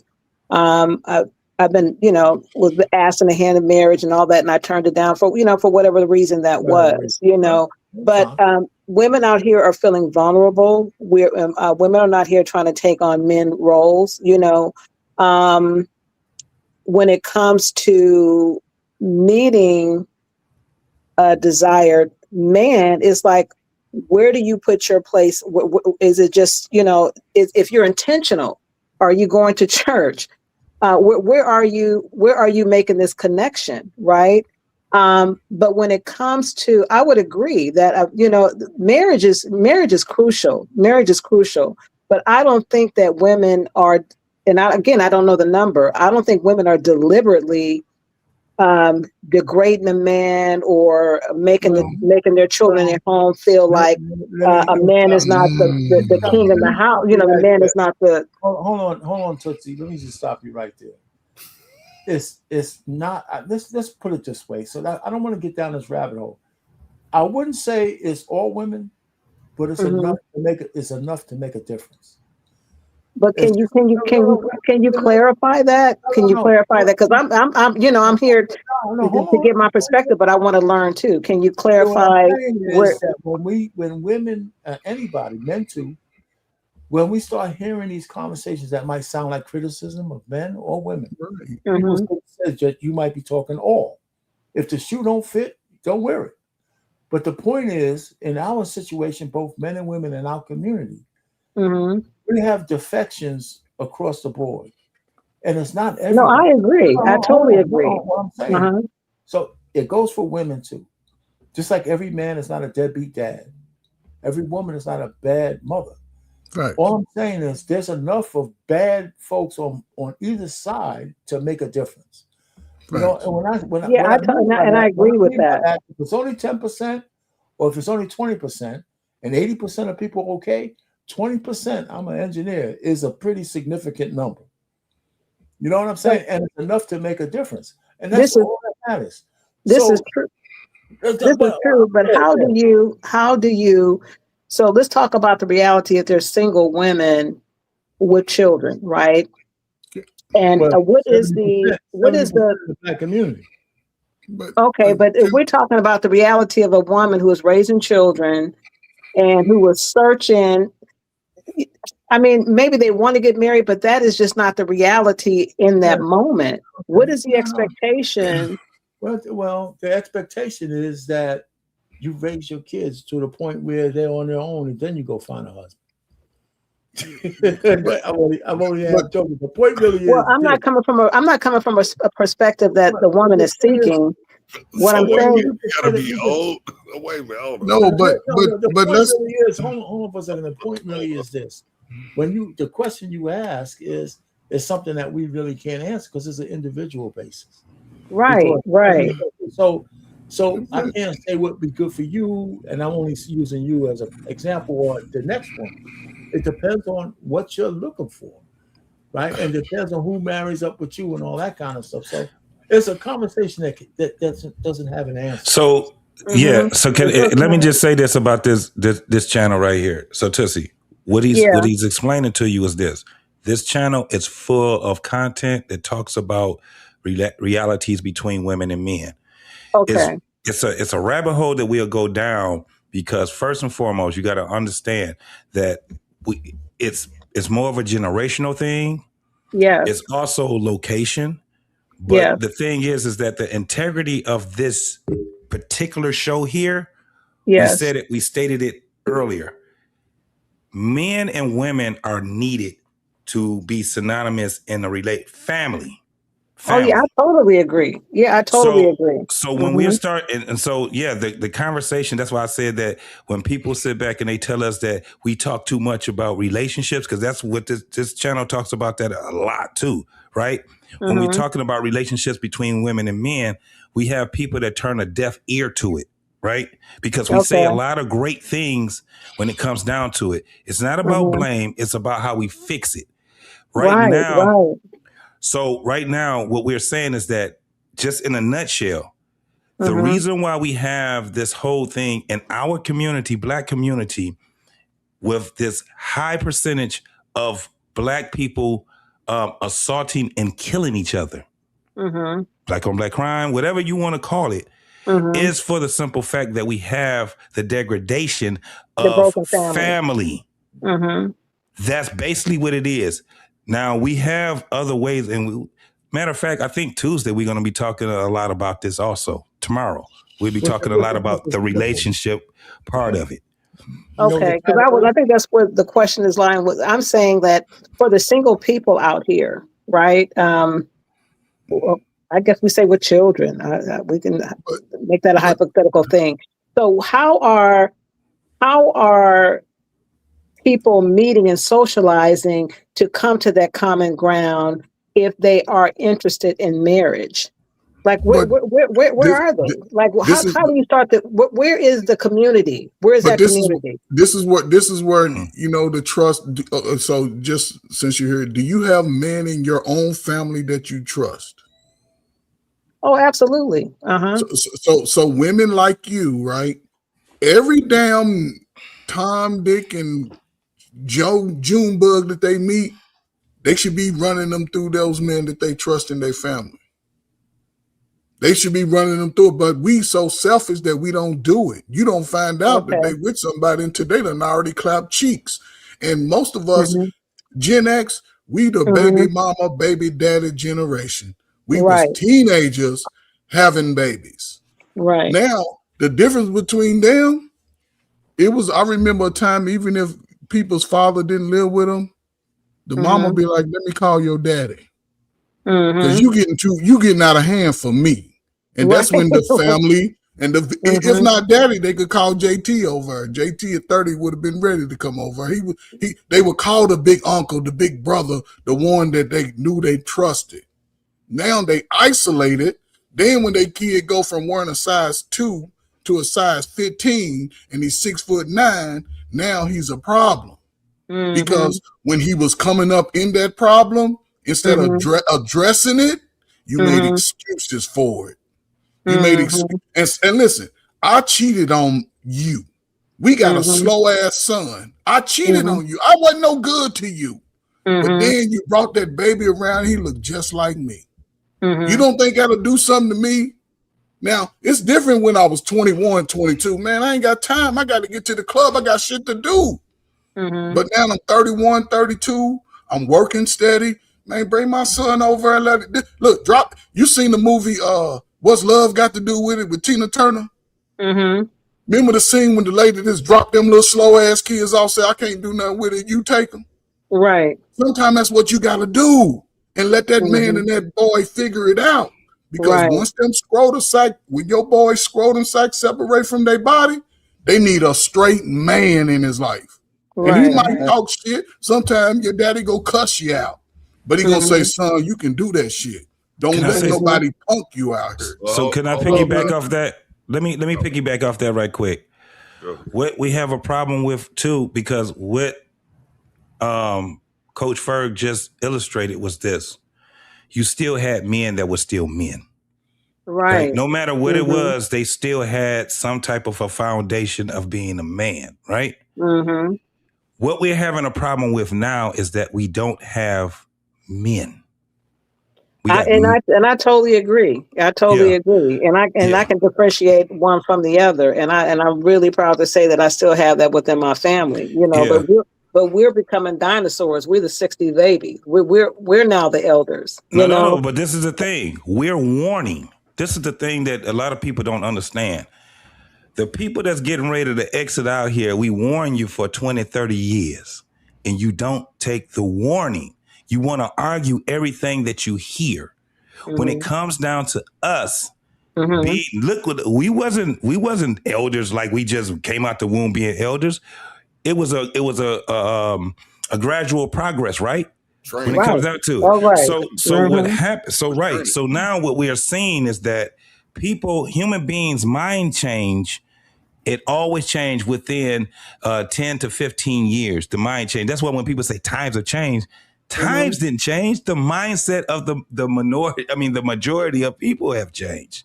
So what's happening now is that what's being put in front of the youth is weak adults, weak women, and weak men. Men are out here just saying, and it goes to what Coach Ferg was just saying too. Once you start having men going along with the mindset of women, now what you have is a bunch of lesbians having relationships. Oh, there's confusion. Oh yeah, I totally agree. JT, can I say this? And I've been saying this even on our platform. Like most men nowadays, they're not willing to sacrifice their lifestyle to raise a child 24/7. That's the problem. That's the biggest problem we have right now. But that's not the why. That's not the why, though, brother. But you know what? It is. If I hear a man complaining about, I want my kids and everything, but you're not doing 100% to get them, I don't respect that. You're not gonna have that though.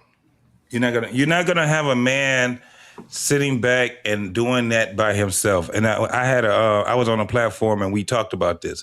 If you started having, like right now, it's an anomalous number of men that take care of their kids solely by themselves, right? And so say if it increased, you're going to see the problem that you have with women. You're going to also see those problems with men. I agree. However, hold on. However, men understand that I am not going to, because he can't be working and taking care of a child at the same time. What end up happening is that men, what end up happening is that men end up getting married to women. They still end up creating a family because they understand a man is not going to sit back and say, I'm mama and daddy. The man going to say, I need somebody to help me with my kids. Yeah. And what he's going to do is he's going to show his strength and how he attracts women. And he's going to attract them with the mindset of, I'm looking for a wife so I can build a family for my kids. You're never going to see a bunch of men being single fathers. You're just not going to see it. You're going to see men getting married. Am I lying right now, Mr. Playboy Williams? Didn't you just get married? Didn't you just get married? I did. And guess, hold up. See, you put me in a rabbit hole, but I'm going to tell the truth. Yes, I was raising my niece, and yes, my wife did choose me. You create a family. You're going to create a family. We're not going to say, I can do it by myself. We're not going to do it. You're not going to see a bunch of men saying that. Yeah. They're going to get married. Trust me. Now, hold up. I know a lot of single men. They still ain't. It's an anomalous lumber. That's why I said it's an anomalous lumber. No, but they do have but you're not lying though, JT. They do have at least a woman, a family member. That can help mold the child. Right. You're not lying on that. What I'm saying is, if women can do it by themselves, but they're not. There's a lot of women. Think about it. There's a lot of women have raised their kids. No, they're not. They're Adulthood. not, but they're defective. So That's why why does we a got so man? much shit Why going does a on. man get a pass when No, if you that's not create fair. multiple kids? Mr. Williams, let me ask you. Let me I ask. think Let me just add I this think thing. I can agree. I think I can agree with that. That is not is that we're talking about. Is it there has been some successes, but we're not talking about that's the ideal situation. I don't think that's the ideal situation. But Well, yes, there here's has another been thing. Here's the some other thing, though. successes in that, and We have I'm not receipts, though. promoting that, but we can't. We have receipts. We are living in a time of receipts of generations of women raising boys. We got actual receipts. We don't have to think about it. Oh, yeah, Right. no, you're not wrong on that. You're not wrong on that. I'm not saying that men didn't have a part to play, but we know what it looks like when the majority of women are raised, not only the boys, but their daughters, because they perpetuate the same shit that they went through. So majority of them, they got to do both. We have receipts. They got to raise boys. So I keep saying that because it's not because we're picking on women. I'm saying the lab experiment is in, and we have to see. And I admit, I will say to you, just like what JT said, I had a show on this channel called "Give Those Goddamn Kids to Their Fathers," right? Because I believe that if men had the same situation with kids, they would find solutions that are more palatable. Because men are not introverted in what makes them feel good. If we have kids, then our purpose becomes those kids. And we find a way to make those kids, because our happiness is secondary. That's not the same shit with women. It's not. You know, it's not. I get that, but look, I've been coaching kids. I've been coaching kids for over 20 years. And majority of the time, the daddies, even I would get them involved or what have you, but you can't keep acting like these. I'm gonna tell you something that we don't speak about. Most men won't deal with the kid because they want the baby mama. Yeah, but that doesn't excuse the issue. It just makes it part of the issue. Right. Yeah, so, the man make it part of the. If you don't, because you know what, there's a lot of good. I'm gonna just say this, and just y'all can correct me if y'all feel like I'm wrong. There are a lot of good baby mamas. You know, you got a good and a bad baby mama. There are a lot of good baby mamas that tolerate men that don't do shit for their kids. They're not good baby mamas then. They want to. They're not in the picture. They are not good baby mamas then. I'm gonna ask you this. Hold up. Just let me say this. Not good. Like daddy tell a child, I'm gonna come and get you on Friday, and that little kid is just sitting in that damn window waiting on him, and he don't show up. Guess who got to correct? That's TV. That's hold on. All of these scenarios are true. Yeah, all of these scenarios are true, but that doesn't change the outcome. Right. It just doesn't change the outcome. I can sit down here and tit for tat with you, Mr. William, and say how many women alienate the dads from actually wanting to be fathers to these kids. He got a new girlfriend, and he's stupid enough to go pick up his kid with the girlfriend in the car. Facts. And then all of a sudden that shit turns into so all of these things are facts. True. All of these things. Yeah. Because everything, it's all everything. Real. But see, here's the thing. If you know that, and this, I've seen this, man. Since I'm a Gen Xer, man, I've seen it out. If they know you ain't got a girlfriend, everything's cool. Blah blah blah. She want to talk. Blah blah blah. Soon she know you got a girlfriend, it's over. She gonna tell it. She gonna teach that kid. Didn't they just prove my point? Men understand that they're not gonna be able to do that shit by themselves. So watch this. What Playboy Williams just said. If that man is trying to get back with his kid's mother, I don't like the term baby mama, baby daddy. I hate it. But if he's trying to get back with, that means that he's not wrong for that, because that completes the family. We started a family together. and you steady trying to have this motherfucking boyfriend and being under my fucking kids. I don't want that man having nothing to do with my kids. So this is what we don't talk about. Men, we don't want other men dealing with our kids in that sense. If they got more access to my kid than I do, I'm jealous. Hell yeah, I am. So I would get back with you. I can respect that from a real man's perspective. I can respect that. JT, look, I didn't care about that shit for real. I just wanted to meet him once and let him know about my children. Because I just wanted to meet him. You can discipline my child. Is he still alive? Is he still alive? No, I'm dead serious. Look, I wasn't one of those baby daddies that was, because you know my oldest. That's the one that with his mom. You know, I was in high school, so y'all know that. Yeah. So, Teenagers. but you're not gonna whoop my son's ass. That you can discipline him, you can talk to him, and if he disrespects you, you call me, I'll whoop his ass. Why? That shit sounds crazy to me, though, and I'm gonna tell you, it's just me. But I'm saying because we had a grown person conversation when it came. I understand. No, I understand that. But what I'm saying is, I didn't say he couldn't. No, he can. He can't do no. And everything with me, it's a no. All of it is a no. This is my whole problem that I have with it, and this is just comes from again because we don't talk about a whole. That's why I was saying, Tussie. That's why I was saying this shit would go down a fucking rabbit hole when we start talking about women and men. Right. But this is the thing. I'm my father's son. My father, there was no man that had more access to me than my father. There was no man that had more of an influence over me than my father. And if my mother wasn't together, every man that would have tried to be in a relationship with my mom, it would have just been over with because they would have to deal with my father. At the end of the day, I don't want that to happen. Even I was divorced. One of the things that I knew that it was going to be a problem if there was another man that was out here trying to be more of an influence.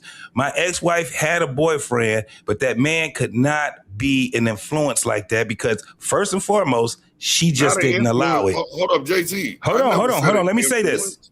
No. But they are if they're up under. So that man couldn't live with her. He couldn't be up under the same roof. So they had and the man wanted to marry her, but she said, not until my kids get grown. And the man wanted to, he wanted to have another child, and she said that ain't happening. You get what I'm saying? It was for the simple fact that when she looked at it in a practical sense. Damn, we're not together anymore, but I can't do more damage. I can't do more damage because what would have happened is if she had other kids, it'd have been more damage. If she would have had that man it would have really confused my kids because now they got to deal with that man's influence and their father's influence. You get what I'm saying? So that's why I'm saying when we start talking about these relationships, we have to be very, very intricate on these. That's why we have to have those type of shows. Because this would go down a rabbit hole. It can go down. It can go down a rabbit hole. But I think also that when you are divorcing, right? Where is the discussion about that when it comes to before you decide to actually leave? When you're really saying as a man that you are focused on your child's rearing and focused on your family, what are the things that you're discussing at the table to prevent divorce? Can I be very honest with you?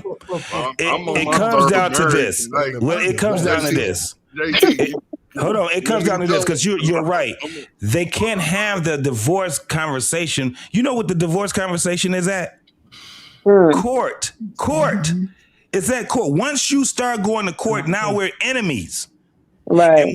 And if you decided that you don't want to be with me no more, and you're not only and that was your decision solely, you are not only tearing up me and your relationship, but you're also tearing up my relationship with my kid. JT, hold on. Well, I'm this is coming from a single perspective. You know what I mean? I'm a woman of a certain age, and I never wanted to settle, but then were there opportunities where I thought that maybe I don't have any regrets, but if if I knew what I knew now then. You understand? But that's neither here. That's neither here nor there. But I had a sister, and I wasn't trying to play. My sister was married to a military man. They done well in life. And they were going through divorce, and my sister was going through so much turmoil, and so they had an agreement as a married couple that they they work them things within themselves, right? But I was really disappointed in him because he was an adulterer, right? And I know for sure that my sister, I know that for a fact, didn't step out, right? My sister was committed to the marriage, right? And I'm not saying she was perfect, but we're talking about having sex outside the marriage, right? And so I knew that she took that marriage seriously when it came to that particular situation. Well, just all things considered, but that particular situation, because that's what was a catalyst that broke up the marriage. Yeah. And my sister is not wanting to marry anymore, right? Because she's like, I have been through it. You don't understand, blah, blah, blah, so on and so forth. But she's also not letting another. My nieces are 30, 20.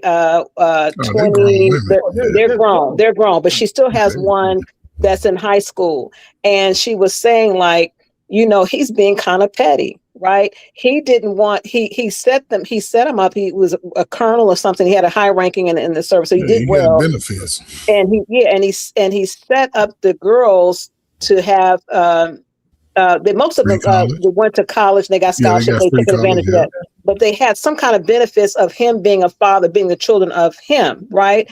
So then she says, you know what is she said, he's going back. He wants to take what he set up from my daughter. He wants to take it back. He's like, I done did everything. I done did this and so on and so forth. And how old, if you don't mind, how old was the daughter? There's 3 daughters. So there's one that's 30. She graduated from FAMU. There's one. Right? We're talking about the youngest one is still in. She hasn't graduated high school. His relationship with his kids is his relationship with his kids. Has nothing to do with her anymore. She doesn't hinder them from going, but there seems to be some negativity. Before you keep going, he doesn't want to pay for the youngest one. Well, no, it's something that I don't know. Don't quote me, because what I'm saying is, as a military father, his children had some benefits. Okay. Yeah, they still get those benefits. And so whatever that benefit was financially, he wants to take it away from the youngest daughter. He can't. He can't take it away. Yeah, he can't take it away. Okay. It's a right. My sister's under that impression. They have a divorce. No, he can't take it away. He can't. Okay. Not as long as she's in. Yeah, she qualifies. Yeah. You know what I'm saying? But this is the thing.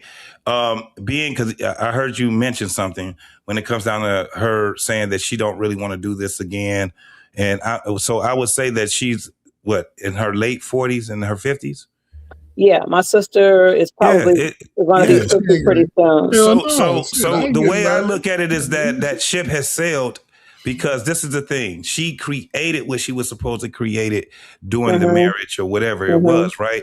Now, when you're in this is why we have to be able to compartmentalize a lot of these conversations. Once you start being over middle age and you're talking about being married, now you got to recontextualize what marriage is. Right. That's a whole different thing, because it's not about kids, right? So it can actually be more simple as you're older, because you literally can just say, because I like this person, I love and I enjoy being with this person, I want to spend the last of my years with this person. You can, it makes it way more easier than it would if you was a lot younger. But my point to that was, like, you guys talk about and this is not tit for tat, but I'm saying this as an example, because I didn't expect him to be so petty, so to speak, right? So my sister got the house. He didn't want her to have the house, and then he said if she has the house, she's going to have to pay the mortgage, right? Yeah. And so I'm thinking, as a man, let me stop you right there. I don't want to go down that rabbit hole. Okay. No. What I'm saying is, no, I don't want to go down that rabbit hole. They have this situation between the two of them. And what we don't know is his side of the story and her side of the story. Let's not go there. No, I get it. I'm not trying to. I don't want to go. I don't want to go there at all. Okay. Him and his wife his ex-wife have a sister. They got one kid left. He's first of all, he's out of the frying pan, and he's got one kid left. He might be being petty, but we don't know the whole story. But I don't want to go down that too much more detail on that. I really And we can best assure that out of those 3 children, they all will be productive citizens. Yeah, probably. They will not be committing crimes and violent towards people in the world. And that's the key and the catch, right? Because when and I'll say this, man, when both people can have access to the slow kids, it builds a better confidence in the child. Because kids are able to really think logically and not be impulsive and not be followers of others who may not have that experience. And that's the catch where we are to me. Working in schools a lot, I always ask the why. And when I start asking why, you're acting this way, but why are you acting this way? Not because the teacher told you to do some work. Let's start outside of school. What happened? Somebody passed away. Mother and father are fighting. My mama's picking on me, especially teenagers in high school. Somebody's, hurt me, things like that. So when it comes down to the family and fathers, and this is why I help guys, even young women in a sense, because they hear the bad stories. Daddy ain't shit. Daddy ain't been around. Daddy lived 2 blocks away. Mama didn't say, we wasn't really in a relationship. We were just sleeping, having sneaky sex in the backseat of a Jeep. People don't be real with those stories, right? So you can't expect 2 people who are not even in a relationship to say, okay, we're going to raise a kid together. We can't expect that. But people expect for people who are not even knowing each other, haven't had the conversations. You knew he wasn't shit because you seen him standing on the corner or he was always at the club. You knew she wasn't shit because every time you saw her, she had her shit out where everybody can see and make a comment. But you said, oh, I'm bypassing all that. I want them cheeks. And most of us are not having condom sex. We having raw sex because we selfish. And now we got a slow ass kid that none of us really want. That's where we are. So my thing is, that's why I say is allow that child to formulate their own opinions about the other parent. When you start formulating that child's opinion for it, a lot of time it's backfiring on our community because a lot of those people, most people don't shame mama. She's the last person we're going to talk about. You back in the day, you get your ass beat talking about somebody's mama. We protect it. And now kids are out here reckless because they never had that other side say, boy, sit your ass down. Go on over, do this, do that. But are you saying that the majority of the women are bad mouthing the fathers? I would say I would say over the last 35 years. It's enough to make I would say majority. I would say majority. Because listen, you don't even have to badmouth it. And that's why I used to tell mothers, listen, your child is maturing the way that you're teaching them or not teaching them to mature.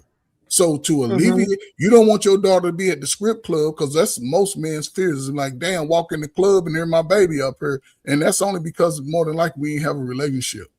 Allow that child to find out the other side of their family. Even if I cheated. What demographic of women are we talking about? Are we talking about a woman with 6 figures? Are we talking about a woman that lives in a project? Are we talking about most 9 to 5 women? It don't matter. It don't matter. 6-figure women. It don't matter. It don't matter. Well, I'm talking about where is this pool? Where do you get in this pool? In the regular women? 9 to 5 middle class American women. Can I speak on this? Mr. Does not matter. Well, hold on. Women, one of the things that you can actually say, women will overcompensate. It doesn't matter about your. What you mean by overcompensate? They will overcompensate when it comes to taking care of their kids. Most women who care doesn't matter about the dad or nothing. They will go broke or what have you. It ain't about going broke to spoil their kids. But that's the problem. It doesn't matter about you. It doesn't matter if you make 6 figures because most women don't make 6 figures. Well, Mr. Well, Williams. I'm saying like the six-figure women is have a mindset. I'm talking about. Arpain got something to say. Hold on. Arpain got something. For a second. And Mr. Williams, you use the word overcompensate. There's a positive and a negative connotation. Right. Oh, well, Yeah, yes, hold on. There's a positive and a negative connotation to it. Yeah, I know. That's what I'm saying. Overcompensation could be that, I'm going to do this all by myself and I'm going to lock that nigga out. And that's one way of overcompensating. Now look, Arpain, I got to push back on you with one thing. Okay. You've been married for all these years. Yeah. Your wife and your kids. I'm saying people like myself, I've overcompensated for my niece. Just like a baby mama would do with her husband. No. Okay, well, let me ask this question. How many men on this panel have experienced that? Divorce? Well, not. I want to say divorce or experience the woman. How many of you have experienced with a woman what you're talking about? Like literally experienced that. Reference to what? Mr. Williams was well, saying. You're saying that where the woman is either talking bad to their children about their father or contributing to not allowing the father to be in the children's life. How many on this panel have experienced that? Hold on. I've had that experience, but if you say experience, meaning if you have a family big enough, I've been through it, but I fought. So you're saying, as a married man, you've experienced. You're still in a marriage, experiencing that. No, not in a marriage. Not in a marriage. Not as a marriage. As a baby. I'm a married man with a big family, and I've seen cousins and people do. No, not what you've seen. No, respectfully, not what you've seen. What you've experienced as a married man. I've been in the rooms and hear them talk. I know. No, I'm not trying to discredit you. What I'm saying is your personal experience. It didn't work for me, but that doesn't mean I don't know what happens. It's like saying you can't be a sportscaster unless you play football. No, I'm not discrediting you. I'm just curious because I'm hearing different perspectives. Don't take it personal. Don't take it personal. I'm just trying to understand the different perspectives. That's all. So when you mean experience, you mean did you go through it yourself? No. Yes. Not as a married man. Not as a married. The married man ain't gonna go through that. That's what I was trying to say, Mr. Payne. A married man might.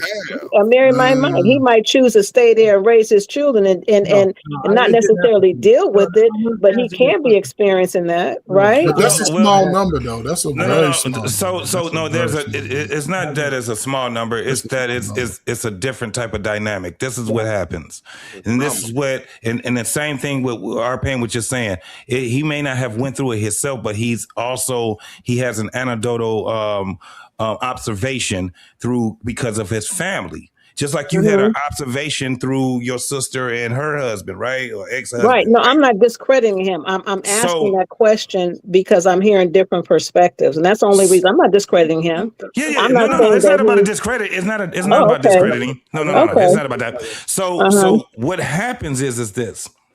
In the marriage, what we starting to see is that the mother end up having more of a voice than the father. And I'm talking about moderately, in a moderate times. So what happens is that the father, this is one of the reasons, and a lot of people don't understand this also. When you have relationships, marriages that break up, guaranteed, a portion of that is going to be about parenting. It's going to have children involved.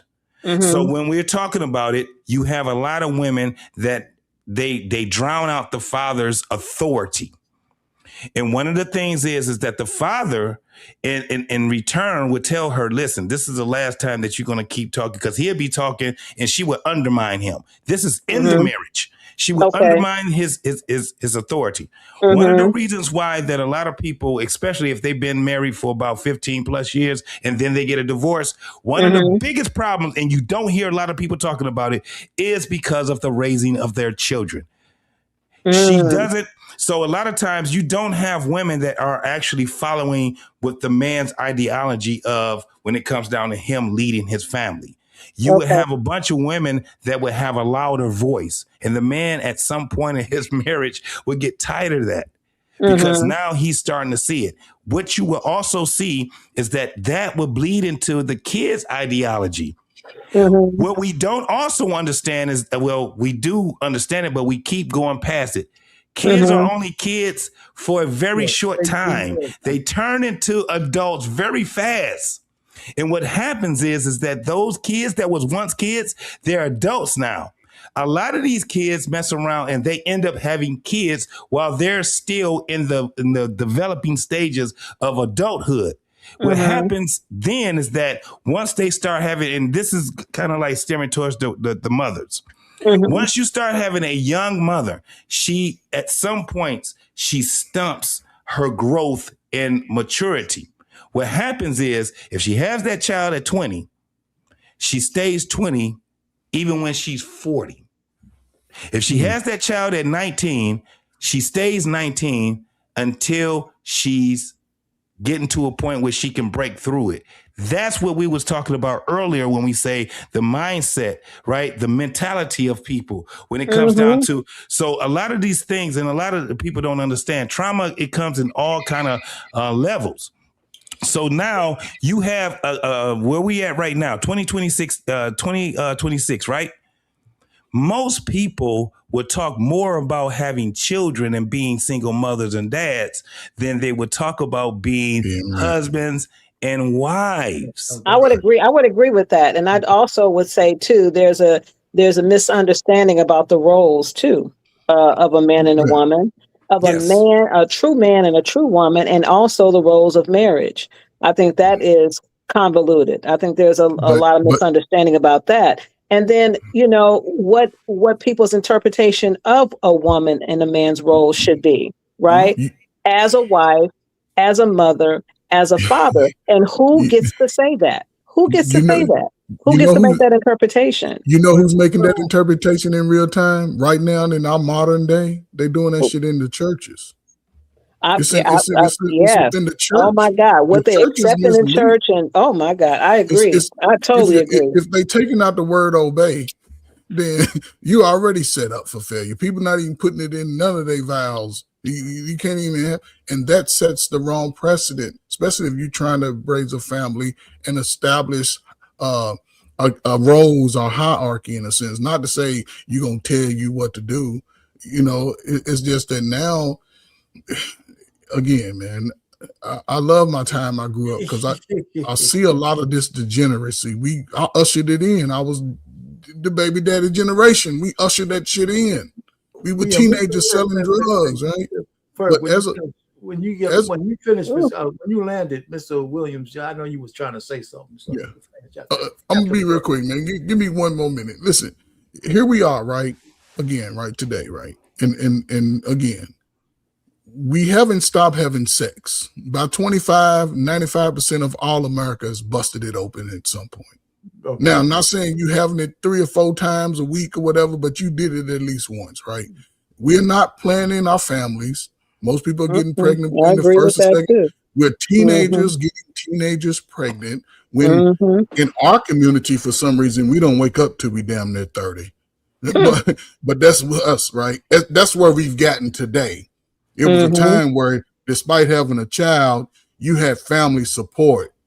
You had people that was going to support you, raise that slow ass kid to be strong and independent.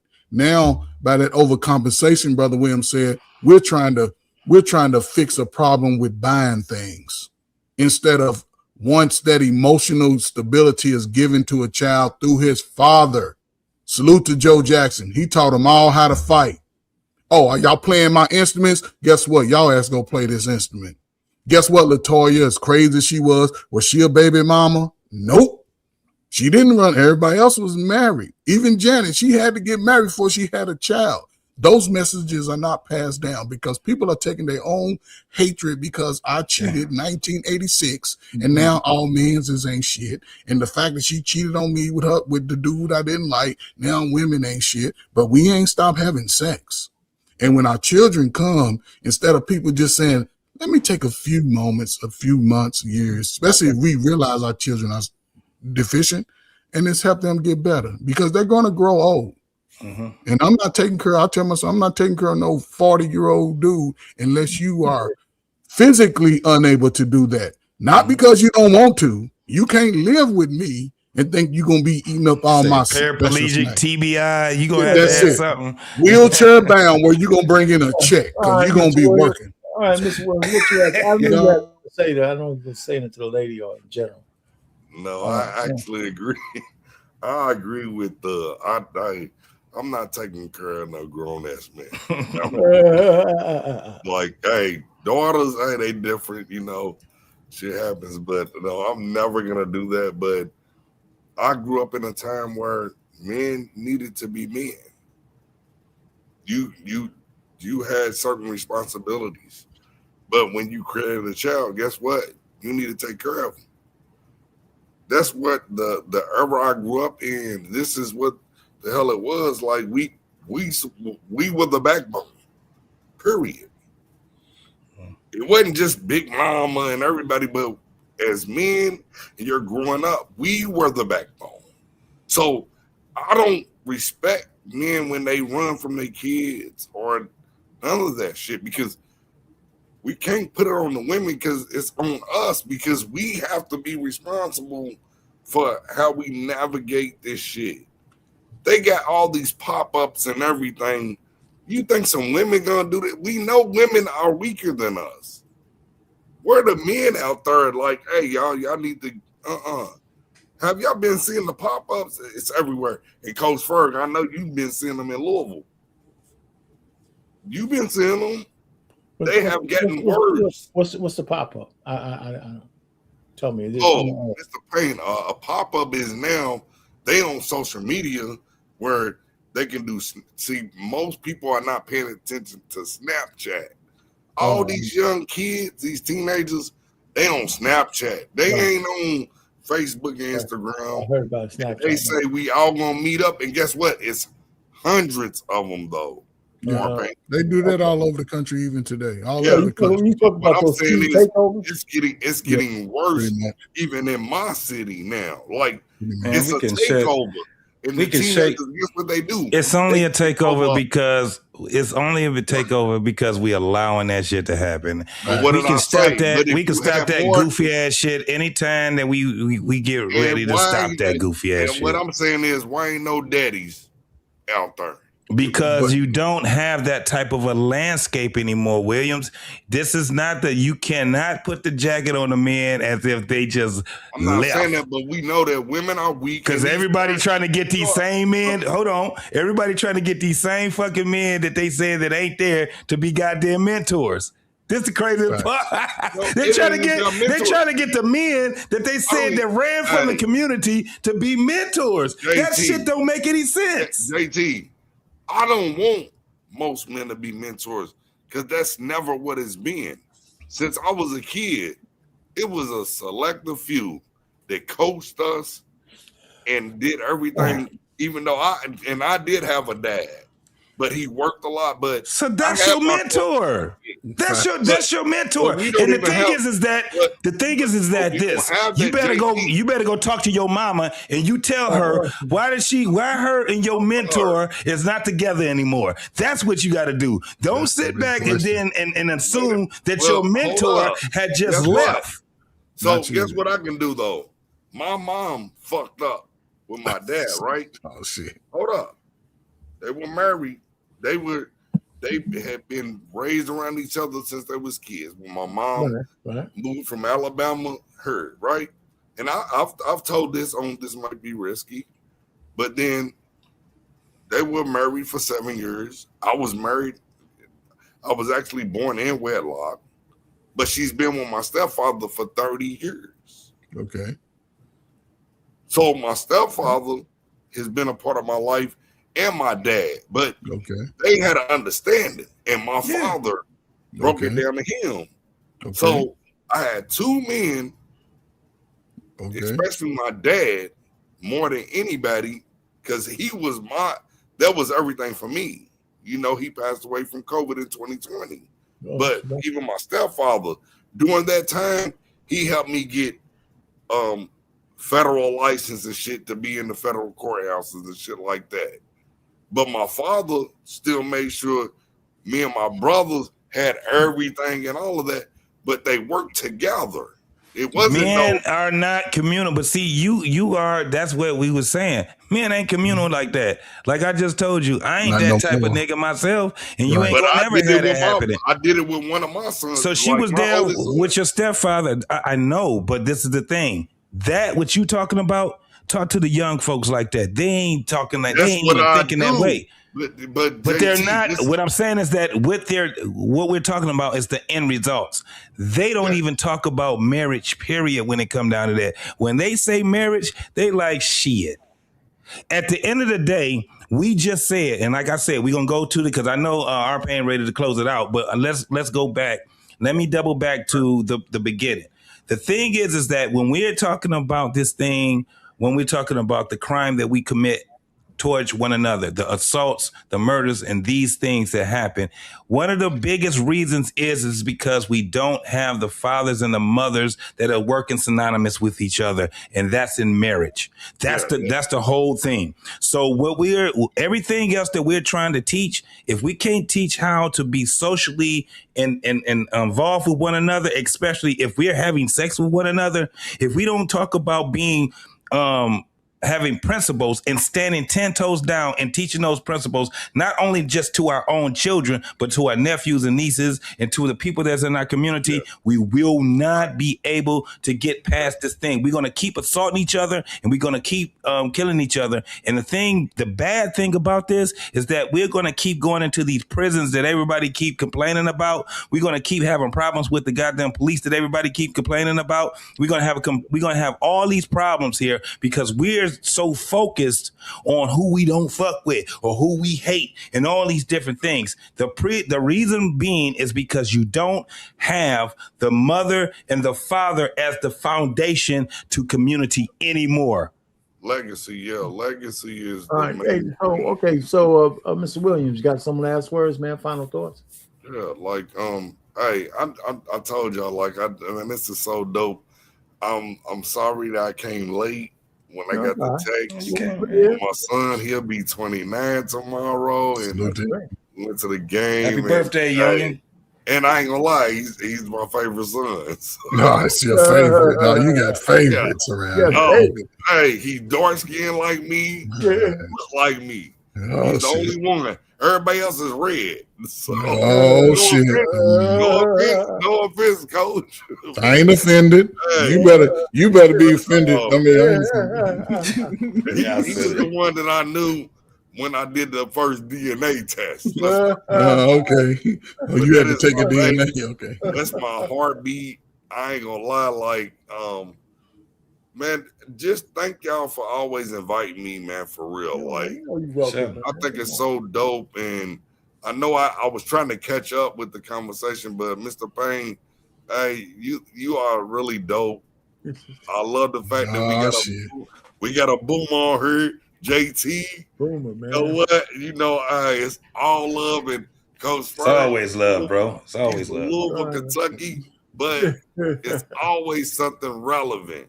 I just appreciate y'all. That we segue off into is still all relevant to the real main topic, because that's underneath all of that.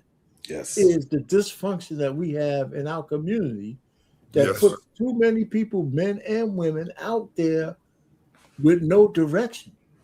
Yes, right, and because that's one of the nexus of getting it all together. So the conversation was worthwhile. I know we can get down into some of the rabbit holes, but go ahead, Coach Frank. What you got? Let me know when I can come back up, man. You can come back anytime, man. When the link is down, you can come up, man. When the link is down, you can come up. Man, I love y'all, man. Salute. We doing a show tomorrow, Tuesday, man. We doing a show tomorrow. So. What's the show? What's the show tomorrow? You know what the topic? I gotta look at the topic. Just go to the BMU's channel. You'll see the show tomorrow. Yeah, you'll see the show. It is more of a relationship type of thing. Yeah, flipping tables. We're flipping tables tomorrow. Yeah, 8:30, man. 8:30 Eastern time. Hey, Man. hey, my son, he wanted to wipe his stuff out. That's why we went to the game and everything today. Yeah, salute, man. Let him listen in on the show. Let him listen in on the show tomorrow, man. Sure. He's young, looking for a nice little woman. He does. Hey, my kids, no matter what platform I'm on, they be mattling. Well, tomorrow we got a burner, bro. This shit is about to be crazy. You already know. It's called "Women Are 100% Responsible for Getting Pregnant." Prove me wrong. Listen, William. Wait a minute. Be amused sent me that. I thought this was that show. That's tomorrow. That's tomorrow. Yeah. That's tomorrow. We'll definitely see you tomorrow. It's gonna be crazy tomorrow, bro. Tomorrow, when you come with that, it's not the women's fault shit. Yeah, there you go. There you go. Hey, look, gotta lock me in. Hey, if you still out there, you come back tomorrow. You know what I'm saying? Yes, sir. Yes, sir. Hey, go ahead, folks. What you got, man? Before we get out? Man, I appreciate you having these difficult conversations, man. You know, it's supposed to ruffle feathers, especially today in this time. We claim to be the smartest, but the slowest at the same time. We won't change, but we still holding on to the worst of us and highlighting those, right? But, you know, just to the crime in our communities, it has gone down significantly than over the last 15 years. A lot of young people ain't moving like the 40-year-olds of 10, 15 years ago were moving. These younger folk are trying to get older now. They're thinking about things outside of just hanging in the streets, which is, to me, is not a bad thing. Right. So it's not going to be perfect, but it didn't take us 2 years, 3 years to get here. It's been an ongoing process. Yeah, at least since 3-strike rule, I would say that at least when they were, you know, locking up young black men and pitting them against each other early in life, not even adulthood, because I'm glad that I was able to survive it.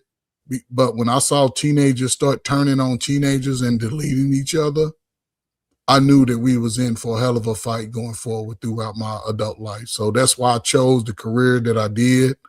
I embrace anybody else that's willing to at least give someone who's not technically a part of their lives a word of wisdom so they can get to old age as us. So just having the conversations, I think, is always needed. But I think our conversation really, it gets to a gray area because women have now gained the independence by default through the systems. And that's going to be the catch-22 for young males going forward, because are they having these relationship building skills with their fathers? Are the women having words of wisdom about who to stay away from those fathers? Because a father, by default, he doesn't want anything from you. Another man or another woman, they are looking to get something out of you. So their information may be skewed. So I salute to you, even JT, and even you, Brother Wynn. Y'all having daughters, and I believe that y'all proud of y'all daughters on what they're doing, the way that they've listened to y'all, and they're not a part of what we're seeing by far. And they're going to make better decisions because they trust you. Well, yeah, and yeah, that's a good one, Coach Fergie. And listen, I appreciate everybody coming up. You know, of course, you know, I have 2 daughters, and one of the things I found, a lot of people make things more complicated than they need to be. I just kept them busy. I just kept them in productive things. That's it, man. You know, none of this leisure bullshit where you're just hanging out and just random doing stuff. Nah, I knew where my kids were at all times. You know, and maybe I was a little strict, man. You know, this boyfriend shit, they didn't have no goddamn boyfriends. Not when they were under 18. You know, just do your work and get ready. I mean, they had friends, but none of this, I'm going out and all that kind of shit, man. I didn't do that. You know, so they have to suffer through that shit in their 20s. You know what I'm saying? You're on your own, goddammit. You know what I'm saying? But under my roof ain't no shit going on. So I feel like, you know, I had to. My goal was to get them educated, get them to adulthood, and keep them out of, you know, that teenage pregnancy bullshit. You know, and as far as I'm concerned, mission accomplished. You know, when my daughters talk to me now, you know, maybe I missed a few things and shit. You know, they're cool. They're cool with me now, but because they understand. I would say, nah, man. Anyway, but listen, this was a good conversation because everything in the Black community is connected. Yeah, it's connected. You know, and that's why when we say Black on Black crime, I understand people don't like the term, but our solutions are going to be different than any other community. Okay, we know about the proximity thing. White people kill more white people and all that other shit. But their solutions are not the kind of solutions that we have. Maybe some of them might overlap, but we have new unique shit that we have to deal with in our community. And our relationship with our women is our fractured relationship with Black women is absolutely unique in this goddamn country. Yeah. Nobody has the kind of relationship with their women that we have as Black men and Black women. Facts. It's been purposely broken and shattered. And it doesn't matter because they have education and a little bit of money and all that shit. You know, everybody's out of balance a little bit and out of nature. And once you're out of nature, only funky shit's going to happen. Yep. You know? So anyway, so that's that. So I don't want, it's no blame, but we can't go through this conversation without naming what we think is wrong, and there's enough blame to go around. That's all I gotta say. Anyway, gentlemen, hey Tootsie, if you're still out there, you know what? You're welcome to come back tomorrow. I'm here. Absolutely, bro. I was gonna say that too. I was hoping she would have stayed a little bit longer to tell her that. Look, it's refreshing every time I get a chance to hear a Black woman that really speaks and gets me to thinking when they talking. So she had me thinking about some of the things that she was saying, and it fortified me into how our women, especially, she said she's a 70s child. So, I mean, not a 70s, she said she's a 60s child. So she's still right there. She's an ex.